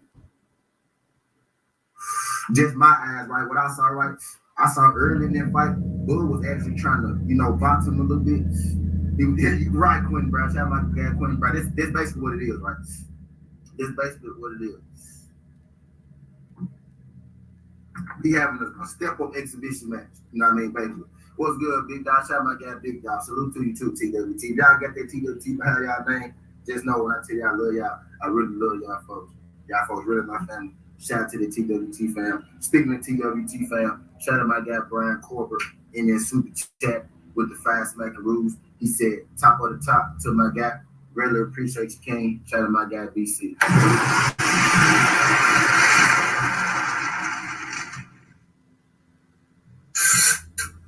Y'all hit that thumbs up for the boys. Whether you're here for a good time or a long time. We having a conversation on about what Bowman had to say about Bud Crawford's next opponent. Particularly right here, I disagreed with Bowman, thinking this fight is going to be a spar match. But the fact that Bowman feels that way and that he's saying it, I think that that says enough about Bud Crawford and where his career is at right now. It's a lot of question marks, a lot of questions, and now you get your trainer coming out saying, "Yeah, your next fight gonna be a cakewalk." Everybody thought the last fight was a cakewalk. Now you got your trainer coming out saying this fight gonna be a cakewalk, and all this is in the midst of you supposed to be fighting Earl Spinks. You know what I mean? So Bowman got him shit up. If y'all remember correctly, I wish BFTV was here. BFTV was here last night on my chill session. Shout out BFTV, boy, do great work. You know what I mean? I wish BFTV was here, right? Bowman got to learn when to shut the hell up, because Bowman is the one that exposed the whole. Bowman is the one that exposed the whole. Oh yeah, Terrence Crawford could have fought Earl Spinks.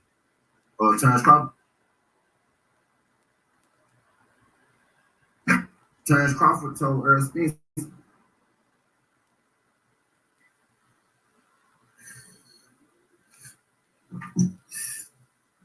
Not goddamn Terrence Crawford, my bad, y'all. I hate the button. I forgot I was talking about. I forgot what I was talking about. He said, "Good morning, everyone. Getting my hair. Either cutting my hair, getting ready for work, running late. BC, you always running late. Shout out to my guy, BC. Shout out my guy, BC.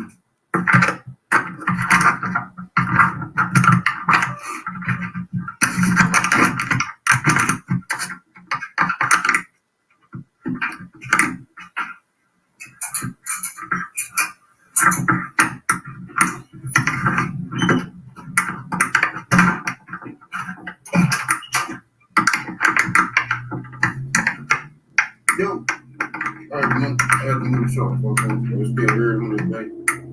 On the good have a space. On the good day have a space. We gonna move it. We gonna move this thing around.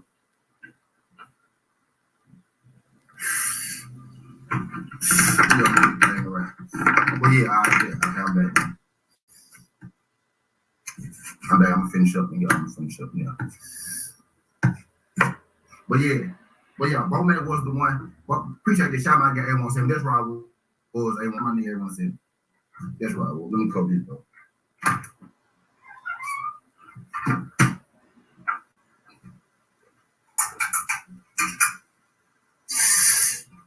My bad. Bowman got to learn when to be quiet, dog. Right?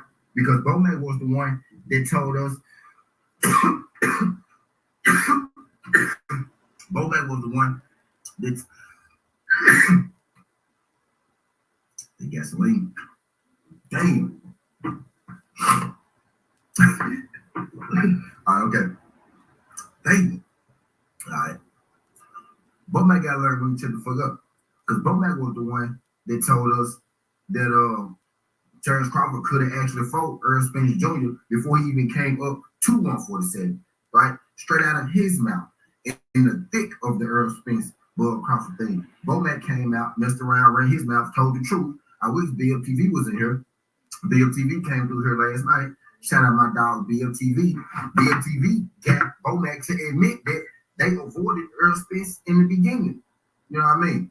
And Bud Crawford said it himself. He said, I don't want to fight Earl. I want to fight Manuel Thurman. Those are the guys, right? So he told us before he was going to avoid him. Bomac confirmed that they could have fought him and they chose to fight Jeff Horn. You know what I mean? You know, so it's been confirmed many times, right? What happened in the beginning. But it's been Bomac's fault both times. Bomac got to learn when to be quiet. You got Bomac saying you could have fought Earl Spence, but you fought Jeff Horn. And now you got Bomac saying that your next opponent is going to be a sparring. You know what I'm saying? Yes, I did, big dog. I did a video on it, big dog. I did a video on the big dog early this morning, bro. Yes, I did. I enjoyed watching it. I enjoyed watching that, big dog. I did see that jump. Big dog. That shit was worth it. It was worth it. That's why I'm so happy now. Watching I got all this energy because I did that video first.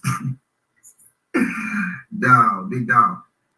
That's how I want to wake up, bro. That's how I want to wake up right there, TWT. That's how I wanted to wake up. That's how I wanted to start my day. I saw that jump, bro. I got right out the bed. I was ready. I was ready to go.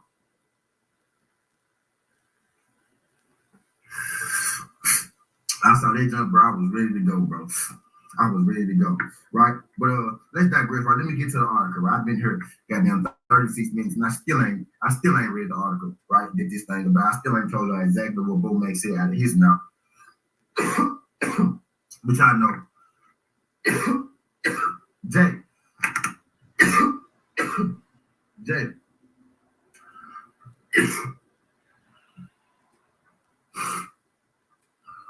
She made my day, bro. She made my day, family. And one second, if it didn't make sense in October, what changed in January? He was with Showtime. Then in January, so did you just try to say that to save face for budget? Hey, what's good, beautiful? Appreciate you sliding through this thing. Beautiful. Glad you can make it. Shout out to beautiful royalty. Glad you can make it. Now my morning is really, man. What's good, beautiful? Hugs and kisses.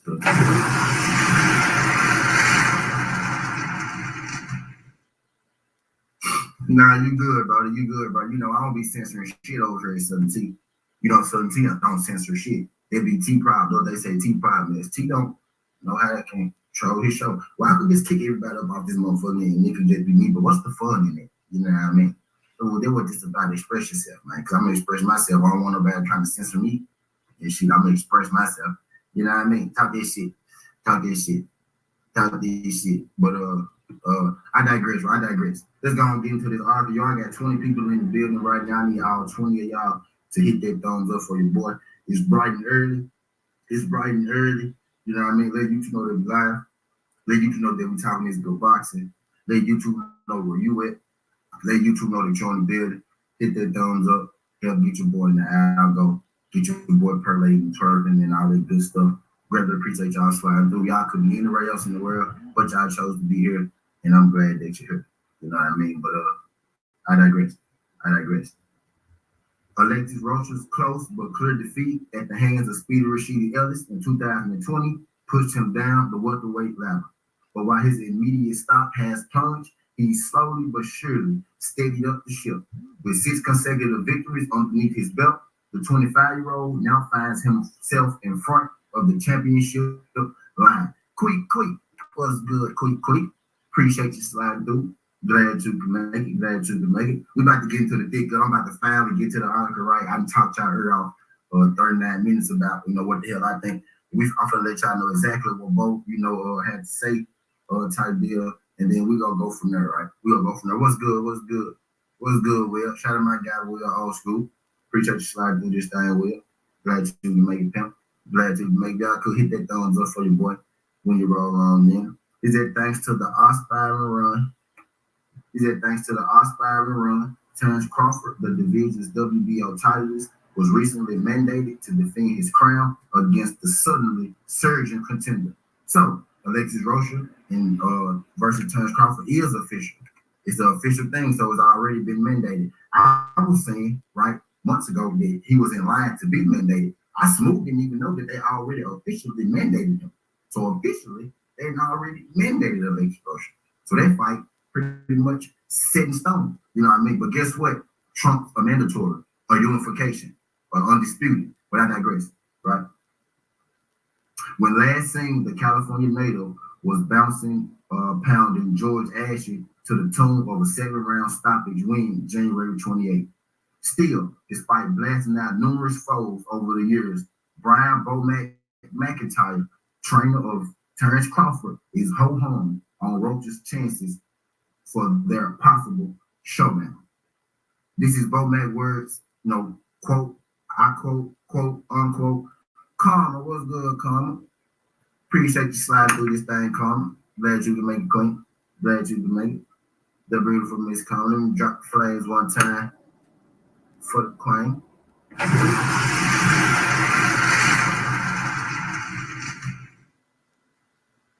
So this is what Bo Mac had to say, right? Bo Mac said a good sparring match, said Bo Mac. Crawford want to dominate his ass, said Bo Mac. Domination will be the appropriate word used to describe the career of the 35-year-old thus far. In addition to getting world titles at 135, 140, and 147, Crawford's recent track record in the welterweight division has been extraordinary.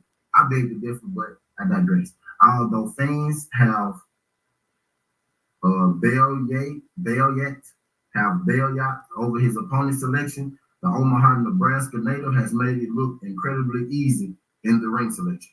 At the tail end of the 2002 calendar year, Crawford, after failing to secure a showdown against fellow champion Errol Spence, turned his attention towards David Avenese.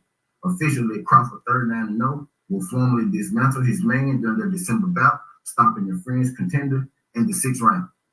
In Rocha, Bo Mac doesn't believe he'll pose much of a threat to the pound-for-pound luminary.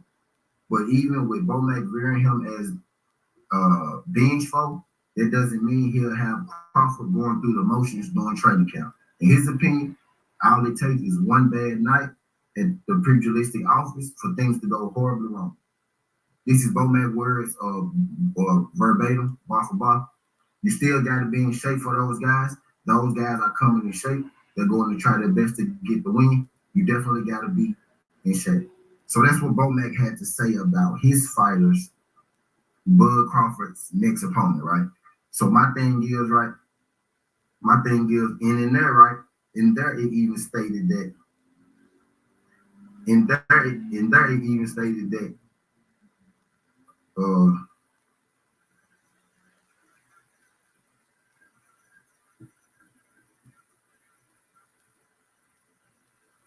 My bad, y'all.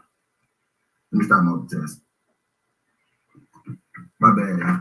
But even in there, he admitted that, the Errol Spence Jr. fight had failed, right? So my thing is, if it failed and they count this guy as your mandatory, why not go back and try to fight Errol Spence right now if that's the thing that you want to do? But what I'm saying is, right, it's people in here, right? My guy, I saw somebody just come up there.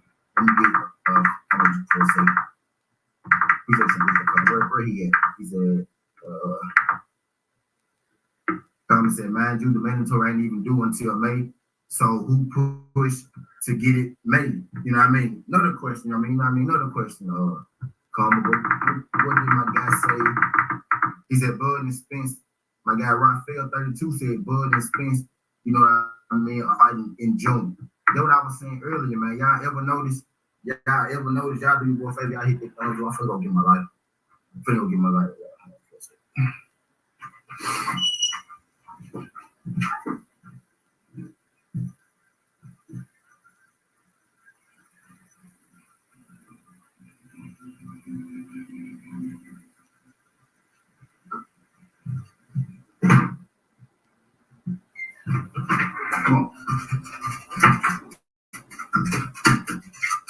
bad, y'all.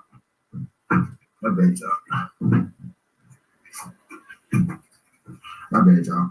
But yeah, see, so some people still believe, right, that the Earl Spence Terrence Bud Crawford fight gonna happen, right? But just hear me out for a second. Hear me out.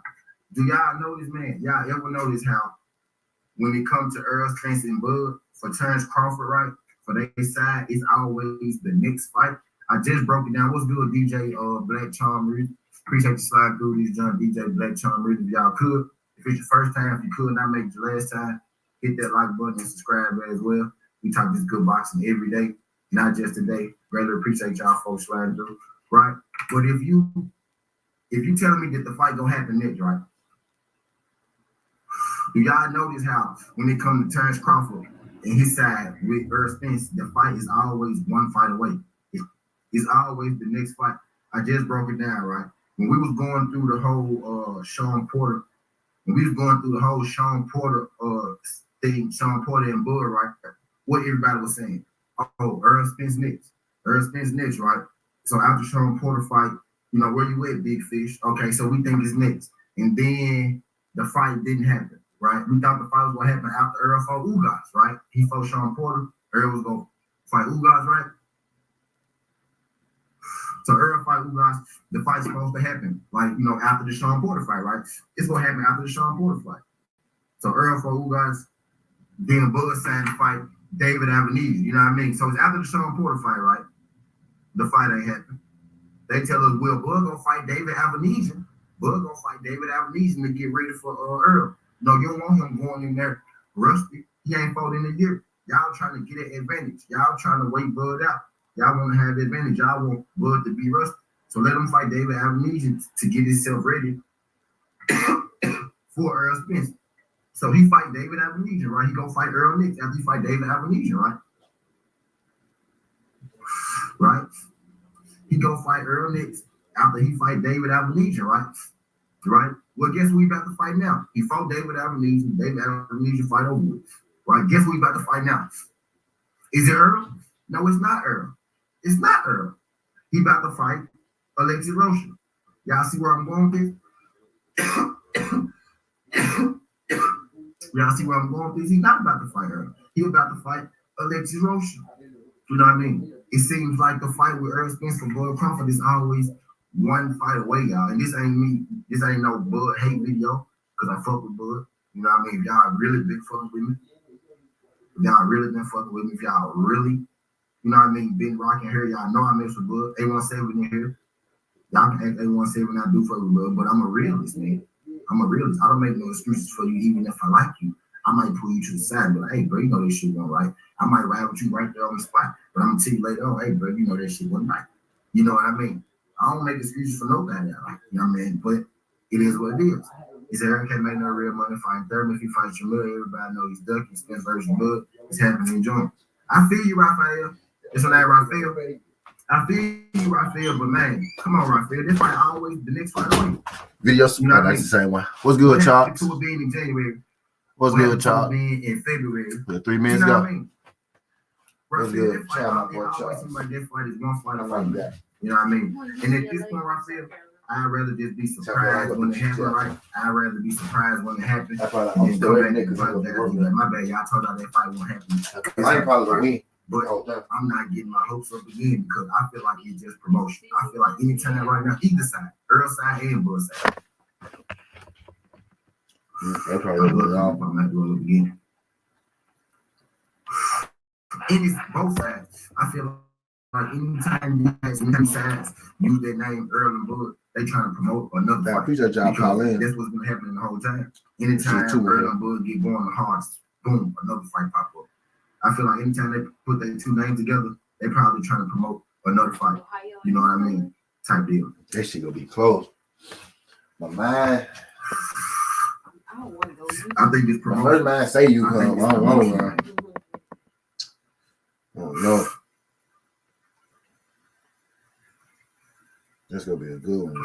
Keep hope alive. The women's game is gonna be tight as fuck today. Earl and Bud is keep hope alive. That's what I think. Earl and Bud is The women's game is gonna be tight as fuck today. And Carmen make a good point. I don't know if Carmen's still in the building, but Carmen makes a good point though. The mandatory ain't due until May, right? The mandatory ain't due until May, right? So who pushed for the mandatory? Maybe it was Alexis Roach, right? You know what I mean? But who really did push for the mandatory? But my thing is, y'all, it's 20 people in the chat right now. Y'all talk to me, right? We know boxing here, right? We know boxing in this motherfucker, right? It's two. What trumps a mandatory? Real question, what trumps a mandatory? Y'all keep following the banana and tail fights, right? BB? What trumps a mandatory, right? Where is that? For real, y'all keep telling me they gonna fight this, but what really trumps a mandatory? And ain't no way y'all telling me he using these tune-ups to get ready for Earl Spence when he's 39 fights in. I ain't buying that either. I'm not buying that he using these to tune up for Earl. What? There you go. There you go. Look at my man. Look at my man. Come on now. Look at my guy. Come on, bro. There you go. There you go. Tay-D, what good? Tay-D. Shout out my boy Tay-D. What? Man, unification. Unification, right? Unifications. Undisputed. Trump's a mandatory. So guess what that means, y'all? Guess what it still means right now?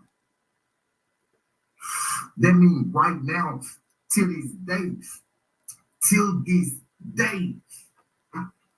for two reasons. Karma just told y'all. One, because it ain't due to May. Until this day, unifications, undisputeds, title fights, Trump's mandatories every single time. Every single time. Tay-D. Sparring. And I'm coming from a different angle with you. I was good, Cassandra. Appreciate you sliding this thing, Cassandra. I don't know. Y'all got the fight for quick. Let me make sure. I don't know.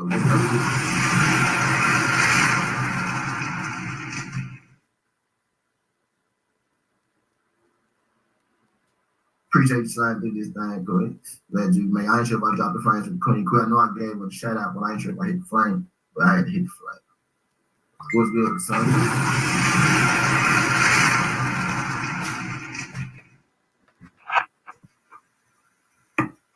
But hell yeah, I digress. But yeah, like right, with the spawn partner thing, right? And I'm coming from a different angle with it. Right? I remember where I was at now. And I'm coming from a different angle with it, right?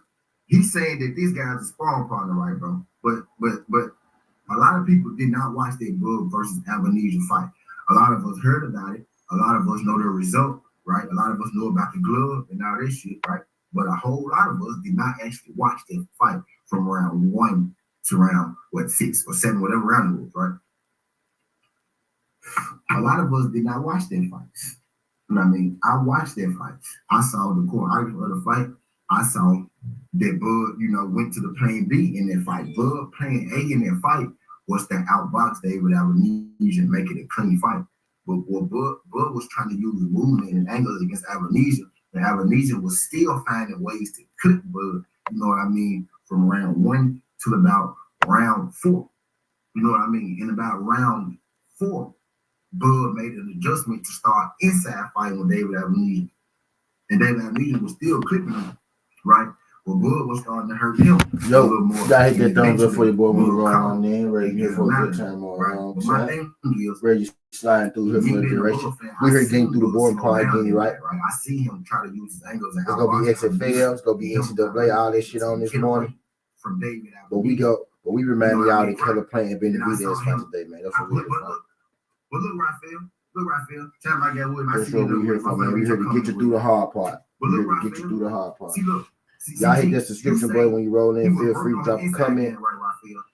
I say David Albanese made him go to the inside game. I don't think originally Bud was to fight that fight like he fight every other fight at mid-range to distance. You know what I mean? But when he was trying to turn him, I think, right, Albanese was putting pressure on him. Albanese wasn't even putting pressure on him with the jab. He was walking him down, you know what I mean, throwing his hooks, right? But Albanese was able to put pressure on him actually hit Bud when Bud was trying to box. I said, Bud, damn, you letting this man hit you. You know what I mean? And then Bud actually had more success, Raphael, when he went to his inside game. That I did see. But that was his plan B though. He didn't start that fight out like that. I think he wanted to outbox dude, use angles, make it clean, get him up out of there. But I think Amnesia made him go to the inside game. Bud had stopped moving about like late third, fourth round. Bud stopped moving and he started inside. That's when they started trading inside. That's when the inside war started. My thing is, right? What I'm saying is, you don't. If Amnesia. So what pick you got so far? If Amnesia could, punch with you like that on the inside, Amnesia don't hit that hard, but he caught Bud with some stuff, right? Alexis Rocha hit harder than Amnesia. Alexis Rocha got a better inside game than Amnesia. You know what I mean? So if Amnesia was able to do that, North Carolina go win. I ain't gonna skip that one. You fight on the inside against Alexis Rocha is what Alexis Rocha wants you to do. That's the kind of fight that Alexis Rocha wants. That's not how you beat Alexis Rocha. Tennessee, Alexis Rocha is an inside fight. For You beat Alexis Rocha about outboxing, like Steve shit, right? Like Burkhardt tried to do. He used his movement, right? But he just didn't. My first mind said Tennessee, to beat Alexis Rocha. Alexis Rocha stop Burkhardt, right? But that's how you beat him. He's giving Alexis Rocha a much better chance to beat him by having to the fight on the inside. I feel said Bud start slow. What's that record? Time, Porter, Benavidez, etc. Teddy said he was working on the inside game, then he must not have won well because the KO came from mid-range. Yeah. He was who the favorite? Was catching and shooting. What is mine? Who minus? That was catching and shooting. That time Bud was, he got more flat-footed, like in the fourth round. But my thing is, who is being predictor? That's not as if Porter was down only 2 rounds. Yeah, facts. But he was because I'm subscribed to these. He didn't start inside fight with Porter. Porter wasn't able to catch him, off his angles. Because Porter is not that polished of a boxer, especially that Sean Porter. Right? He's not that polished, when it comes to his boxing. You know what I mean? Amnesia is more of a technical boxer than Sean Porter. Sean Porter would probably blow Amnesia's ass, right? But Amnesia is more technical than Porter, not better than Sean Porter at all. So don't get what I'm saying confused, right? I'm from the not better than Sean Porter at all. You know what I mean? But he is more textbook, right, than Sean Porter. You know what I mean? So he was able to catch with the angles and shit. A guy like Rocha, he's textbook as well. He's a textbook brawler. Like he's fundamental, but he's a brawler. He do come from the ABC, Alexis Rocha, Olympic. He do got an Olympic background. You know what I mean? I'm telling y'all, like, and Bud go beat him. Bud probably goes out. The odds go tell you how I know. Phil, what's good, Phil? I'm gonna tell you. I'm finna tell you who I'm telling you. You know what I mean? Somebody will have to get these guys gonna be punching on each other. Bud and Rocha. Entertaining, right? He said Porter moves a lot to make up for his weaknesses. Yeah, but he wasn't really not defensively, right? I feel he wasn't really defensively moving against but he was moving forward offensively, but defensively he not really against Earl, he was on point, right? But defensively against Earl and Ugas. Right? Ugas, he was on point. Ugas down there stopped him. And they gotta make that John. That's gonna be right. Yeah. But for the most part, he not really. He move on offense. He more so of an offensive guy. He's a different because there's one argument. What we'll say, we also agree. We'll see. Oh, women got here. We'll see. Bud only fights guys he knows that he can beat. Period. Bud wants no part of a real will. Get down to the elite. What I'm saying is right now, I'm thinking right. Sweet 16 elite. Bud may feel like this is a sparring match, right? Let's say Bud feel like this gonna be a cakewalk, like some of the fans do or Bo may do, right? If he go in there playing, what I'm saying is, I think Alexis Rocha is more than capable. You know what I mean? Of getting Bud, challenging Bud. I think he's more than capable of I say this. I think Alexis Rocha is capable of at least dropping Bud if Bud is not on his game. You know what I mean? That dude young, that dude hungry, that dude strong. You know what I mean? He's a compact athlete, right? Not like an agile athlete, but he's a compact athlete. You know what I mean? Man, I think, bro, this gonna be entertaining. Tennessee slight. I saw Bud last fight, bro. The way Bud is fighting in the ladder of his career, right? He trading with guys. when he's doing more trading, he boxed them more. He boxed Jose Benavidez. You know what I mean? He trade with guys a little more. You know what I mean? I think this is gonna be entertaining. None of them was a good time. My guy keep 100 bucks. Tennessee only lost to South Carolina, and South Carolina the best team in college basketball. So before 6. They take good too. Keep 100 bucks. My guy keep 100 bucks and one of the biggest bucks. And he a real buck. He lost for me. He lost. And he can tell y'all. He can tell y'all I fuck with Bud.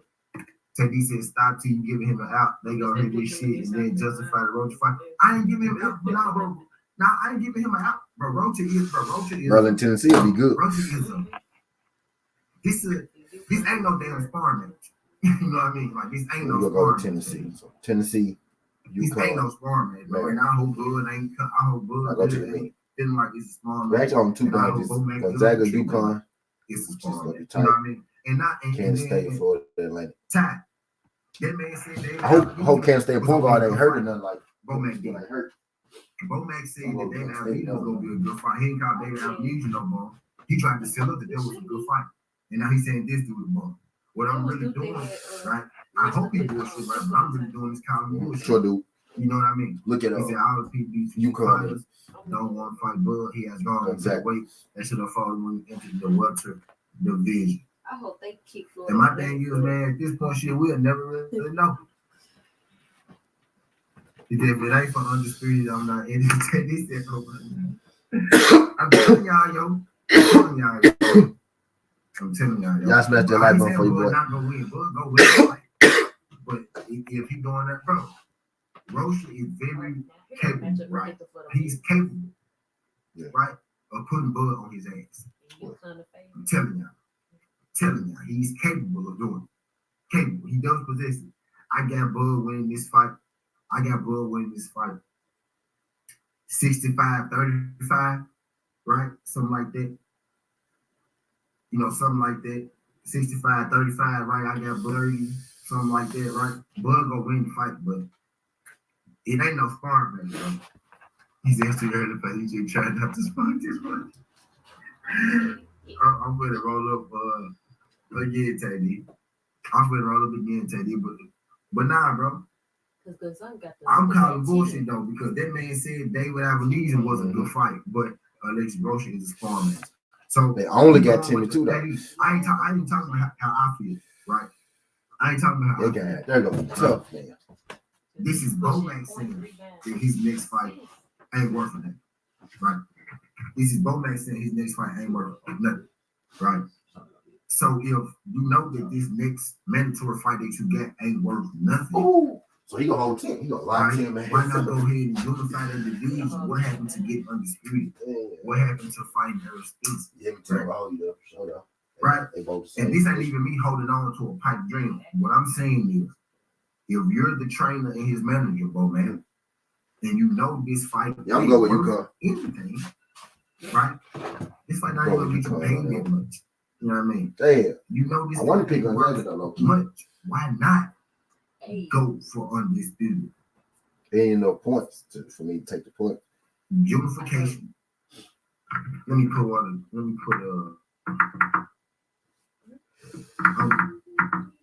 because I like looking unification.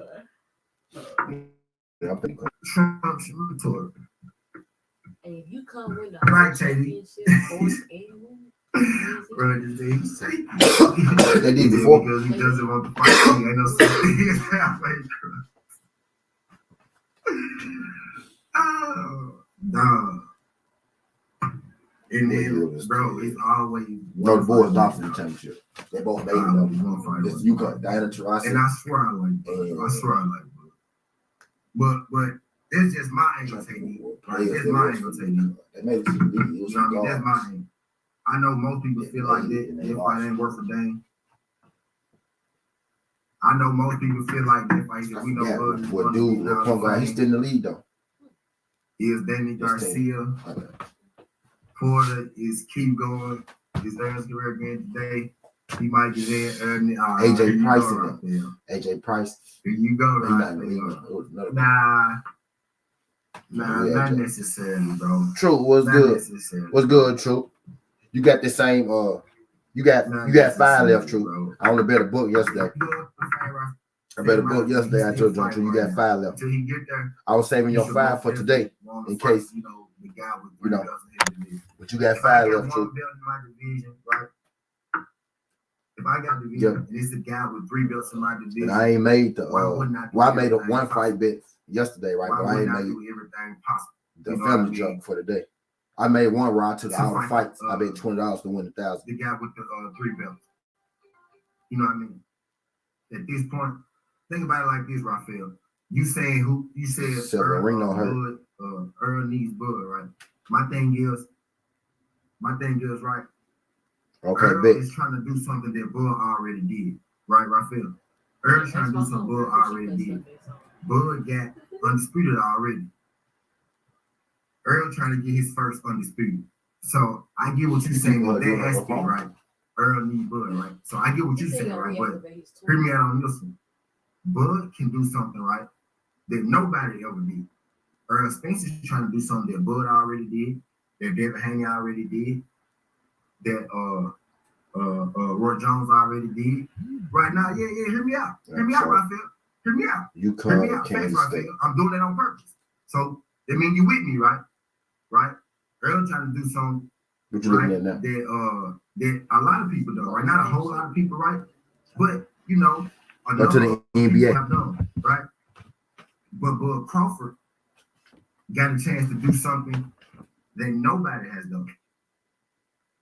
You saying that Earl need Bud, but hear me out. Bud need Earl because Bud Crawford can do something that nobody has done. Earl trying to put his name on the undisputed list. Bud Crawford, now don't shoot him. Bud Crawford can put his name on the list by himself. A list that Muhammad Ali not on. A list that Larry Holmes not on. A list that Lennox Lewis not on. A list that Sugar Ray Leonard not on. A list that Sugar Ray Robinson not on. A list that Evander Holyfield not on. A list that Tommy Hearns not on. A list that nobody is on. Bud got a chance to get 2 undisputed as a man. No man in the 4-belt era. Now who playing? Who played No each other? man in the What game? 4-belt era has had undisputed. You telling me Earl need Bud? All right, Right? let's go Earl depend. trying to MP do was something good. that's MP. been done Let's before. go depend on who play. Right. Earl trying to do I know something that ain't if- never been done if- before. Any other point guard don't play, they go lose. You know what I that mean? for sure. But if you play, Earl trying to then they do got a something good that's been chance to done win. before. Because he played yesterday. By most He on my fantasy. Bud got But I a need chance to to do something do that never been done. No. Nobody. If Halliburton don't play, they gonna win easy. Nobody Halliburton has done played, this. then it's Nobody different. ever. But my first mind say Hawks. Nobody That's has ever Halliburton done not this. playing. Nobody has ever done this. You know what I mean? Y'all gotta make it make sense to me, man. Y'all don't shoot Raphael. Don't shoot Raphael. Don't shoot Raphael. Go right some shit. Everybody trying to get that bad bullshit.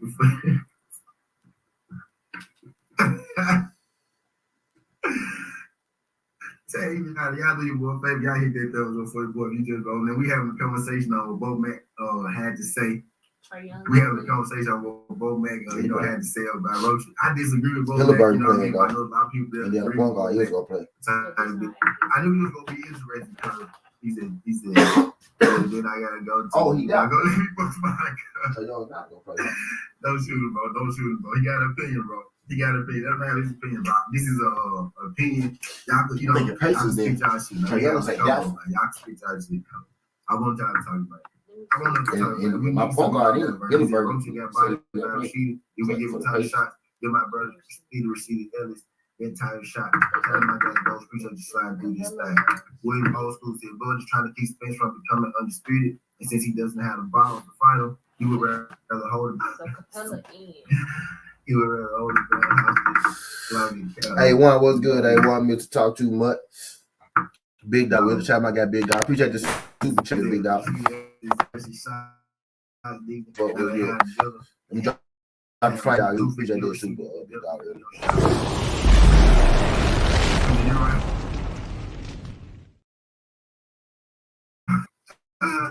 Y'all do your favor.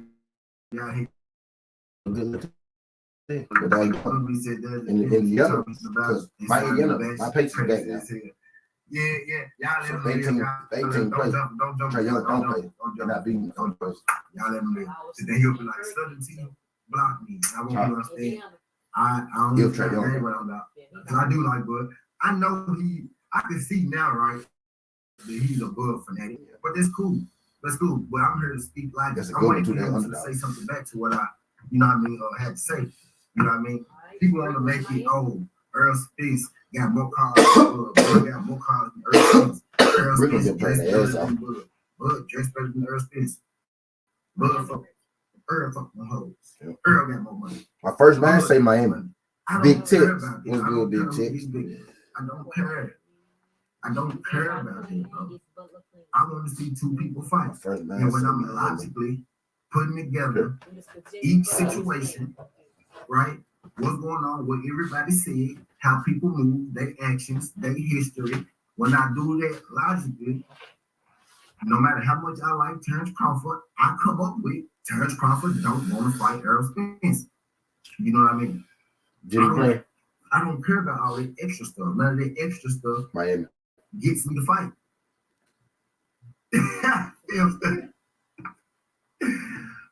What's good, Shay girl? You take slide through this thing, Queen. Glad you make it. I'm scared of that house. Pacers, I don't know who gonna play. Who's not gonna play. I need to go get You should my go weed Pacers with some in points. the water bottle. I need to go get my weed in the water bottle. Because if Trey Yeah, I mean. playing, then I know. Phil, you were fooled out. Hold on, bro. That's a good I see bit, those too, numbers. Pacers. Film study said, why should we respect Buzz' opponent when Bomac does it? And that's exactly really what I'm saying. Like, despite how I feel like Roach posed a bit of a threat. You know what I mean? But, right, film study. Exactly, film study. Why should we respect an opponent if you You don't? would say Hilleberg Right? playing? And how can we take you seriously if you telling us Amnesia was going to be a challenge, but Roach is going to be the spar match? So why is you putting him in there with spar matches when you know the whole world wants you to fight Errol Spence? You know that. Everybody knows that. Hell You yeah, gonna put him in there Hilleberg. in the spar match, I gonna win. right? And you know it's a spar match. And basically just saying, fuck what we talking about. You know what I mean? It's basically saying, Hilleberg acting. I'm gonna be pissed they sit that man down. you know what I mean? Close to the game. And you can't say, well, it's a mandatory because They killed him in my been lineup. through this. He played yesterday in my lineup. A I need to mandatory. put him in. We all know that. Unification. Quick, Savior. Oh, you'll get. Carl, It's gonna be a I already good told one. us. What transmandatory? Undisputed. Unification. Titles. That's gonna be a good one. Transmandatory. Every time. Yeah, that's gonna be a great one. Put that y'all folks trying to do this thing. Y'all could hit that thumbs up. Who y'all got in the main event tonight? I think I got that. Here we go. Is that right? I know y'all shouting for the real sexual job. Well, y'all ain't shooting for the real sexual. I can't believe that. He said, why do real sexual get so mad when you talk about their fighters' weakness? Blood has weaknesses that you and I just talked about. A lot of casual fans. Thank you, man. Thank you. You know I want to. Y'all, this boy. Hey, she took the words right out of my mouth. So I'm thinking, bro. Nuggets at home, though. They good at home. No. These I would give the pass for this fight because once a fight is ordered, Undisputed don't trust that fight. Only time they do is someone can get facts. So I'm guessing Giannis got Caleb at once in. Right. Because you know how this shit works. You know, guessing Giannis gonna be more holding than it enough up. boxing, and you know more than enough boxing business to know. For an undisputed fight, bro, it ain't no amount of Nah, money they that hold they it. can That's too decide. big for You him. gotta think though. Alexis Rocha probably made at the most what 700,000 for a fight. At the most 600,000 maybe. You know what I mean? For a fight, but they gonna give Alexis Rocha 1.5 million to step aside. They boy gonna step aside so fast. Giannis They and boy gonna step aside like goddamn Holiday the Chicago St. Louis and two Murray. step. will be the other They boy two. gonna step aside so We goddamn got fast. Porter and Chris You Middleton. know what I mean? You know what's going on. If they really want to, if they really wanted an undisputed fight, you know what's going on. And we clearly know the one side do, right? Look at it from this angle, right? I'm trying to BT. Man, they in here going ham. Film study said Bomac said we get me machine out of 3 rounds. Then me machine drop Bucks on the in 3 rounds. Kings and Jazz. Hey, Teddy said it wasn't. Are you in Phoenix? Philly. It was a contact. James Harden playing? Yeah, he said. KD and James Harden. I knew Like he wasn't gonna get that too long. I mean, check though. Y'all. Yeah, Caleb Bell. Don't block him, y'all. Okay, so don't block him, y'all. Just shoot. If y'all go deal with him, just deal with him. Don't block him. Don't let him come back. Harden playing. You know what I mean? Raphael, if I see you again in the afterlife, I'll rinse you up, bro, so they won't, So no Harden just to be you know what I mean? against He said, bro, Phoenix. So they can go hold the beat. But no one giving that boy Millie. The buddies don't get enough to please both Spencer and Bud. This the networks. Early Bud. Those early Bud they get 500K piece. It's gonna be easy to get Roach out there. For sure. Shaker said, "But Bobby," and it's like, but they both. That's what I'm thinking. But yeah, man. He said, yeah, he on tapped out because what was his last part of that? He was such as there. He said, don't reach up. He's all that.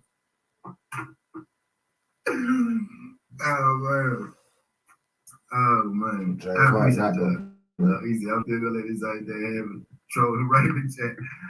No. But now film study said it best though. Look, see, I kind of believe, right? Me, right? I believe it's our opportunity. I believe it's opportunity to film this come in like a few rounds again. I believe it's opportunity. He's a buzz taker, buzz police podcast. We watch from both. Right. Larry marketing. Yeah, He feel they said it, man. I'm taking the Kings. Then. I got the Kings. Can't beat the ass, man.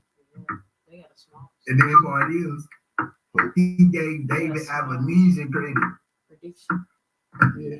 He gave David Avenesian credit. I'm guessing because David Avenesian was the judge right after her. Like he had to on say. the other But pills. David Avenesian is a good Was fighter. good. On the I other guess he pills. had to say that because he was right after the. He got Kings in that. But So he what we gave going? David Philly. Avenesian You got credit. Philly, right? And then you gonna come out here So and Clippers come and out Pelicans. and tell us that Alexis Rocha is some trash, right? Paul George hurt. And again, I asked the question. Man. Why not Pelicans just win make the other day Why without Paul. not just make Alexis Rocha? First of all, Alexis Rocha is not going to be the guy. Alexis Rocha is not going to go down as the guy. He don't want to be the guy that stops on the street fight. Bud don't want these fights. The Bud and Earl fight always one fight away. It's always one fight away. I make this EP and say that I think Bomac tripping. I think Bomac is tripping. You know what I mean? You think this is a spar match, but Avenesian wasn't a spar match? I'm telling you, and then if you Bomac, right? You tripping because if you know this is a spar match, why would you say this shit out loud? In the thick of Earl Spence. Say it again. Say we out for the Clippers. I mean Pelicans again. In the thick of Earl Spence and Blood. Right. Bomac got to learn when to keep his mouth shut. That was good. Appreciate you starting this thing. Bomac got to learn to keep his mouth shut. Y'all do it, favor. Y'all hit that boy. Whether you're here for a good time or a long time. I got 18 people. I got 20 people in the building right now. I got 39 likes. Y'all get your boy to 50 likes. I need 11 more. Y'all hit that thumbs up for your boy. We in this thing, man. I don't really got, much to do. We have nothing but some Congo. You know what I mean? Who what's good, quickly? Bomac. My thing is they aren't the sharpest knives in the draw teeth. Charlotte Spurs. He said, bro, these the same niggas who said Bud deserves. Who the Clippers They just said cuz got bored with better than anyone earlier. They win. Clearly these guys. Who played for that? Honestly, with a 4 day. Twice. They've been twice. No, they lost first. Who they played for that? We're good. They won. Yeah, they won. We're good. Eddie Golf Club. 2 days slow and Eddie Golf Club. Eddie Golf Club can do you a favor. You did that Clippers for probably the boys. They got And Russell also, now. They got Russell. not make this your last time, but I don't know if it's your first time, but you could Clippers. not make it your last time. Hit that subscription button. We talk this good boxing every day. So all not 10 just pick today. today, right? We We're just having picked a 15. 47-pound conversation. It's looking like they'll let you. Matter of fact, it is. It's already set in stone because the WBO ordered. Now, just appreciate you, Eddie. Just because they ordered it doesn't mean that it's going to necessarily happen, right? Because we see fights ordered all the time and they don't happen. Maryland, Kansas State, Because Bull only Kansas, has one belt, Connecticut, right? Tennessee, And because Bull has had Man, his one Connecticut, belt ever since Pacers, he got to the 147-pound Bucks, division, he's had his one belt for the last 4 years. I'm guessing that he's going to defend this Oh, belt. so we gonna take that. So they ordered We this gonna fight. bet $3 I on that. told y'all about 2 months ago, 2.5 months ago, something like that. Alexis Roach and Bud Crawford probably was going to be fighting based 800 on pieces. the ranking system, right? Based on, the Keith Thurman and Earl What you Spence wanna bet? rumor, You wanna based bet on three? Boots going the You'll IBF win, route, right? Now it's 15. And You'll win it 15. was David Albanese then ranked the spot before him, then losing the Bud, right? I told y'all that's probably going to put, Alexis Roach Bet 3 2. So we in got line, 6 you on know what I mean? a piece. And you got Bogan coming out and saying that it's more than likely probably going to be his next fight. You know what I mean? So it's looking like that it's going to be Alexis Rocha versus Bud Crawford. My thing So is, that's our for that. my Maryland thing and is, Notre Dame about to play we now. know it's not that people want to see, right? Yeah. Did you My want Notre thing Dame or is, now Maryland? you got the rumblings coming. I'm gonna go get my weed. My thing is, now you got the rumblings You wanna go coming Notre Dame? back. Oh well, Bud and Earl go fight. Oh, we already picked it up. Bud and Earl go fight. They go fight after this fight, right? Somebody gotta tell me, man, why is it always one fight away? Now I said numerous times, it's promotion. I said you ain't gonna catch Southern T, pushing that fight no more until I see Earl Spence That'll be it. and see I see That'll Al be more Hammond money. see it, till I see somebody no blast from the PBC side, you know what I mean, or I see somebody I It'll be a trust. nice upset, You know what though. I I ain't mean? gonna lie. Confirm that, you know what I mean? Not no Mike Coppinger, not no Michael Benson, you know what I mean? Nothing like that. I gotta see somebody that I trust for sure. You know what I mean? Confirm that, John. Because at this point, I'm done pushing, them fake dates. I'm done getting, the fans excited. I'm done separating the fans, right? Because this fight is good for boxing, right? Earl versus Bud. If this fight actually happens, if this fight I'm gonna don't do one happen for for us. real, this fight is terrible for boxing. They got And I seen this fight Take time for a out. whole lot of divide, you know what I mean? Of good people, you know what I mean? I seen this fight divide good people. Yeah, I can do food too. I seen sure. I seen goddamn, friends fall out about Earl and Bud. You know what I mean? Not talk to each other over goddamn Earl and Bud. You know what I mean? So this fight is only good if this joint actually. But I'm gonna get some water now.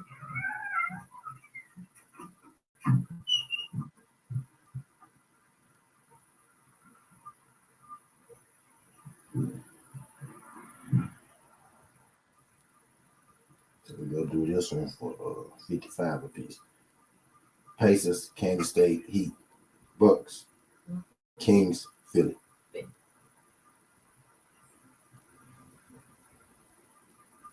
Bet. I'm looking at it. My bad. Yeah. See, I had that one in that last one. I took it out. My bad. Yeah, I took But yeah, I took Seattle that year. I took Seattle in that joint. And this one else. Yeah, that's it. And then the other joint, the Battlehawks, and the other game gonna be pretty decent, but I think the Battlehawks gonna beat them.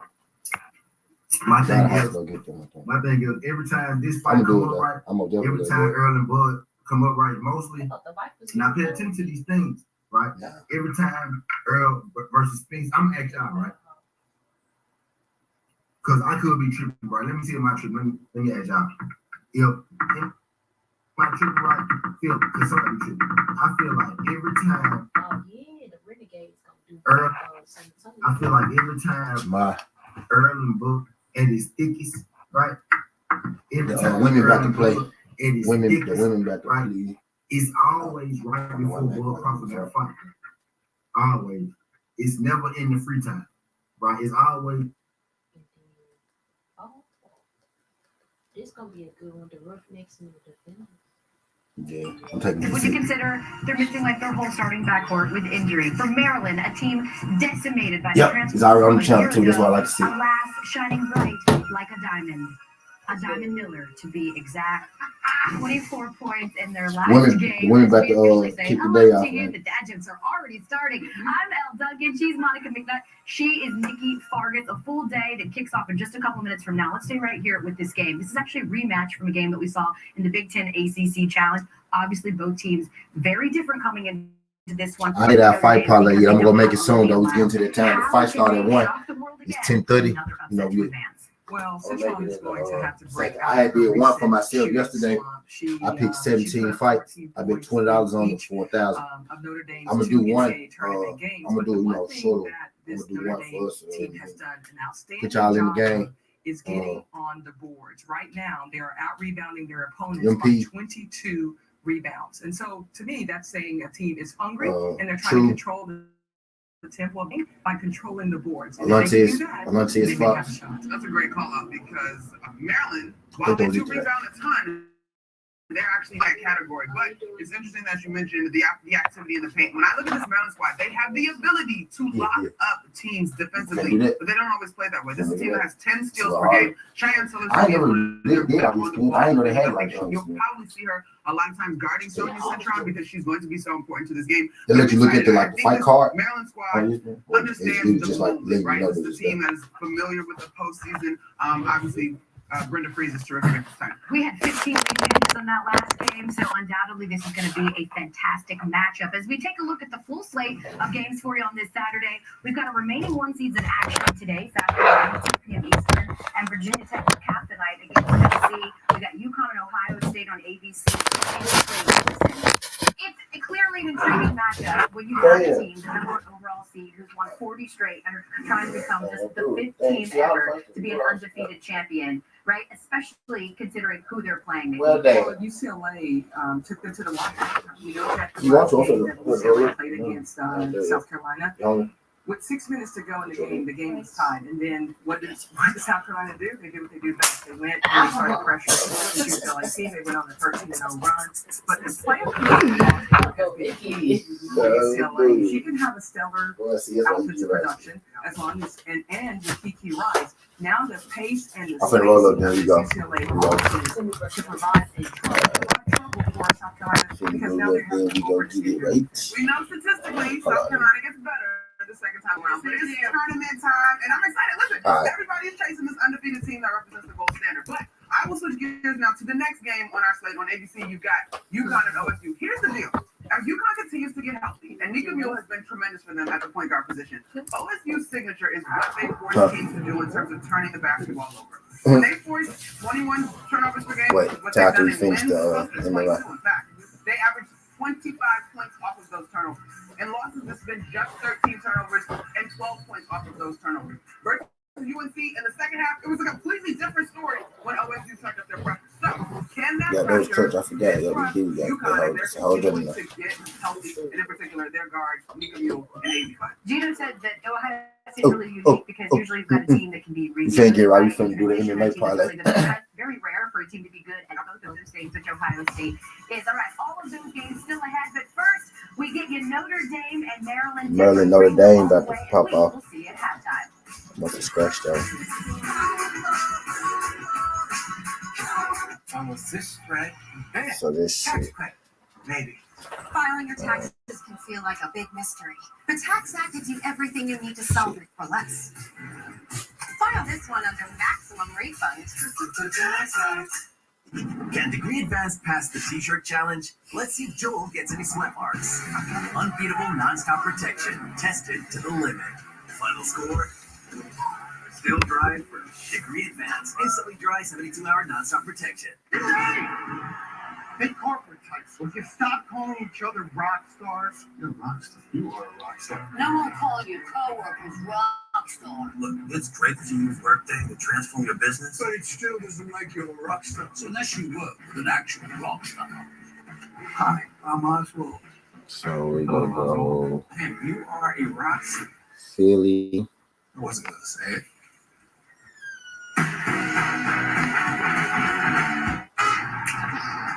Imagine a new Buick designed to make your life a piece of cake. I was going to say easy as pie, but that's way better. Making a stronger on Philly. Imagine a new Buick.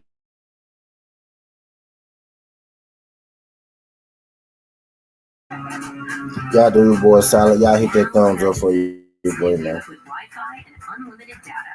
Whether you're here for a good time or a long time, The new 2024 Buick Encore GX. Imagine hit that thumbs up When for I your was his boy. age, we had to be inside to watch live sports. But with Xfinity, we get the fastest mobile service and can stream down the street or around the block. Hey, can you be less sister, more car? All right, let's get this over with.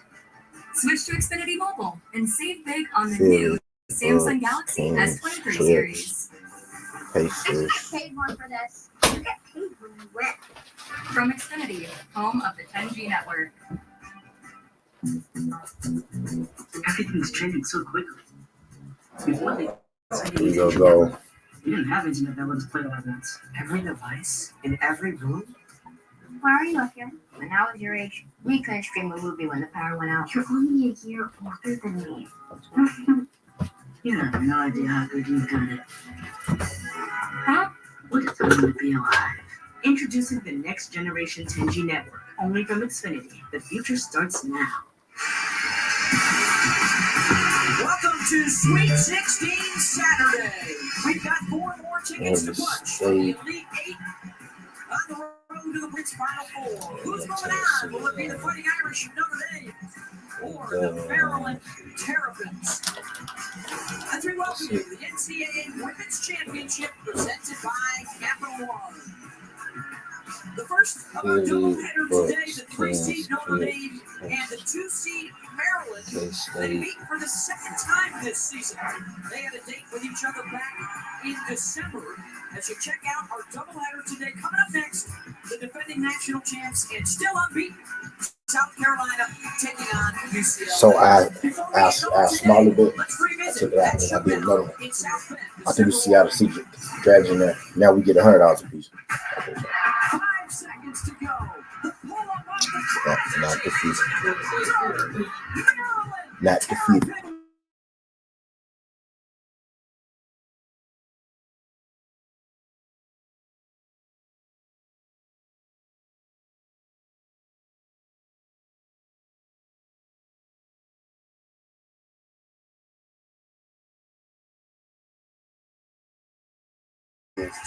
She's a game changer because she can affect the game in so many ways. At 6'3", Damn. she's long and athletic, a body like a Miller. forward, but guard-like skills. And she wants to be a two-way player and wants everyone to know this team can defend. She gets some offense off her D. Brenda Freeze, the head coach of Maryland, can put her anywhere on the floor and she can impact scoring. She's got all the creative moves. She's got the counters. She handles off the glass. She gets them in their transition game. Diamond is legit, and she's here to show why her team is so good.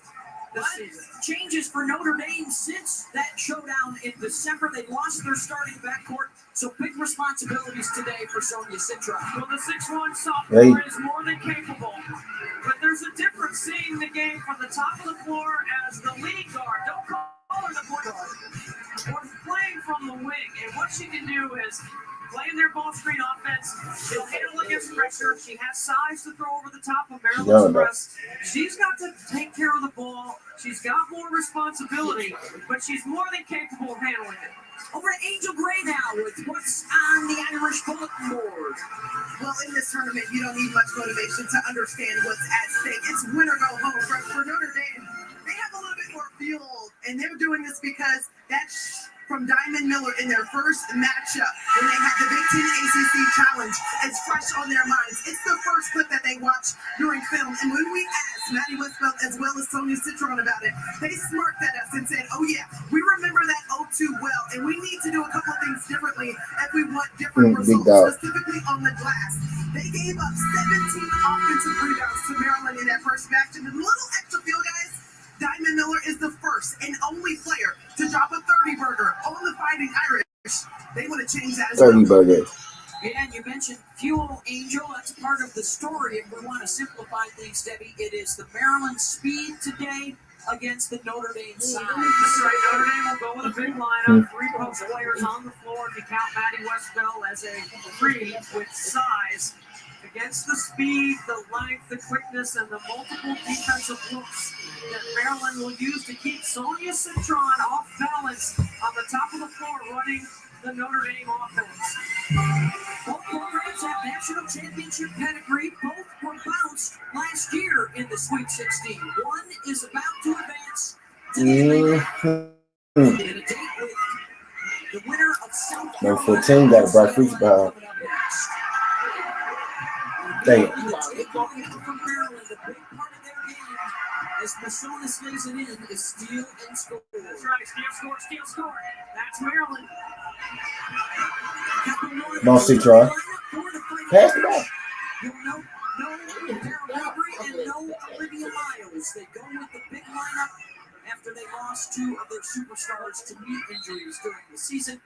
And for the Maryland Terrapins, Shy Sellers has really emerged as a big-time running mate with Diamond Miller. And because the ball went across the plane and was established in the front, the 10-second count is off. Because I was starting to wonder. I was watching the clock tick down, and that's a great start for Maryland. Steal, score, and then their pressure already taking Notre Dame 10 seconds into the shot clock, and then just initiating their offense.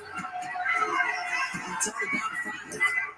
Westbell space comes up short. Lauren Evo blocked by Miller against Good steal.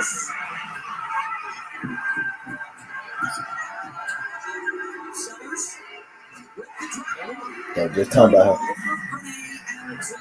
Yeah, this gonna get ugly, man. This gonna get ugly. Made baskets for Maryland. It's going to require all 5 Notre Dame players to get the ball across Maryland. the court. Maryland got some ballers. And Shane got started yet. At the top, Maryland, yeah. Yeah.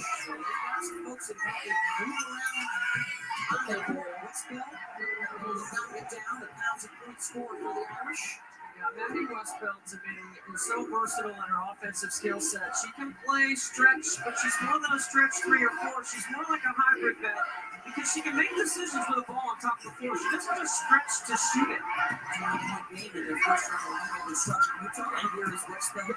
She will flop. Pull up. Pull up.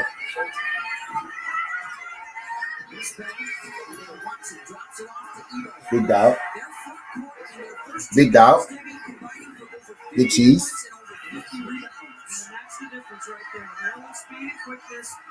Don't let her shoot. I see she training. Okay, yeah, I see she training. What's the contrast here today? Which style will work to advance to the Elite Eight? Citron Hey. behind the screen.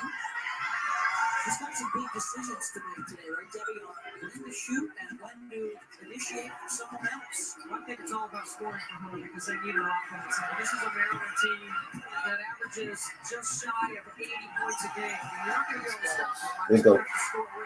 Citron attacks the rim. That's what it means. She's going to still look to call her own number. Her shooting's been a bit off since the injury to Olivia Miles. In fact, sub 30% through the first 2 rounds. So this is a good start for her. The other thing, too, is Abby Myers hits a mid-range jumper inside that. Zero ain't even got going. I know she's finna go ahead. She be handling it. I like her game. She play like somebody from here. What she be doing them. So she with no look. That's really what I need to let run now. Point guard. Not this game, 'cause I want them to lose, but next year. Next year. ACC Coach of the Year after guiding the Fighting Irish to the regular season championship on the final day of the regular season. As you see, Brenda Free's 2006 title. Nice. just a couple of active coaches that have won a national championship. There's just 5. Tara, Gino, Dawn, Kim, and Brenda. And if you need their last names, you haven't followed the history of our game very well. Miller. So, Our officials today, Eric Bruner, yeah, Jesse she did that Dickerson, back step. and Teresa Turner. Good job, sis. Appreciate that. Instructions. I feel real training against Nelly. I've been on them all year. Mississippi State did help prepare them for pressure. Sam Purcell did a fantastic job. Mostly Mississippi because State this year. I got milk. Small and quick. And they went against that and they came out with a win. 6 on 10, the slow conference section took the hit to the nose. Spray. Shoot it, that. Shoot it, baby.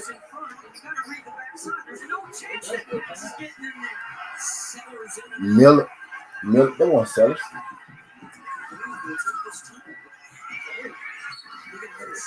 She got it back. Huh. This is a tips, I like her guy. deflections, risk, reward kind of defense for Brenda Freeze. And that's the way they're setting the tone early. They are making it difficult for Notre Dame to run their stuff right. It's gonna be beforehand. I said Maryland, South Carolina, and shit. South Carolina, though. That will help them against Maryland's style of defense.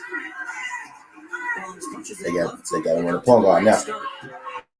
They got to run the point guard now.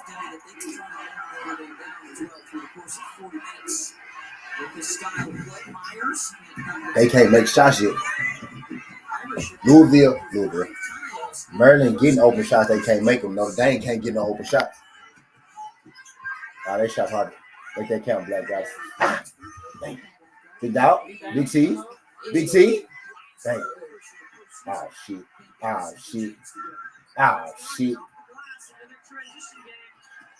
Go back. No, my bad. Sorry, wrong two. Yeah. Damn, wrong two right there. Okay, wrong two. I can't help it. I'm finna throw Maryland in there real quick.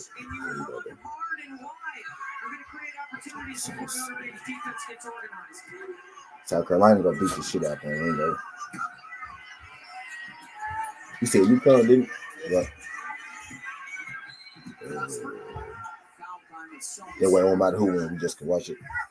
9-6. Turks over Irish early in the Sweet 16.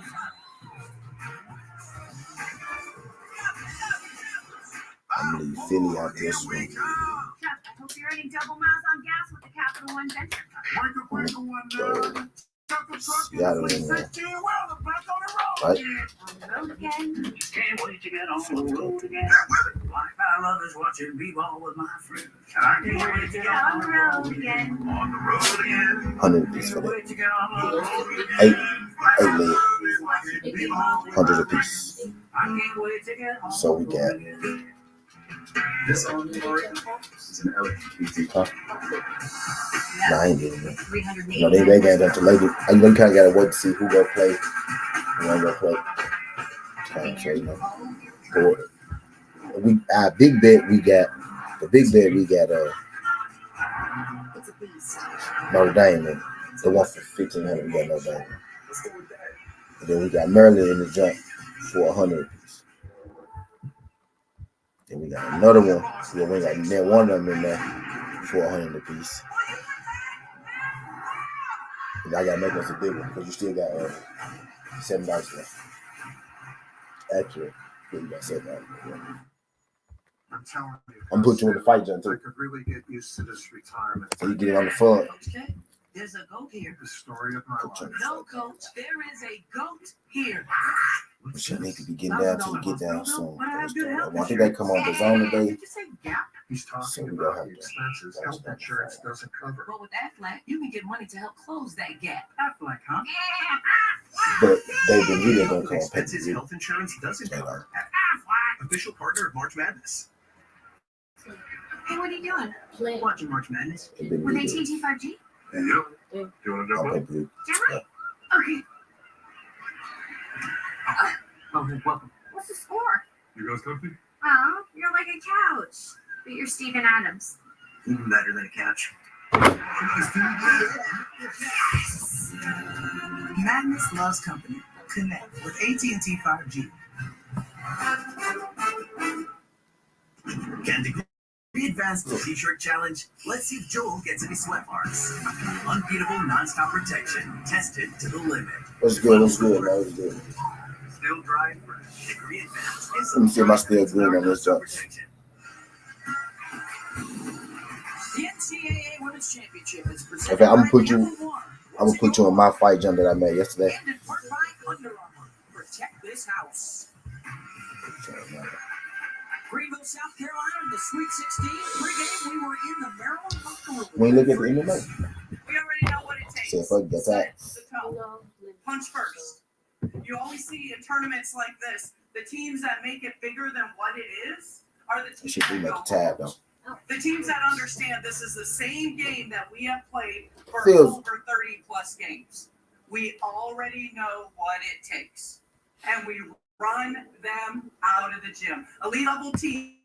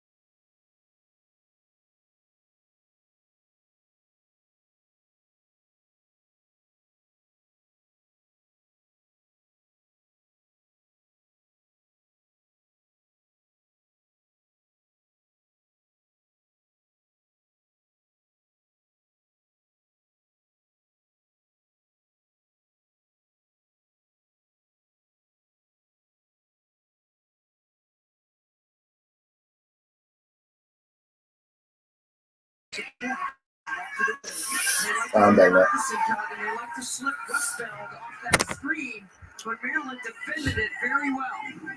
And watch how quickly, on a long closeout against a post player, that's where the speed versus the size becomes a factor in transition. Maryland is all gas, no brakes. Notre Dame, due to injuries to their starting backcourt, was had to adjust, and they are playing with a stronger front line.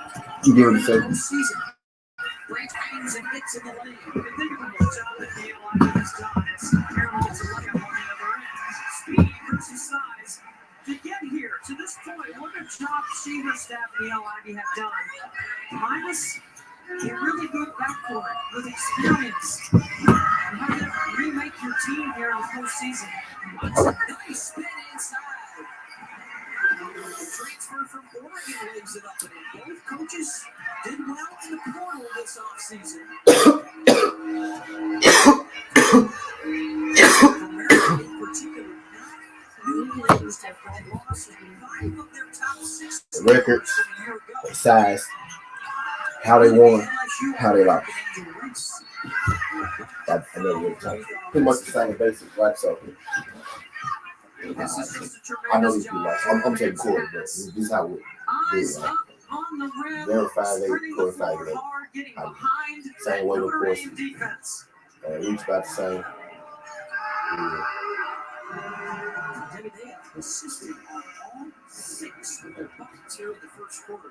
27, 14-4. McDaniel, the freshman from Chicago. Already showing Chicago. Keep this tempo up. Well, they want to run Lauren Ebo. They want to make her work. They want to run Kylie Watson. Make them work up the floor. So usually Olivia Miles will take care of handling all the decision making on the floor. Now you're asking everyone to do that. That's high rate of speed under duress from a good defense. Miles and AP All-American. They lost her at the season finale. Derek Mayberg, their top 3-point shooter, they lost her early in the year. Injury. Here they go. Nobody in the tournament is scoring more in the lane than Notre Dame. As you see the two star guards in street clothes. Debo catches with 2 feet to paint. Forget about it. What a great pass off that double by Watson. Myers snags a hit. Debbie Ito brings them tremendous postseason. He's a transfer from Texas. Has been in the Elite Eight the last 2 years with the Longhorns. Good pressure from the Turks to turn over. Once the double team comes right here, and then watch her the dive to the bucket. This is a great job by Ebo to make herself available. Notre Dame 6 baskets, but they also turned it over 6 times in the first quarter. See, they tough, like, I know, so he a tough dude. He tough, but he technical. I probably would bet that to go the distance if I had to pick one. The safer pick, right, I think would be Corey. But there they got that wild shot. Yeah, he got the kickback. And Vera like a freestyle fighter. He a striker too. So he got ground. He do ground too, but he jiu-jitsu based, but he like strike. But when he get on the ground, he knows submission and shit. Corey is a kickboxer in the wrestling.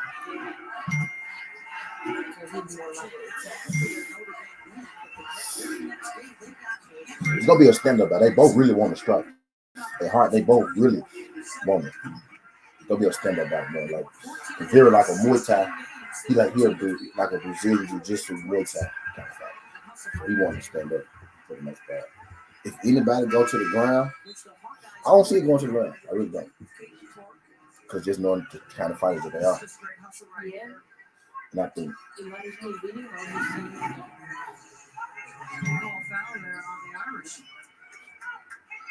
This could be a big postseason for the Big Ten. That long national championship sticks out more and more. It was Purdue back in 1999. There it is. Under the direction of Carolyn Beck and Stephanie White. That's the only one for the Big Ten. They've got some teams running deep this year. Hey, the NCAA Women's Championship continues. Yep. Speaking of that, it's gonna be a good one though. It's gonna be a good one. Marlon tough son big, Corey real technical with it. Gearing up towards the Final Four in Dallas and the National Championship Sunday afternoon this year on ABC. See what I mean? Go to NCAA. That'll be interesting. Marlon from the hood, and Corey, stand the white guy.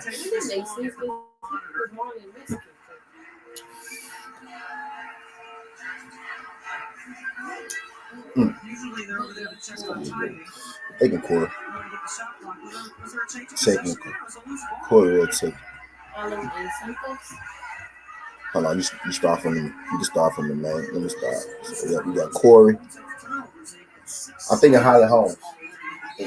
Man. Santos got hands too, but Holly Holmes got ground, and she got hands. She a veteran. Holly Holmes is in the boxing Hall of Fame too. She a boxer and. Thinking Holly a little older. I'm thinking Holly. It's gonna be a stand-up. How tall is Holly? What's her reach? What's Santos? 6 and 6'8".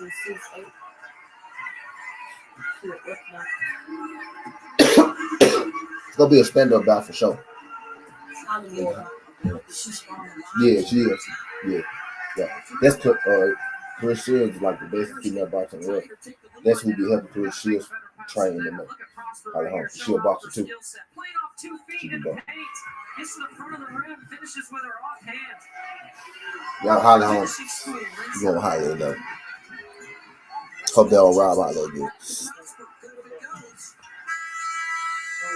It's a 2-point game through the first quarter. The first of our 4 Look at you see Andrea Lee and Mason Barber. This is a women's card too. I'm noticing like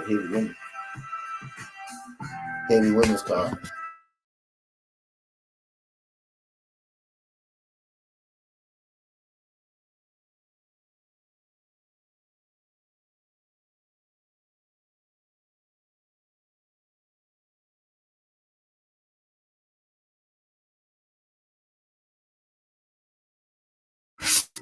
also stand the test of time. Andrea, she got 6'9" and a half inches of reach, and Barbara, she 6'5". Bob will go wrestle. Bob will wrestle.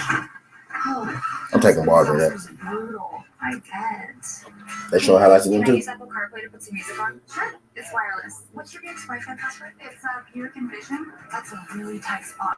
I used to hate parallel parking. They show highlights of them fight. It's light they can't do that. Built around you, all of you. Get So, 3.9% what they look APR like for when they 5 check years out. and no monthly payments for 90 days. Plus, current eligible non-GM owners get $750 purchase allowance on Buick Envision models. College sports fans, get ready for game day with officially licensed merchandise from the NCAA official online shop, ncaa.com/shop. Get the whole family geared up with the best I'm going Macy. apparel and accessories, including t-shirts. I know them 3 fights you just looked at. I know them 3. I ain't got to do no research on them. I ain't got to do too much. It ain't a big card today. Like a whole bunch of fights. I think I might just take them 3. Do you see Tucker Lutz and Daniel Pineda?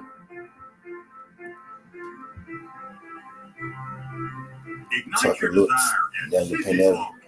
With our exclusive Voted Facets out. of Fire Diamond, the diamond with more fire and brilliance than any other, It's the most gorgeous diamond ever. and it's only at Sissy's. Sissy's Log Cabin, because life's too short for ordinary jewelry. Meet a doctor who connects all the dots. Oftentimes, people with low back pain, knee pain, or hip pain don't even recognize that it's actually coming from their feet. Their feet? Boots has For real? 70. Absolutely, 100%. It can have a domino effect because their foot and their ankle aren't supported properly. Their whole body is out of whack. Getting back into whack. Good feet arch supports I'm can taller help. Keeping your body in good alignment, that can go a long way. Daniel is 5'7", Tucker is 5'8". support fitting at the Good Feet store. What's their record? Tucker 12. Coach Maryland said they wanted to use their 27. speed to their advantage in this one in the first quarter. How would you assess how your team has handled it so far? Yeah, I thought that they got out a couple times. I was thinking Tucker. Easy Tucker. kick out, so I thought that was effective Yeah. for them. Yeah. We adjusted, we got back, and kind of. What their last couple fights look like? You have When 8 you have to click turnovers on in it, you that see quarter that. as well. What are some things that you need to adjust offensively just to get settled in? Yeah, I mean, just being composed, having composure. We knew what to expect. We have to be stronger with the ball fake, and make sure that we're not putting our teammates in the wrong bad spots, half court, and Draw. Thanks so much, Coach. Thank you. That's how it was a drop. What What about before that? What about before that? Before that? 8 turnovers, 5 points off. Tucker go beat his ass. Tucker, man. Do you see CJ Vergara and Daniel Silva? Daniel D. Silva, 14 and 16. Westfield is certainly capable of making decisions on the top of the floor. But it's the wear-down, relentless 40 minutes that you worry about if you're Neil Ivey. But right now, you're kind of two possession or one possession. CJ Varaga and Daniel Silva. The speed working and the size working. I think 2-point game as we start out the second quarter. Everything switching up out of the zone. They go to man and they go with same with that tall lineup to give it a try. Corner 3 and open look for Lavender Green. That's the issue. If they're going to go man, and Evo's got to guard someone, and she doesn't want to come out of the paint. 37% shooter. She can't get there. They've got her. They've got Mary Myers to stretch the defense. Renee Alexander off the bench to stretch the D. Evo's got to work hard to shape up right there. Look, so that's when you got to find her in that high-low game. I'm still with him. I ain't going for it. 4, 5, 6. Maserati, 70. Let's start some of them fights now. One yesterday. Hold the fucking phone.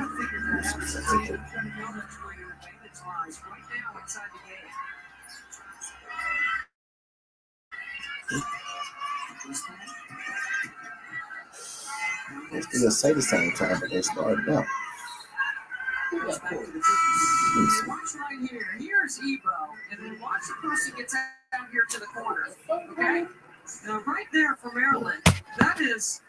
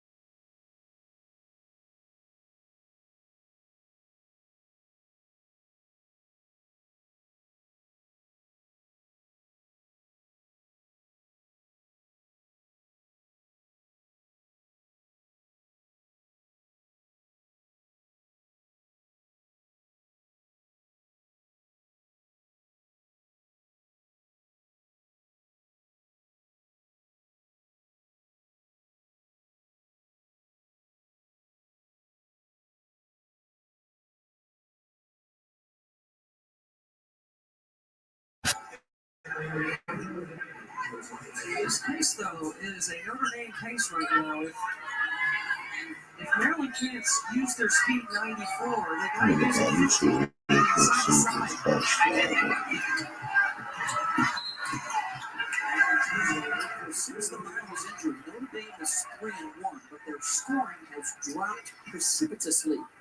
And so they are probably looking for a game more in the 50s with Miles they could win in the 70s. Well, it's taking away some of the scoring parts of some of the Citron as well.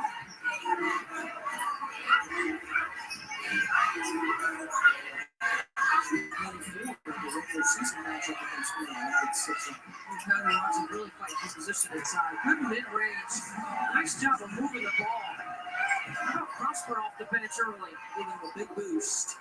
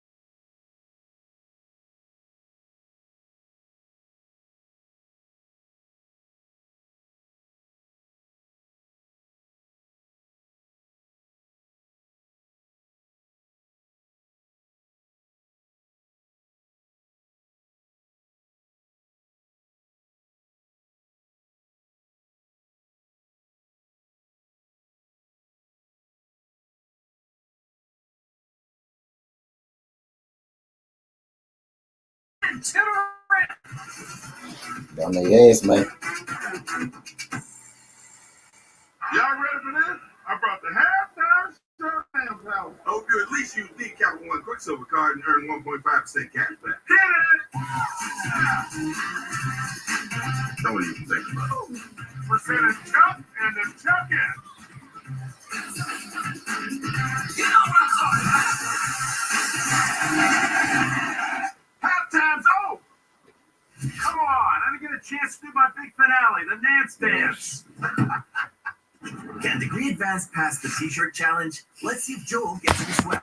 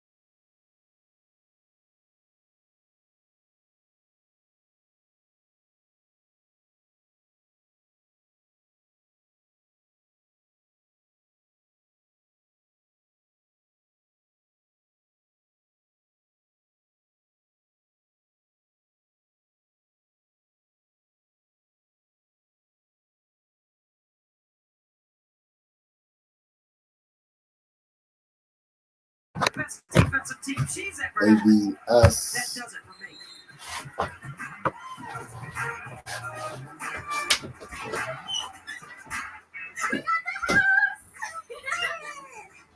Pods handles the driving.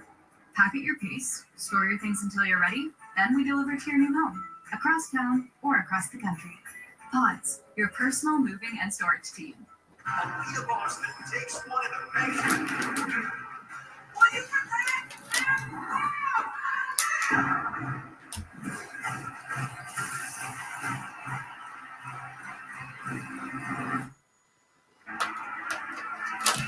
Your windowless wave.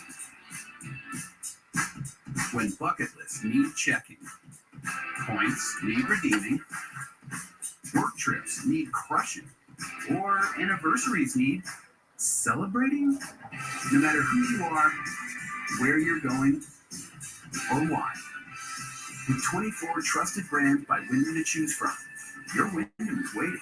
Get the lowest price at WyndhamHotels.com. It's your Uncle Cooper. Your SUV is a multi-purpose tool, like a corkscrew fish scaler. And that means your tires should be multi-purpose too. Like these Cooper rugged Treks. They're tough, but also run smooth as butter. And with dual sidewalls, it's like having a multi-tool that can look like a completely different multi-tool. Don't take that idea, by the way. I'm going to patent it. Go with the Coopers. Cooper! You'll always remember buying your first car. But the things that last a lifetime, like happiness, love, and confidence, you can't buy those, but you can invest in them. At T. Rowe Price, our strategic investing approach can help you build the future you imagine. Come to TurboTax and don't do your taxes. Meet with an expert who will do them for you, so you can do not taxes. This Sweet 16 has a new look. For the first time, 4 teams are led by 4 black head coaches. I came to Ole Miss because I wanted to be under a coach that looks like me. I feel like Coach Joe is a believer, a fighter. That's somebody I want to represent. Dawn, this has become routine. It really makes me emotional. I am forever in debt trying to repay the game. Neil, you've been here before. To see where we are now with the resilience of this group, I'm super proud.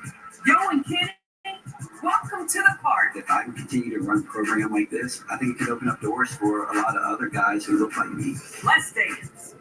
Congrats are in order for all 4 coaches, but specifically for Neil Ivy. She said she's living out her passion for the game, and it's allowing her to break the barriers, to represent and inspire. She said her mom and also Muffin McGraw have been huge in just allowing her to be in the position that she is now, but she just continues to break barriers and set history in this game. She was the first black female coach in the ACC to also win the regular season title. So she continues to inspire for sure, but she said, I definitely love when my team can look at me and understand that they can also see her and be her. Yeah, she was a champion point guard at Notre Dame for Muffin McGraw. Muffin with 2 of her former assistants in the Sweet 16, Kevin McGuff, also with Ohio State, and a UConn player. And has set a tremendous example for 20 years now at Notre Dame in all different capacities, including a fabulous adjustment in this game today. This lineup has the Irish on a 13-0 run that just came to an end. And helped Maryland on about a 6-minute scoring drought. Yep, Maryland threw the ball over a little bit. Now they score, they set their pressure, and this is where Notre Dame has been taken a little bit deeper into their offensive options. They've gone to a little more Prosper and a little less Warren Hero in short time. Smaller lineup, a little bit more positionless, if you will. And Watson's been battling on the block all game. And watch right here. She's going to just knock Cheyenne Sellers. That would be 2 on Watson. And now Evo comes back in the game.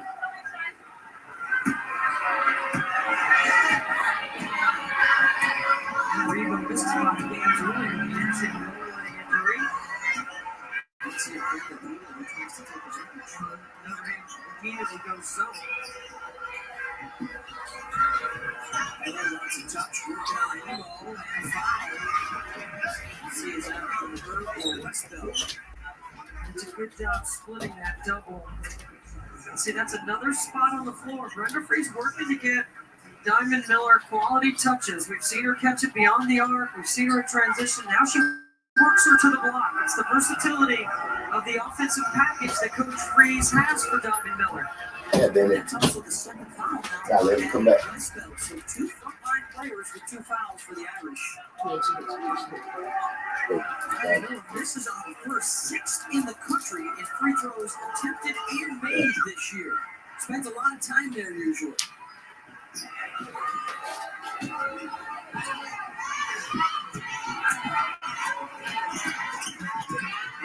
Nice drop off for Prosper.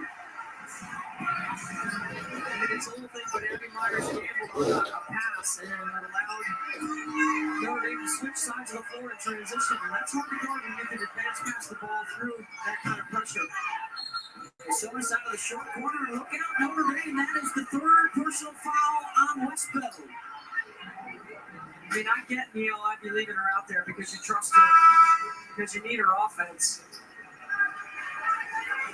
You're going to get called for this one on a box out foul. A 20-point game in the first round, a 15-rebound game in the second round. A key high for the Irish out, and another foul down low. That's 2 on Moribo. This is a smart play by Cheyenne Sellers. When the defender has their back to you on the baseline, just throw it up their butt and go get it. Now she draws a foul to get to the line. A Big Ten team this year, as well as the All Big Ten defensive team. She brings what Maryland calls the dog mentality. She Like our Big Ten team and our Big that Ten. chemistry, their aggressive nature on the court. So yeah, I'm sure how much you know. People still need to do that. I'm surprised that really good. A lot.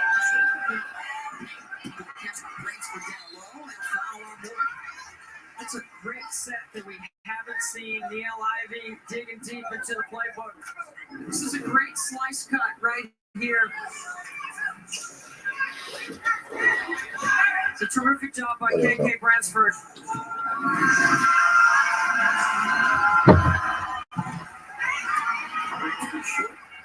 Freshman from Cincinnati.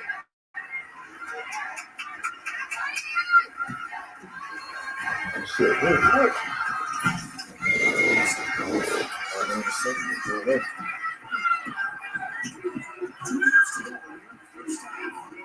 Winner advances to the Elite Eight at a date with South Carolina or UCLA. That's our second game coming up in Greenville. And then a doubleheader later today from Seattle. Maryland is playing on the top or outside that zone defense. Abby Myers did score in the lead on the earlier play. And a quick transition up the floor. Celia Central moving inside that Notre Dame defense. Not play on the outside. He's trying to busting their ass up. No, they ain't about to be murdered. This first half. The first half, no. Run the man. She is Well a done. decent three-point shooter, but she's really good off the bounce. No more. That's being 19-3 in the season. Yeah. No more guys? Yeah, they're done. Shaky start against the pressure. Notre Dame is starting to pick it apart. Yeah, you know the problem. They're keeping the floor space. That's one. And as Gail told This would be that 1-0-5. the ball out of spots where And 3 barely people do it. trapped. You can't throw the ball in the dead corners and over the free throw or the midcourt line. You got to stay off the sideline. You over there to leave here. He was a 73% shooter. Hey, we got more Elite 8 coverage for you coming up. The 9 seed Miami against LSU and Louisville, Iowa. Sunday night coverage starts at 9 o'clock. The Hurricanes advance the lowest seed that ever reached the Final Four. Somewhere very Blair's there's our Arkansas squad in 1998, the 9 seed, the lowest ever to get there. Misty Smith is smiling also. Cynthia Messi. Difference in this one, Notre Dame turned it over 8 times in the first quarter, but only 1 time in the second. And they have feasted on Maryland giveaways. He's playing inside that zone. Look at the collapse. Now you got to find the open shooter, and there it is. 4 blue jerseys around the middle, and she gets it to Renee Alexander, who's shooting 50% from downtown in the tournament. That's the way you beat it. You got to go inside out. Yeah. Collapse that deep.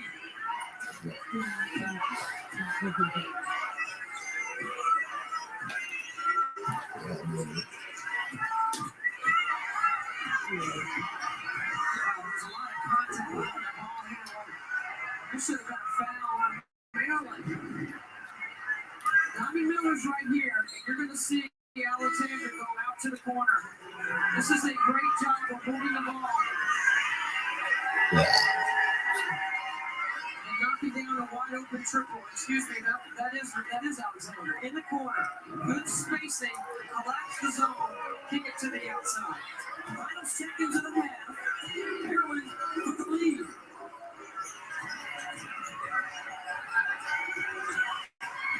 Briggs doesn't get it off in time. Hispanics the final possession of the Terps end the half on a 12-5 run. And we got a 1-point ball game through the first 20 minutes.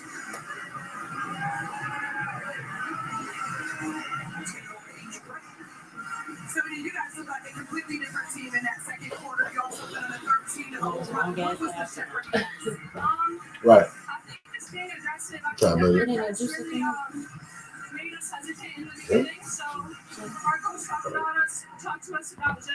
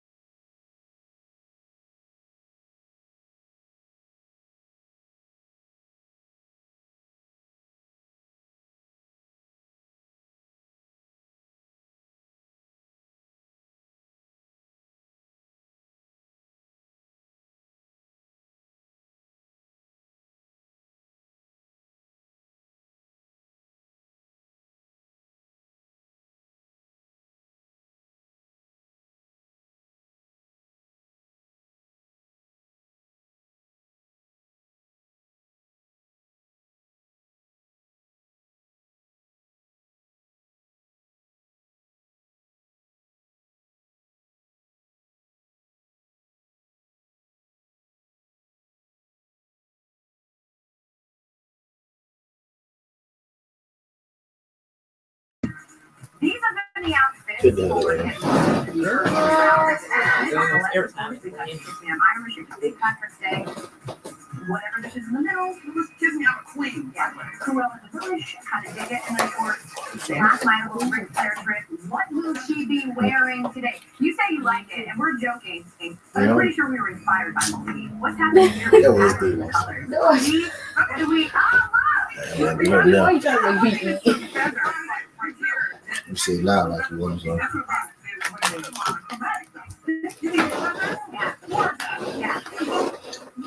You can do it all. They play Miami next, and he guesses on what show. I want to see her best like vocal wear. I want her to look like Magda from Something About Mary. Man, white, whatever. Do the whole thing. I am also not 100% sure that Angel Reese was complimenting her or was like shading her. They were like laughing at her. This is her best friend, yes. You're really doing great. You're doing great, sweetie. Party. She hits her with a blast in her heart. Sonya Citron, 8 points right now. She leads Notre Dame. It's a fair job. 12. Of course. This halftime report is presented by Degree. I have time to 11:30. Can Degree Advance pass the T-shirt challenge? Let's see if Joel gets any sweat marks. Unbeatable non-stop protection. Tested to the limit. Final score. Wait. Still dry. Degree Advance. Instantly dries and meets our non-stop protection. I didn't know I wanted to give away a Dave single for a buck. Yeah. There's a buzzer beater. Oh, Yeah. keep me on your toes. You know we were gonna do the deal anyway. Reach in your mouth and you get I Benavidez don't like. single in the Oh window. yeah, like I don't like just football. Hey, corporate, would you stop calling each other rock stars? You're rocks. You are a rock star. No one calling you coworkers rock. We can't see this stuff. Birthday. Business seemed like you were a rock star. Yes, you were. Wrong star. Oh, Hey, you are a rock star. I think our whole started at one point. One of them fights with white. Yeah, white didn't start. Why are there 2 extra seats? I think the dog? A Great Dane? 2 Great Danes. I know. Giant Uncle David has a giant beard. Maybe a dragon. Oh, dragons are boring. Twin sisters. And one is a robot and one is a knight. I'll be on the side of octopus. The Volkswagen Atlas. More room for possibilities. At first, it was just a team. Now I can't imagine my life without them. That coach changed our son. On the field and off. When the season started, I still thought about Dad. That I could start focusing on the things he taught me. At first, I didn't know anyone. I didn't know where to sit lunch, anything really. But that season changed everything.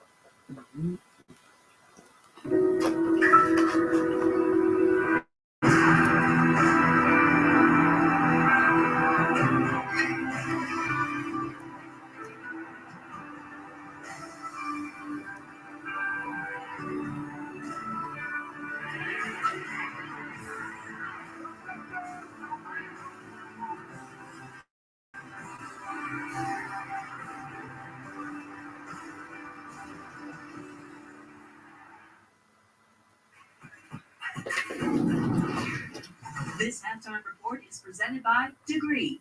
It won't let you down. Of course, we're in Greenville right now. We've got much more coming up as well as South Carolina, the #1 overall seed, undefeated Gamecocks will face UCLA. Gamecocks 4 wins away from history, so you can be the 10th undefeated national champ ever, the 5th program to win 3 titles, and the 4th to win back-to-back titles. And again, they face a UCLA team that played them pretty tough in November off the efforts of Kiki Marcus. Well, Charisma Osborne scored 24 points in that contest, along with Kiki Rice adding 15. But Charisma Osborne is going to have to be able to knock down open jumpers because this South Carolina team, they lead the country in shot block. So again, exposing them from the perimeter is going to be UCLA's best recipe in trying to dethrone, if you will, the number one team in the country. And it's going to be a tall effort, right? We just heard Doug Antonelli say this is maybe the best South Carolina defense, the best defense that she's ever seen in his college. That is a big deal. So what do you see when you look at South Carolina's Well, defense? I mean, she's absolutely right. This is a team that's given up 82 points combined in their first two games of the tournament. Now, granted, they're the one seed. They got an opportunity to play against 16 seeds, but they earned that.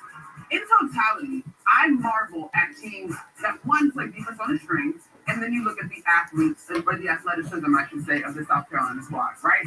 Zion Cook, ball defender, great footwork around the court. But when Bree Beal, when Camila Cardoso, when Raven Johnson, when these guys decide to sit down and extend their range, like my favorite thing to do, just so y'all can get a visual, is like do one of these. Like I'm 5'11", got South range, Carolina. but when these guys get into a defensive stance, their arms are moving, their mind What's going on? Around South Carolina? That'll be why. What's going on?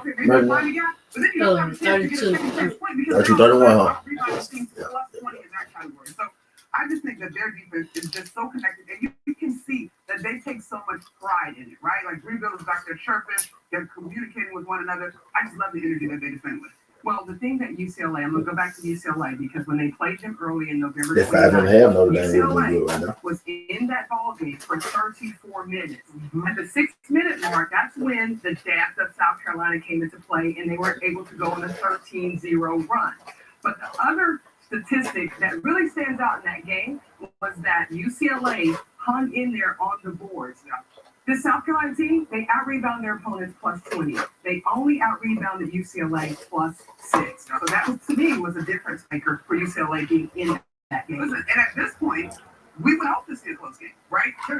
South Carolina being the gold standard, being the undefeated team, is a compliment and true testament to what they do. But at this point in the season, everybody's putting their best foot forward. So we might get 34 minutes. We might get 38 minutes, right? But they just have the pedigree that 3 minutes, 2 minutes, whatever it matters.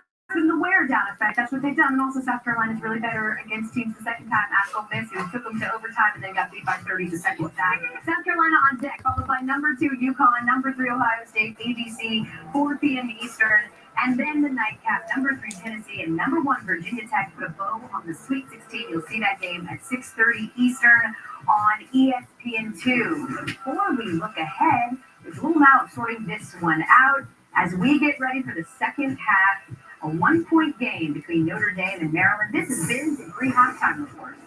Wait, state I'm in all states I'm in. I might find a form in my Benavidez. Wait, state I'm in. Can Degree Advance pass the T-shirt challenge? Let's see if Joel gets any sweat marks. Unbeatable non-stop protection, tested to the limit. Final score? Still dry for Degree Advance. Instantly dry 72-hour non-stop protection.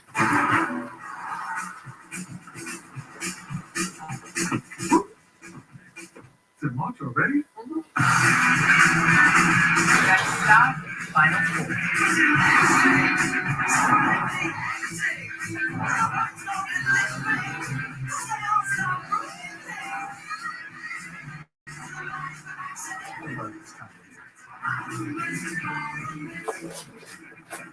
Okay. You got a team? We got a family.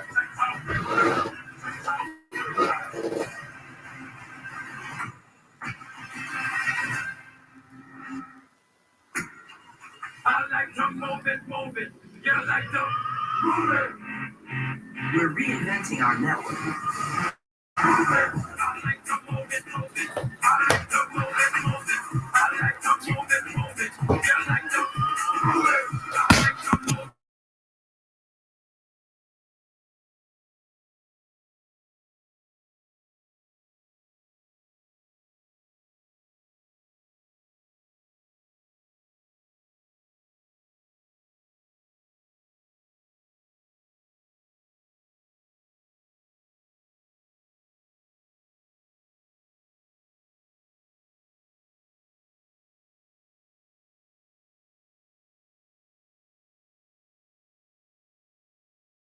Every opportunity is a chance to change what could be and show the world what opportunity can do.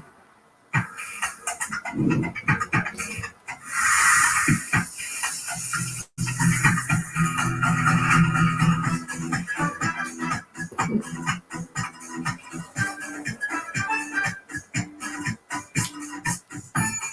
the Crispy Chicken Cravings menu at Perkins with a melody of flavors. Try our crispy chicken or spicy chicken sandwich. What's happening, Janelle? Waffle breakfast and more. Save time and order online. Things to go. 11:42.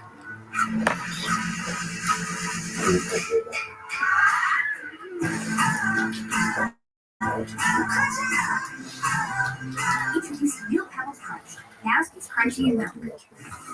See that? This is the new taste of value. Our all-day value menu is served fresh, hot, and delicious. For as low as $5.99. So when you're craving a great deal without compromising flavor, at Denny's, It's diner time. Welcome back to the NCAA Women's Championship, presented by Capital One. We got a one-point ball game as we get set to start the second half. The winner advancing to the Elite Eight at a date with either South Carolina or UCLA. Courtside with Beth Bowles, Debbie Antonelli, Angel Gray is also with us, and an impressive second quarter for the Fighting Irish to grab the lead. You know, I don't think you can. That's exactly what Niall Ivy did. She did it with her change in her lineup by going from the big lineup to going a little bit smaller and playing a little bit faster. And this is how they were able to get in the paint. It's not really back to the basket play. It's off the bounce. Maryland did not do a good job of containing dribble penetration. That allowed Notre Dame to go where they want. They're just dropping dimes at the front of the rim and finishing plays inside. This is a well-designed second quarter by changing the lineup and becoming a little bit more on tempo to match the athleticism of Maryland. That is today's game changer, brought to you by Under Armour, and those points in the paint. We kind of expected that advantage. What we did not expect was the advantage on points off of turnovers and fast break points for the Irish. And this is the way Maryland started the game. Brenda Freeze told us from her locker room speech, set the tone. They did that in the first quarter to start the game. Here we are in the third quarter, getting another turnover. Can they get Diamond Miller going? Just 1 for 4. 4 points in that first half. She scored 31 on the Irish in their regular season matchup. The only opponent to drop 30 on Notre Dame all season. She is 1-1. It's the quality of the catch and what she does with it. That was a much better shot selection because she's capable of that long stretch to the rim. It's where she catches the ball. Let's check in with Angel. Coach Brenda Freeze, a couple of adjustments that they need to make. It's just be a little bit more dominant on the boards. Neil Ivy mentioned to her team, they have to dominate the glass. They've only given up 2 offensive boards to this point. And another thing Brenda Freeze said to me, they saw a much better flow in that second quarter towards the end because they were more aggressive, moving downhill, getting to more free throws. They went 4 for 6 in that stretch. Sellers and 1. What an incredible clear out. What a great set by Maryland. Watch all the white jerseys go to this side of the floor, and that opens up the lane. This is a great take off the bounce. The help is late. Bucket for Sellers. And that is now the third personal foul on Lauren Ebo. So 2 frontline starters, Ebo and Watson, with 3 fouls. And Maryland goes back on top. Here comes a diamond press. We haven't seen this. A little bit more three-quarter. Backed it off a little bit. Citrano the book. And see, this is where you miss Darren Mabry. On the backside of pressure. And that's 3 consecutive turnovers to start on Notre Dame. And then Maryland gets it back. There's Darren Mabry, one of the great three-point shooters in the history of Notre Dame. And on the backside of pressure is where she stretches the floor. Because she shoots the 3 so well, she makes your defense stretch the length of the floor. 301 career triples. She and her 2 older sisters, who also played for the Fighting Irish, combined for over 800 in their Notre Dame careers.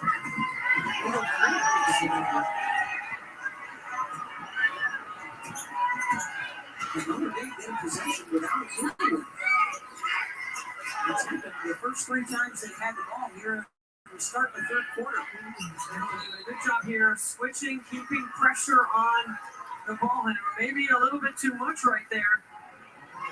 That's their 3rd foul on ball pressure outside the arc this afternoon. Trying to turn up the heat. Isn't it nice to say this afternoon at a basketball game? Deserved too. Sun will be shining when we get out of here. Famous last words. Last time I said that, I ended up doing a 17-inning softball game, Debbie. Thanks a lot. Quadruple overtime on the way. Ransford off the bounce. Offensive rebound for the Irish. Their board work doing some damage. They don't get the second chance points, and now Miller. The one-woman fast break. Damn it. Just step through when you have the left. Go up with the left hand or pull up and shoot a bank shot. Wesco moves over the top to Watson. Good pass to the beautiful chocolate goddess. To the beautiful chocolate goddess. Crossover. Giant Sellers. Dang it. The ball's going to go in here to the post, and then you're going to see the dive. As Maryland's defense, everyone turns their head. And here comes a wide open lane for KK Bransford. It's a great cut. And a better pass by Watson to recognize the dive on the backside. But as a post player, you drill that every day. The double comes, you look for the dive, then you look for the skip. Because you don't want to throw the ball back to the same side of the floor. So it's something that Neil Ivey and her team work on all the time. Sellers gets the first, the 79% free throw shooter. 2 for 2. She's got 7. Maryland with the lead, even though Miller only has a couple of buckets, and now another foul on ball pressure. I don't know about that one, because I thought Citron grabbed her arm.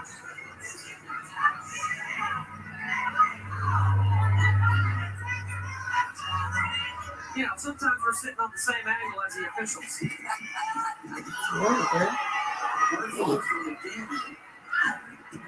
McDaniel getting extended minutes here. Prosper on down the shot. Sellers lost the handle. Open floor turnover. Take it in. The deuce. Okay.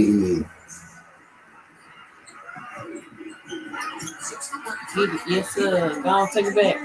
How do you even think that pass has a chance of getting there? They should.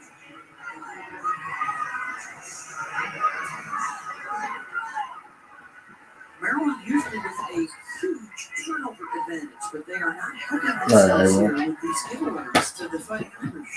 And the press right now, as a foul on Watson, that's off the ball, setting an illegal screen. Watch Watson right here as the ball gets put in. Yeah, no. Honestly, I don't know what's wrong with that screen. It's a third. I don't like to spend my time on the officials. Inside Sellers is carrying the roll right now for Maryland. He's got 9.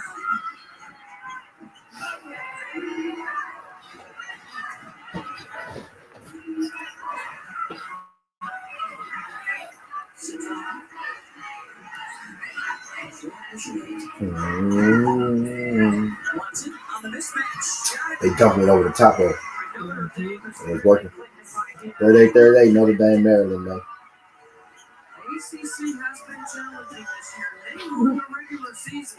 There's Miller on the baseline. Yeah, 40.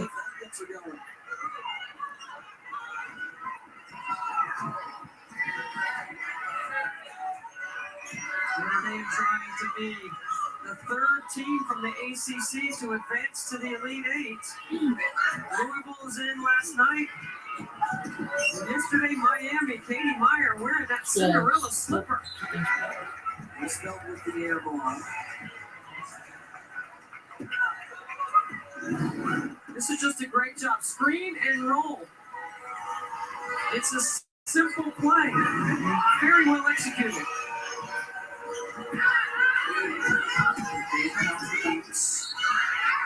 And that's going to be 4 on Watson. I do need some more raps. I know we'll see. Ghost, what's good, Ghost? I know we'll see. Taking away the 3 from Maryland as well. This is a Maryland team that makes 7 a game. I think they've done a pretty good job of guarding the 3 here in the second half. They did give up 5 in the first half. They're forcing Maryland to put the ball on the floor. McDaniel, 66% at the line, the freshman.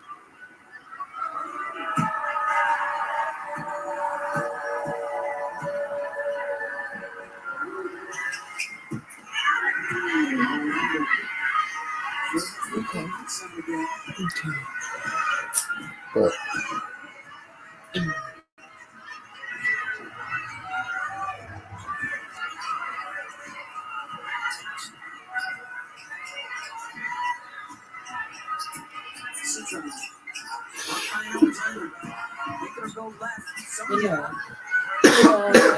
Citron hooping. She hooping, cuz.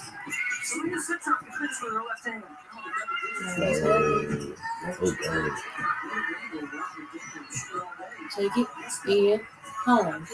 Now. Lefty. Lefty.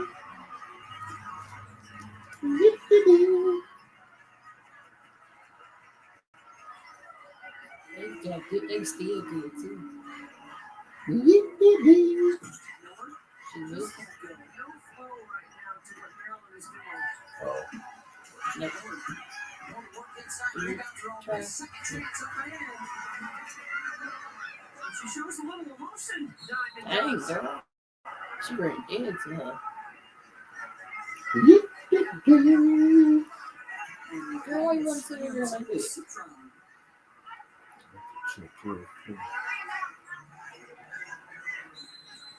44-42.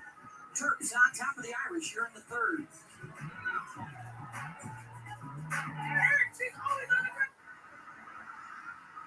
Come on in to the truck stop.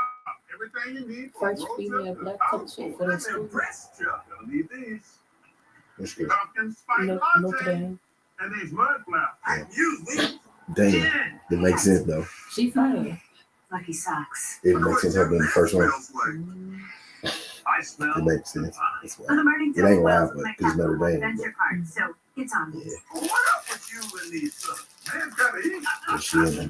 Can the advanced pass the T-shirt She in challenge? there in that Let's see motherfucker. Y'all Joel got gets that any fire. sweat marks. She in that Unbeatable motherfucker. nonstop protection. First black people. That be last, she win. Final score, That's what I'm saying. still dry for Still the pretty good. advanced dry 72-hour nonstop protection. The It's 3 already for back me up. only at Chili's serves a bottomless drink, Most of them, bottomless actually. chips and Women, salsa, and a most of them do cheeseburger that. and fries for just A lot of them. $10.99. Hey, it's 3 for me, not 3 for us. This Chili's 3 for me. Not for no game, That's though. $10.99 you can eat. Right. Maryland coach got she's coaching them today. Buick designed to make your life a piece of cake. I was going to say easy as pie, but that's way better. Imagine a new Buick that makes backing in a walk in the park. And kayak in the park. Okay, Noter. Now imagine this new Buick with Wi-Fi Noter. and unlimited data. You're going to get that a lot. The new Noter. 2024 Buick Encore GX. Imagine that. Ooh, man, you need to trade that in. Nah, I'm good. Could be great with the AT&T Galaxy Phone trade-in. Do the Kentucky thing. You mean when it's done. That's right. Or I can stay with this phone, say, 4 years. And when the time is right, I declare I'm ready for the next level. The fight started in the hour, man. 4 year, any condition. Yes, Magnus Loves Company. Everyone can connect with a new Samsung Galaxy S23 free with the Galaxy Trace. Any year, any condition. This is his own fight, though, man.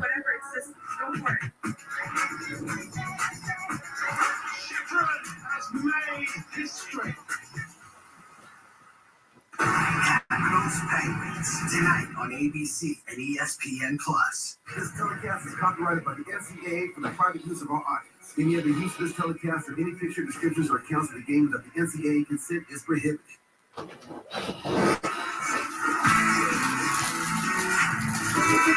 roads leading to Texas, the new format with 2 regional sites, 2 brackets in Greenville, 2 brackets in Seattle.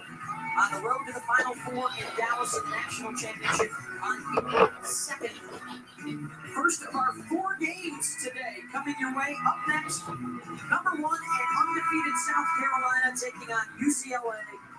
And then later today, I know there was State UConn on ABC at 4 o'clock. South Carolina. And Tennessee, Who those told? I know those are fucking in the feet. ESPN2 at 6:30. The Hokies and the Gamecocks are the only remaining 1 seeds in the tournament for the first time in 20 Probably gonna be Maryland and South Carolina. 2 1 seeds. And South Carolina go drag that man. The product is the narrative. It's I know been that. all for a long time, not just this season. That's how good the game is. So it's stretching out around the country. Some of the big stories coming up. We could still have a Tennessee UConn game in the regional final. Virginia Tech can still get to the Final Four for the very first time. Virginia Tech and Tennessee did play early last year. Virginia Tech won that game. Tennessee's playing very well under head coach Kelly Harper. Few teams have been on the roller coaster ride that Ohio State has been on this year with their injury issues. I guarantee you that game will be entertaining between Ohio State and UConn. Ohio State will play 94 feet of full court pressure. They're always in the game with their 3-point shooting ability and their ability to turn teams over. There was something like the beginning of easy party as UConn from my good. They are trying to get back to the Final Four for the 15th year in a row. That is amazing. That number's phenomenal.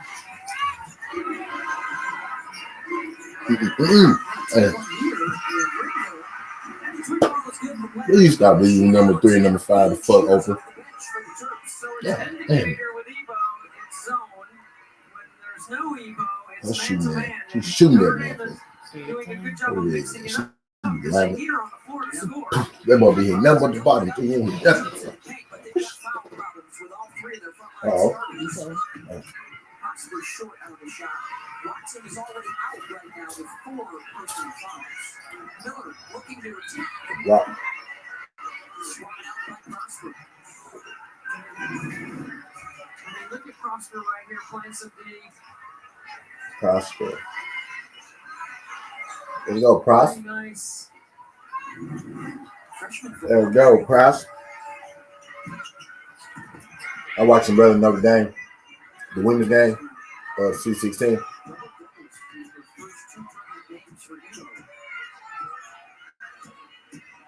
Hey. That guy's. Hey. Quick shot to both sides on speed possessions. Come on, man. Damn. That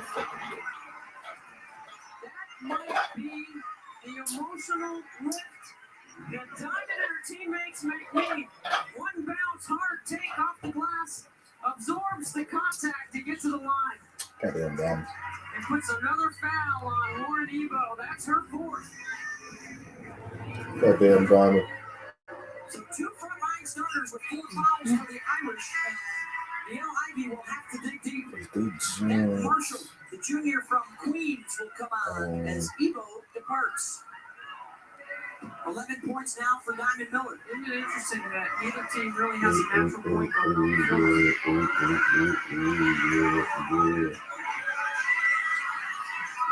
Come on, go. The speed versus size matchup continues. The speed starting to take over with the size in foul trouble. Miller to the free throw line for one of the best in the game at doing just that, drawing fouls. She's so long and athletic, and she's motoring up the floor with her handle, which has gotten much better. She's hard to guard in the open court. At 6'3", she has a handle like a guard. Maryland trying to extend their largest lead of the ball game, and the relationship between player and coach, Angel, is a good one. Absolutely. How about the evolution of Diamond Miller from her freshman year to now? Ruby Free said in her first year, she couldn't even give me eye contact. She was shy, anxious about stepping on the floor. Now she's completely opposite. At times you can see her. She's the loudest voice on the floor, making sure everyone is together in huddles. She is the leader, and it's by far. There's no question about it. Her maturity and the way she's handled her business is what you go to college for, quite frankly. And she gets the block shot right there. Maryland enjoying a 7-0 run.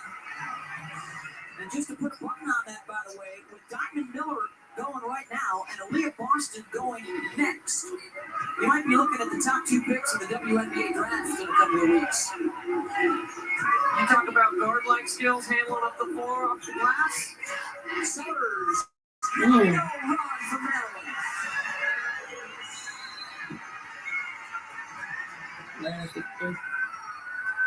Terps taking advantage of the foul problems for the Irish.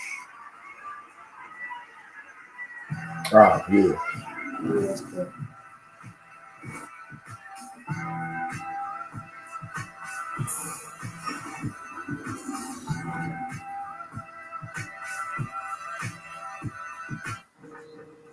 When you look into your future, do you see a life full of obstacles or possibilities? In the process of changing the world, the Army transformed the lives of the millions within its ranks and the character of this country.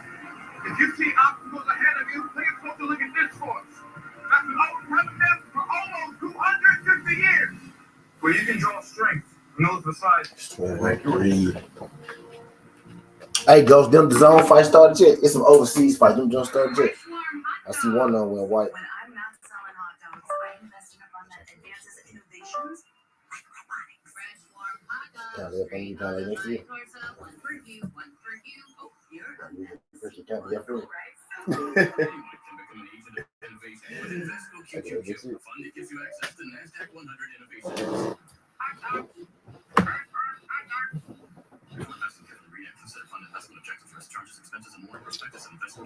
Alright, class is in session. Welcome to Fandom 101. We'll cover the fundamentals of basketball fanology to make you the ultimate hero of the hardwood. How's that for a course description? Lesson number 1. During this presentation, pay attention. 2. Mind the dress code. 3. Leave your inside outside the arena. Let them hear you. March Madness. Attendance and passion is mandatory. Buy your seats today at ncaa.com/MBT tickets. Class dismissed.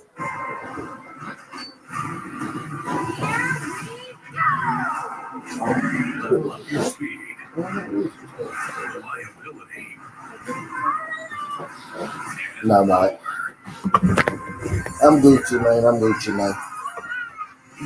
I'm Gucci, man. I'm Gucci, man. I had to get comfortable.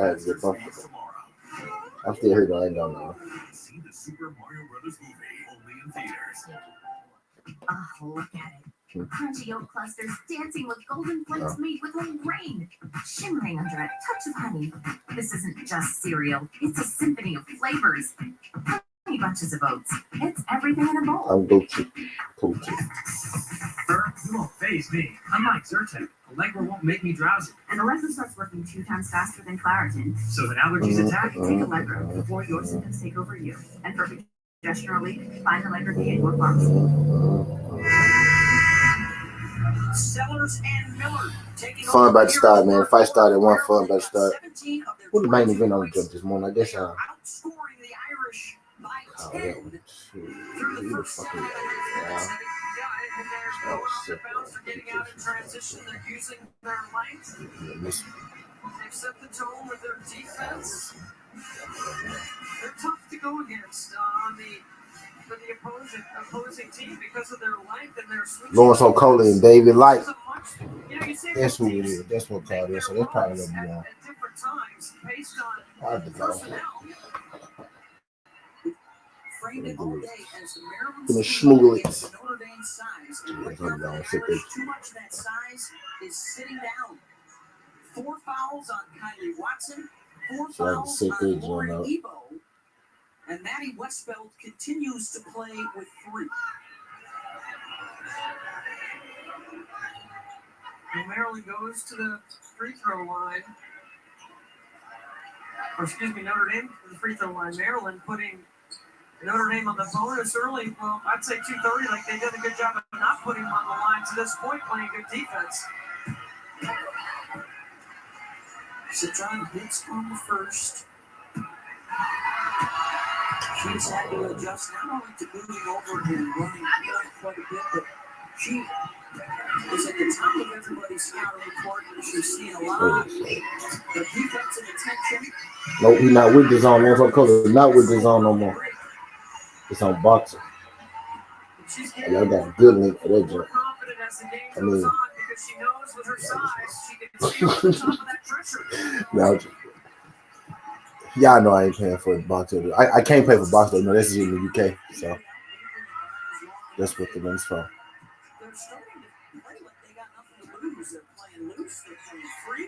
Come on, Notre. Yep. I took Maryland one too though. But they don't know that it's too good not to pass it. Because at the back of my mind, I felt like maybe they could do it. Like, man, I said, yeah, I'm going to take a chance. But it's one more point.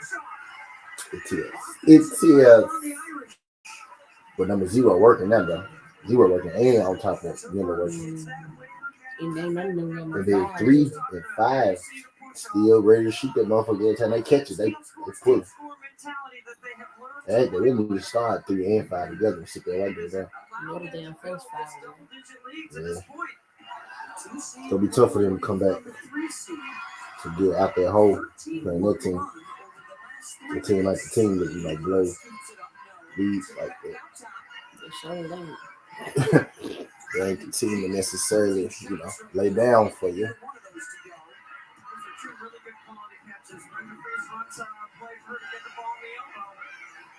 Usually she can score from there, but then she comes in and steals it. Damn.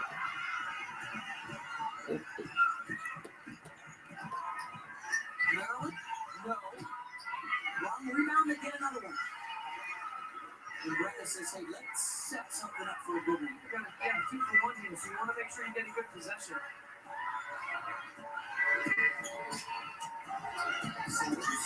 Plus, I think Sellers needed a break.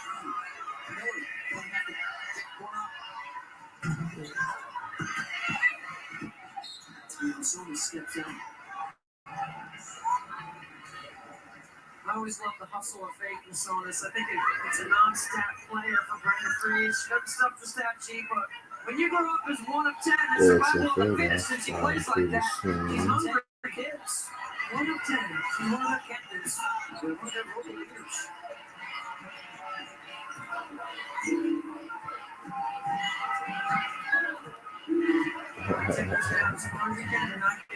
Much time on the backside.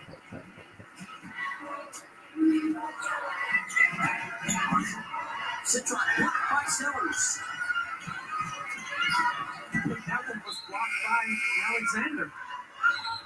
Or excuse me, Briggs. Just getting together. Was there a change of possession shot clock violation right here? We got 2 seconds. Should there be more time on the clock? Blocked by Sellers. KK Bransford. Ball goes out of bounds. It's when he crosses the plane and lands out of bounds. So they're going to look at the time. Review for possible timing here. Did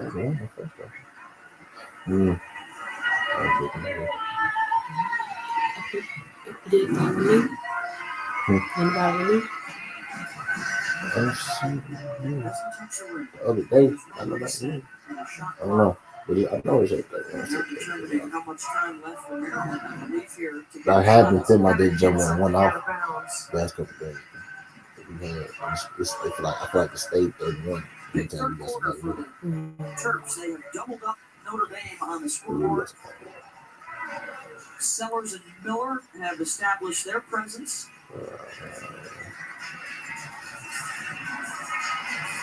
Don't forget the Sweet 16 continues next year on ESPN with undefeated South Carolina and UCLA. And then the games from Seattle coming up later. Ohio State, UConn on ABC, and Tennessee, Virginia Tech on ESPN2. It's gonna be a doozy. Aaliyah Boston, the reigning player of the year and defensive player of the year as well, one of the front runners to win that award again.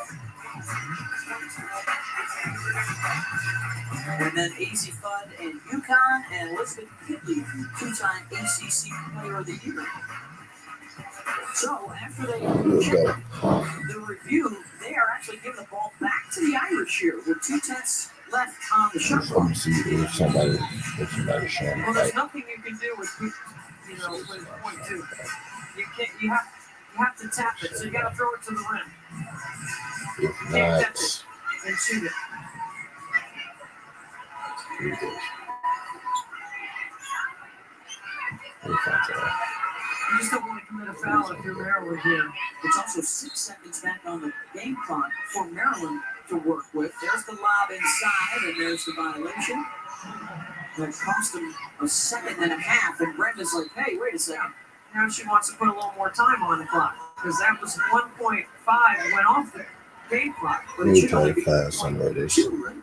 Showing them You that. have to take at least 0.3 off the clock. It's a rule, so it should go from 6 to maybe 5.7. I'm an English major. I'm not allowed to talk about math. They don't let me talk about math. I'm doing math right now. You do the math. It's a rule. You got to take at least 0.3 off.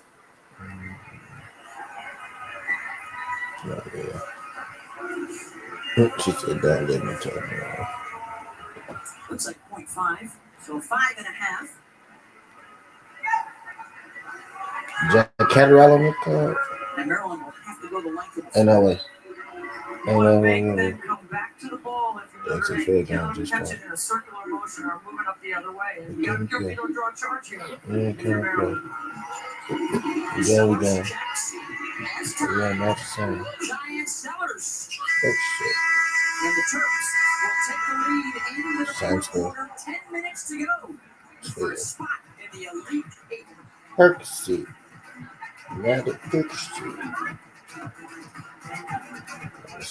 went all out, fam. It was like having one quick silver card to get 1.5% cash back for Spike's debut. Y'all ready? Oh, it's on. Oh, well, you could call it cash. Telemarketers make better calls. Hit the gym, but your calls are weak. Read the hotline for me. Let's see them.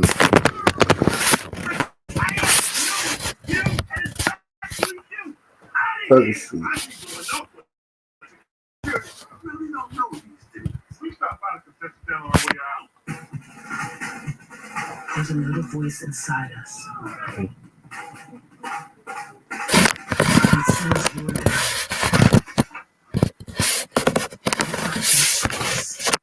You can't go on.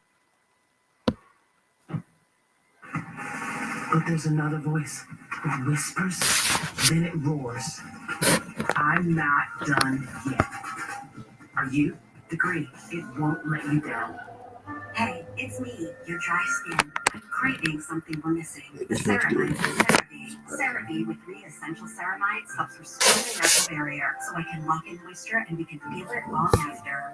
CeraVe moisturizers.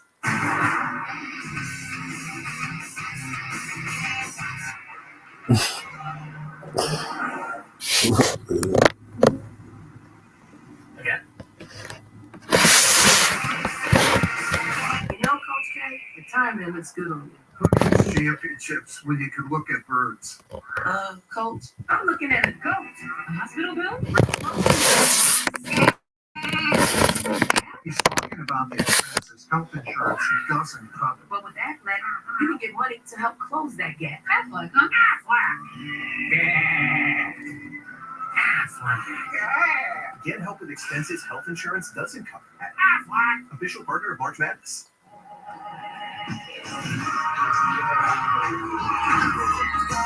Hydration's dropping.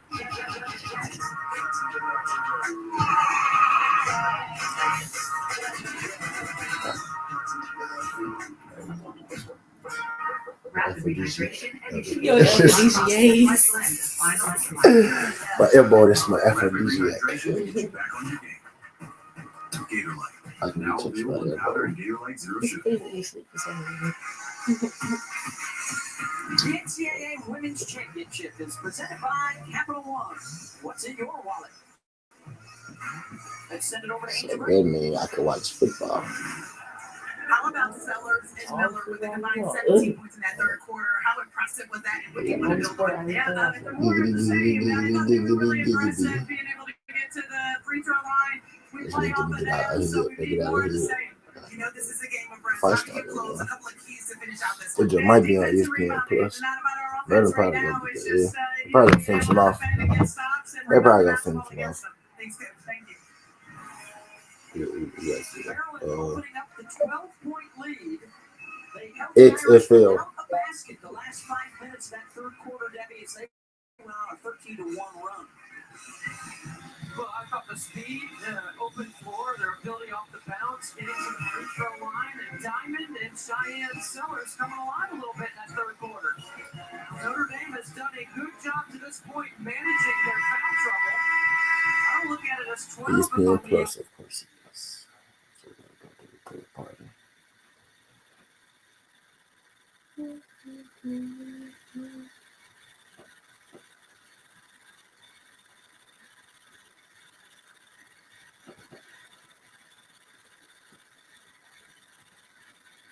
Maryland Notre Dame in the last quarter. Maryland up 12. It looked like a rap jet.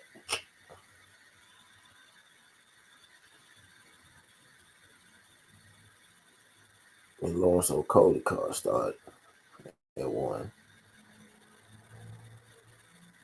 I'm gonna check the don't put that joint in a second.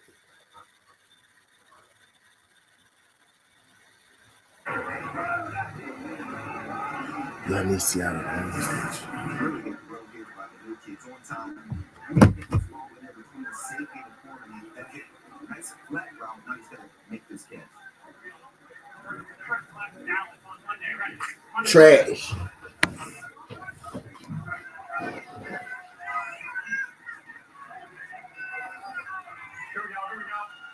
Trash.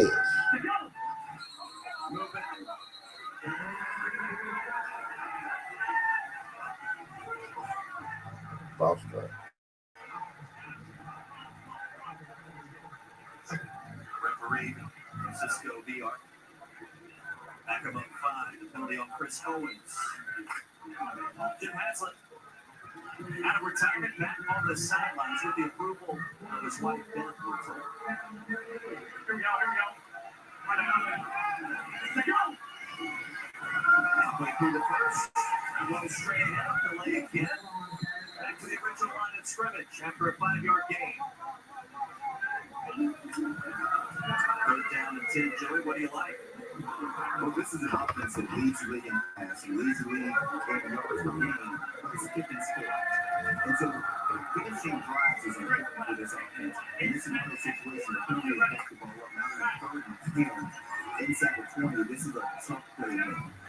Everyone's longest field goal this season, a 36-yarder at DC. Guardians playing their time set. Danucci tripped in, throwing, end zone. Damn. It's broken up after the pass was intended to Josh Gordon. Right, Matt Elam. Great coverage by Elam on the back end on this play. Ran him out for a great athlete back there. He has one of the interceptions that this defense has for the season. He breaks under this corner nicely. Gets a piece of this ball and just tips away at the last minute. Dominic Everly on the field. 5'6" this season. That long They can't go, boy. Yeah. This would be a 37-yarder off the right hash. He drills it Bring up the score. ABC's presentation of the XFL will continue. Let's get it. This message and a word from our ABC station. Let's get it. See which game is on right now. I can say WNBA. You got the women's March Madness tournament. The women's NCAA tournament started.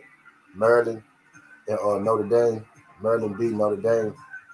And the XFL game started. NBA ain't started till NBA started 4. But the women's college NCAA started, and the XFL football game just started, and the boxing matches started at 1. David Light versus Lawrence O'Coley. They just started at 1.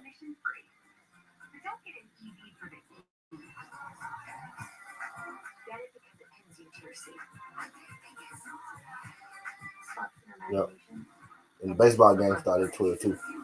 Started already. I ain't betting baseball yet. I'm gonna be betting after the 30th. Opening day is the 30th this month. It's Thursday. Next Thursday is baseball opening day. So I'll be betting in for sure. And I draft tonight actually. I need to ask my friends.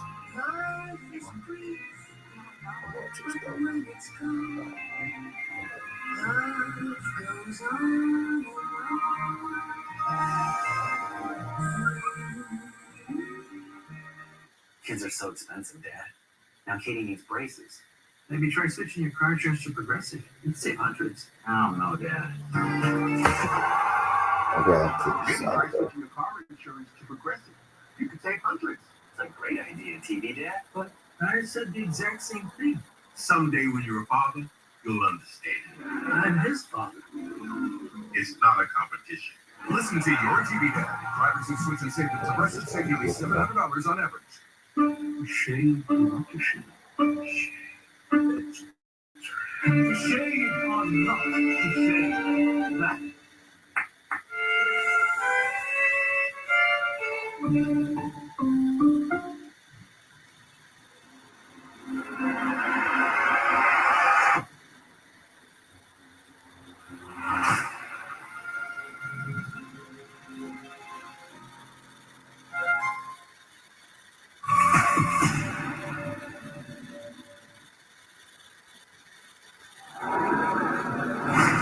Welcome back to Orlando, where the Sea Dragons lead 3-0 over the Guardians. And just an injury update for you on the Orlando side. Jalen Smith, who tried to make a good grab on the ball earlier and went down. He's been in the tent, guys, this entire time. He's dealing with a back spasm. And in regards to the communication issues that we've been talking about, well, I can tell you that tight ends coach Brett Johnson has been getting the plays from offensive coordinator Shane Matthews up from the booth, and he is shouting them out to quarterback Quentin Dormady. So that's how they're navigating around it, guys. Yeah, that's one way to do it. Justin Rogers on the return for his own 5. For Monster County. The Orlando's football inside their own 20. For Quentin Dormady, second touch. Took over for Paxton Lynch a week ago in that 3-point setback in Vegas. Offense looked different. Guardians certainly acted different offensively after his insertion back with the first team. Number support depth. Orlando's been involved in some close wins. 2 of their last 3 decided by a possession. Got me some interceptions, man. Need some picks.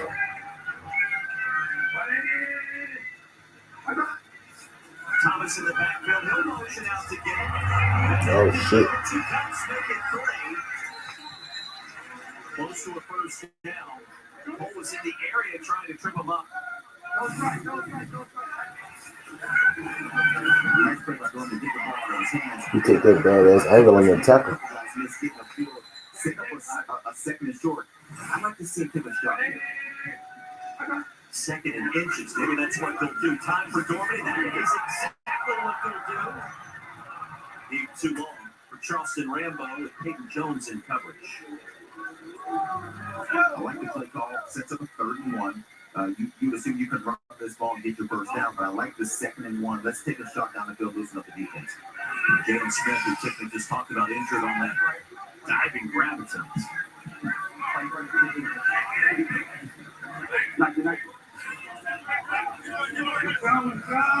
Keep it. Easily pick up the first down, needed 2 inches, gained almost 2 yards. Drive continues for Orlando. Joe, when you're trying to lost a couple of games to start the season, it's kind of hard to get that first down, right? Not easy. No, not easy at all, but it's the penalties and the mistakes that is killing Orlando. You mentioned If things have been fairly close at the end of the last couple of weeks, but it's too many penalties get them in trouble. Yep, I'm watching the XFL game right now. The fight card gonna start in 34 minutes. On boxing. Now we ain't got boxing in America, so I know what's going on. He has been legit with his production, his leadership. 11 in green is one to watch today and the rest of the season. Flank right, use 4, F counter left.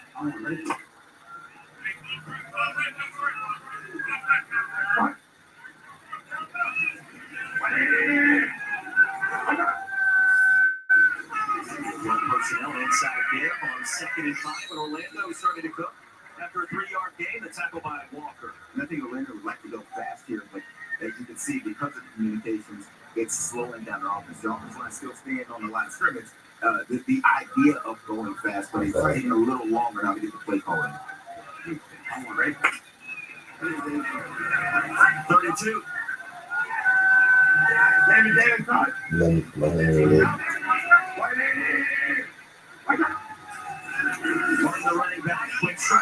Good drop, boy. Let's go. Don't go for it. Punt it. That was a bad throw on your behalf. Why you coming like you mad? Initial first down, Orlando has to punt. Those are the plays you have. Jose Benavidez said David Benavidez will stop him in the 8th. Well, David said in the 6th.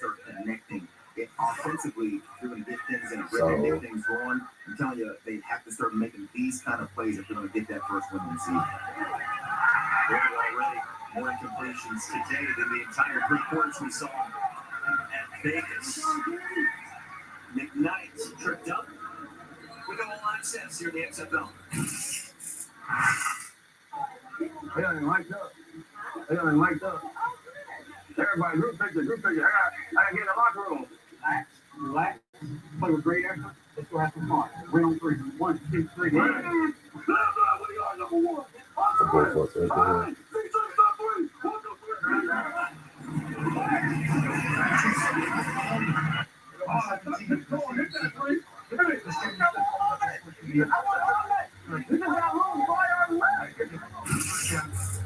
I certainly appreciate the enthusiasm. Sea Dragons have won 3 straight. Curtis says he forced out the distance.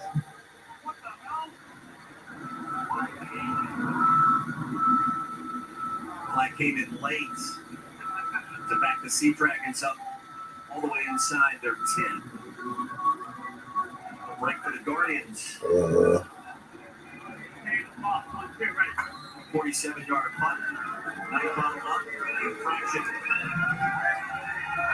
Yields 4 field position. So you gotta put some more points on the board. See? Touchdown.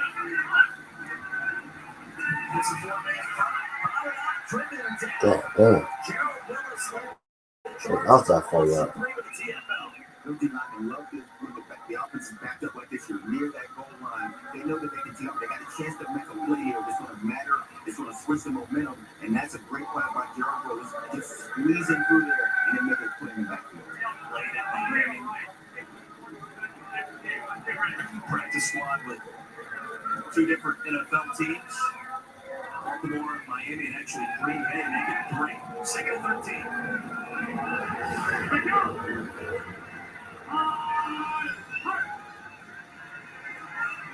Steven is on the inside. Danucci. Country out. At the 7. Savion Patton. And Lakia Henry in the area. Great coverage on the back end. You hear Danucci talking to his offensive line. I can't do that about this. Is great coverage on the back end. We've seen Orlando a couple weeks now.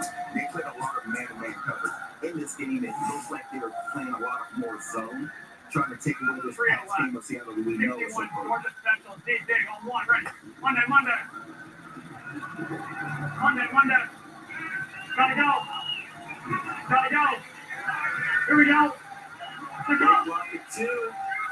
Danucci gets it off. And the pass. Drill caught near the 15. 14, but he's going to be about 3 yards short of the first down. It was Damian Willis that came back to get it. That penalty proved costly. Other fighters want like 2.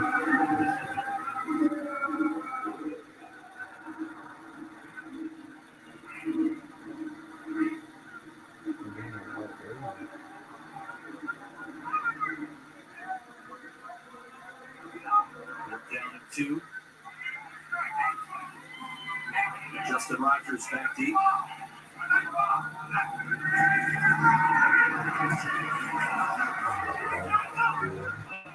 Wobble from the 45. Into his own blocker. Let's see. I want to see it. Yeah, I need to ask Sugar about it. Yeah. 4-yard return. 23 seconds to go in our first quarter. Now the Sea Dragons, Joey, they started off with those 2 losses. Since then, it's been a different team. And talking to Jim Haslett this week, he really believes like they should be 5-0. A couple of missed opportunities those early weeks of the season. You look at this coaching staff and this roster, it felt like this would be a team that'd be a really good football team in this league. And it's those first 2 weeks, they just couldn't quite find a way to get over. I mentioned they lost the first one by 4, the second one by 2.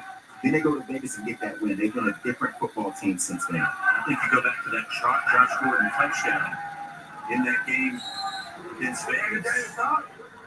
First appearance for Devin Darrington.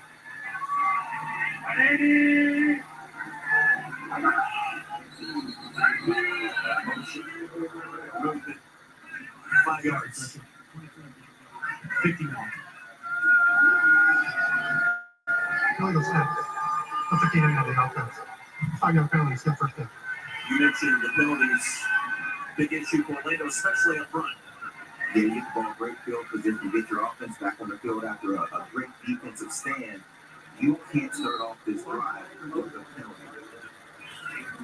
Xavier up front. Guilty party. Jalen Smith appears to be okay. At least he's out of the tent for now.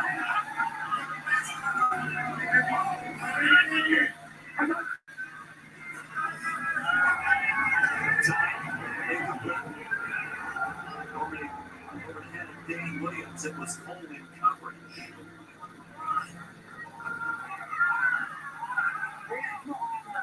You gotta go. Montgomery now 3 of 8 passing, Joey, in this first quarter. Getting the start. Come on.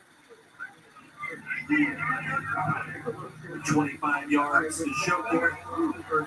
Fast moving. In the books in Orlando, 3-0. Seattle out in front. Did you know one of Nissan's EVs survived the North Pole? And one can go 0 to 60 in 2.8 seconds. And they're all emission free. But don't get an EV for the E. Get it because it pins you to your seat. Sparks your imagination and takes your breath away. Nissan EVs aren't just electric.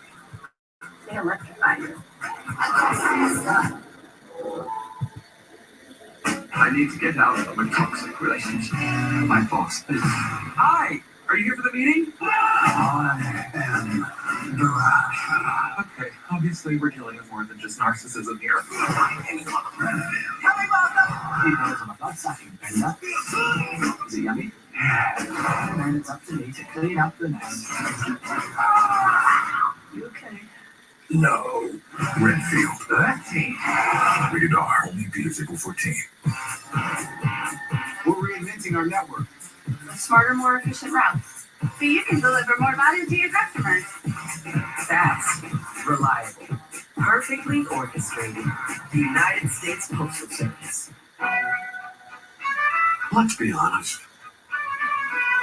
The spicy crispy chicken sandwich should have been named the Spicy McCrispy all along.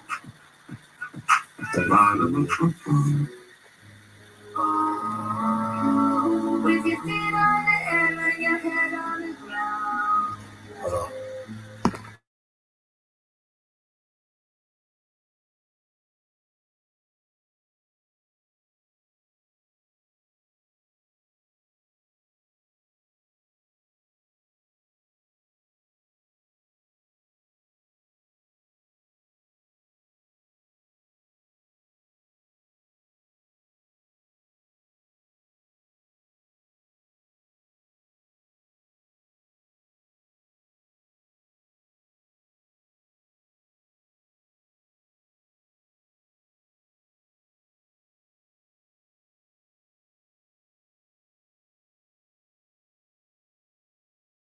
more absorbent, so you can use less and get the job done with one. This works.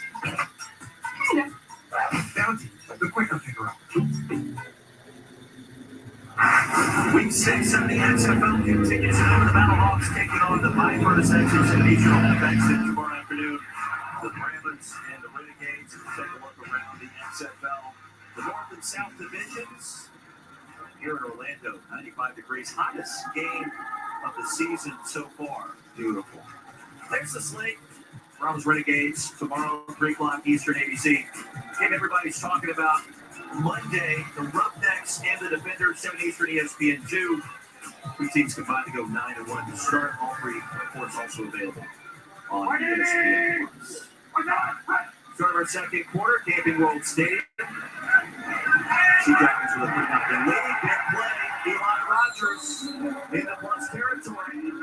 The gain of 19. That Monday night matchup, 5-0 versus 4-1. Both teams leading their respective divisions. The Roughnecks coming off their first loss of the season to Seattle, actually, who is a team that is now on a roll. So this is the matchup that a lot of people are looking for. These have been the 2 teams that have been the best through the first 4 games of the season, at least with the Roughnecks being undefeated. So this will be a great matchup. Coming up Monday night, Emmanuel Smith, injured Sea Dragon linebacker, being tended to just past midfield. The over-under is 43 in this game. We've had 3 points in the first quarter. If you take the over, like I like to take the over, you're not feeling great. But 3 quarters left. It's fun to talk about, actually, during the game. Dormany caught fire really the second half last week in Vegas. Joey hasn't been back a ton, so you got to figure he's trying to shake off some rust. And the over in Orlando games has been quite profitable so far. Yeah, so there's a lot of time left. I mean, you now realize you're going to need some points. But I expect with this great weather we're having that these offenses are going to warm up, right, and get things going. Well, we talked to Terrell Buckley this week, head coach for the Guardians. CJ Haslett. He talked about going back to the basics. They've been close. They've cleaned some things up on special teams. The offensive line penalties. This, in fact, is just the first time all year that Orlando has started the same 5 on the offensive line as what they did the week before. So we'll see if that makes a difference as Smith is being helped out. Coach Buckley also told us to go back and talk to his mentor, Coach Nicky Andrews, longtime Florida State defensive play caller. Just wanted to verify that what he was doing was the right thing. Coach Andrews said, absolutely it is. You got to trust yourself. Understand what got you here. They go fast, too, when you check it.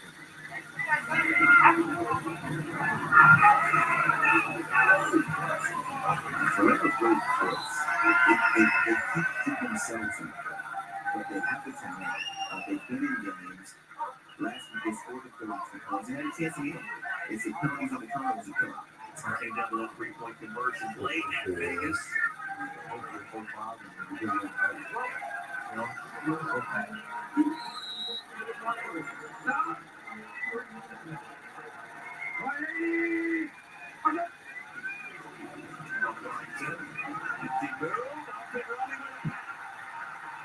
Inside the 20. And it'll be first down and goal for Orlando. Trey Walker shoved it out. That's a gain of 31. The move by Darlington in the backfield. This play is going to the right. The jump cut. He puts the right foot around, plants and goes left. Receiver block on the field, turned into a big play. But offensively, this is what they need out of that. Orlando on the move. The keeper dominates, slides across the goal line. The rule down at the line of penalty marker flies as well.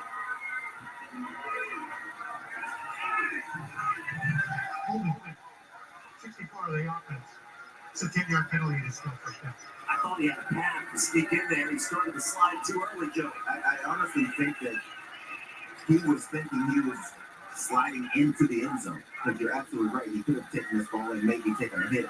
But a touchdown is worth a hit. He just goes out a little early. But once again, we have a penalty backing this ball up.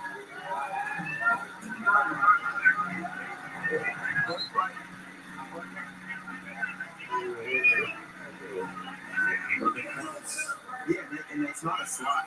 And To me, that would have been a touchdown. Maybe Green could have been different, but that looks like a touchdown because it didn't actually slide. Sort of good.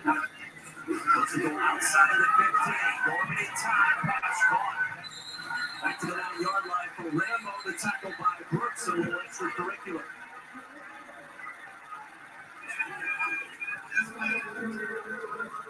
This is what we saw more of last week in Vegas. So a gain of 7.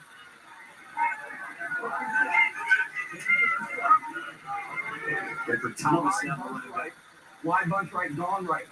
China X well. Onward.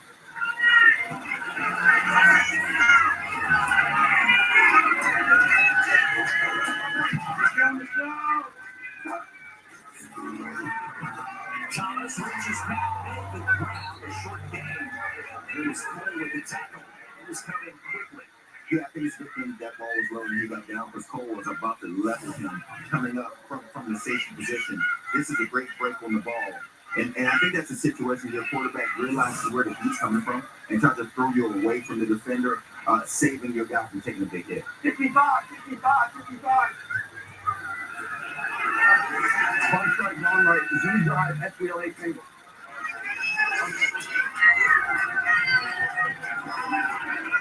We gotta go. Let's down the field.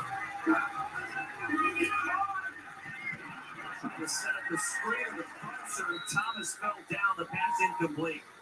The play felt like it was doomed from the start. Hey, that's the thing. Kick a field goal or go for it on 3rd and long. Oh, you got to kick this field goal.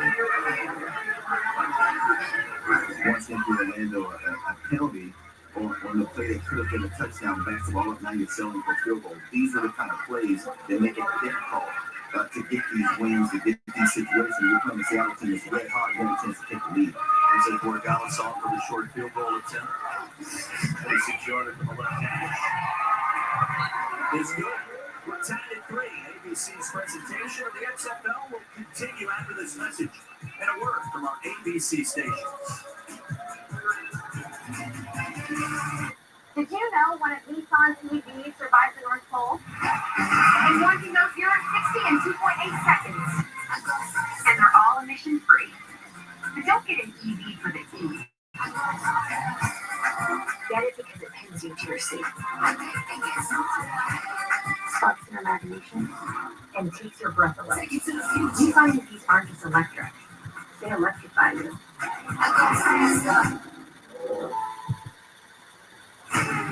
What is your intention? We're here to dominate. I want so much for you. How about that? This is the way. It's part of our story. I think the murders are connected. Ready for an adventure?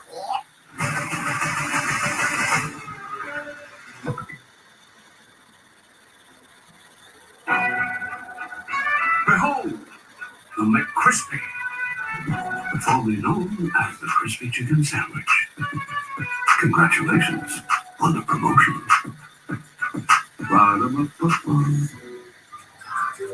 Yeah, sure.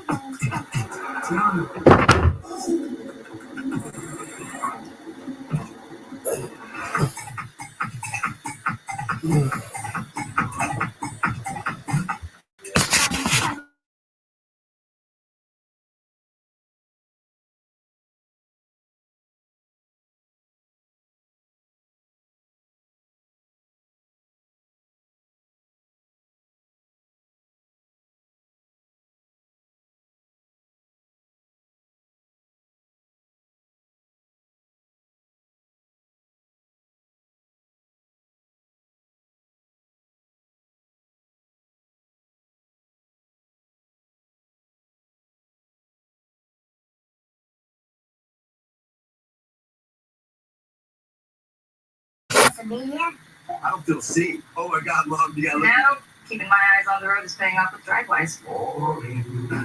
Hit drive-bys from all states, say it's for avoiding mayhem, like me.